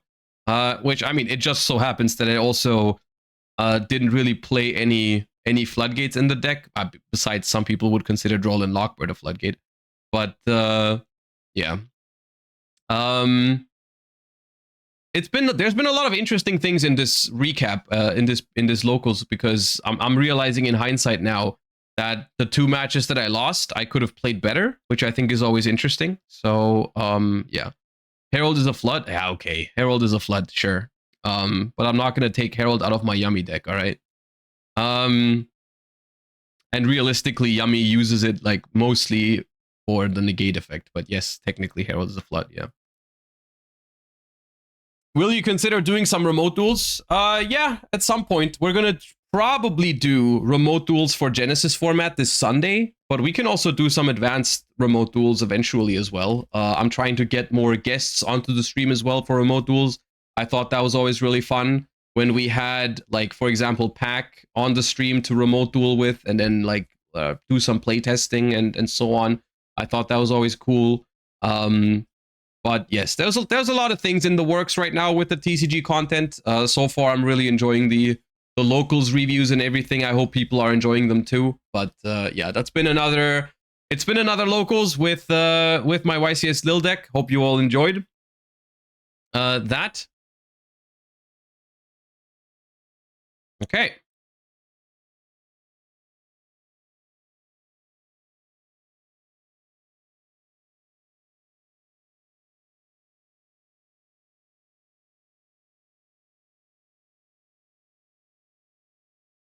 When Genesys? We're probably doing a lot of Genesys tomorrow. Like I said earlier, we're gonna have Steven Santoli as a guest on stream tomorrow as well. to talk about his experience playing YCS Anaheim and playing the YCS Anaheim Genesys Invitational as well. I want to pick his brain on some Genesys stuff, and that's gonna be interesting. So we're gonna do some Genesys format talks tomorrow. Any changes you'll make to the deck? For now, like, I think the list was fine, to be honest with you. I think the games that I'm losing with the pure Yummy deck are mostly because I'm not playing it perfectly, which I think shows that the deck list is fine, but I just need to be better with it. Because I will say one thing about like the pure Yummy deck is like, in a way it's pretty punishing for mistakes, because it's not broken enough to really make up for those mistakes, right? Like when you make mistakes or when your opponent has the right board breakers and stuff like that, the deck will be beaten. So you really have to, I feel like pure Yummy is a deck you have to play almost perfectly to maximize your odds of winning, whereas like some other more broken combo decks in the format, maybe if your opponent doesn't have the right hand traps or whatever, it's not that bad if you mess up. But that does not personally discourage me from playing the deck, even though I still need to play it better. But yeah. All right. Anyways, y'all, we're gonna call it a day a little bit earlier today because I realized I have to bring something to the post office. I almost forgot about that. So I need to get going before they close. I hope everyone enjoyed the stream today. I thought it was a fun time. Hope you enjoyed the locals POV as usual. I don't know yet what I'm gonna bring to next week's locals. So I guess let me know what kind of decks you would like to see for next week's locals POV. And also the what's it called? My locals have, I asked yesterday and they said they are gonna do Genesys locals as well. So I'm gonna be able to record Genesys footage at locals soon, TM. I don't know when, but there will be eventually Genesys locals there as well. So I'm gonna have the option to film advanced locals and Genesys locals, which I think is gonna be awesome. But yeah, that's I don't know exactly when. It's not yet, but eventually they will. So I hope everyone enjoyed the stream. Thank you so much for tuning in. I hope you all have a wonderful rest of your day. I hope you tune in tomorrow, and yeah, I'll send you guys over to who's live. Bronas is live again. All right, Bronas is playing Master Duel right now. Eventually, also for the people that are usually watching for the Master Duel content, we will return to some occasional Master Duel streams as well. We're gonna try Orchest Mitsu at some point, maybe over the course of the weekend, maybe next week. But you know, yesterday streaming Master Duel yesterday was fine to me. It was all right. So I kind of want to do a little bit of everything. You know, I want to do Master Duel. I want to do TCG. I want to do it Genesys. So we're probably gonna stream Orchest Mitsurugi or Orchest whatever at some point as well. So I'll send you guys over to Bronast. You guys have a fun time over in that stream. Hope to see you guys tomorrow, and have a wonderful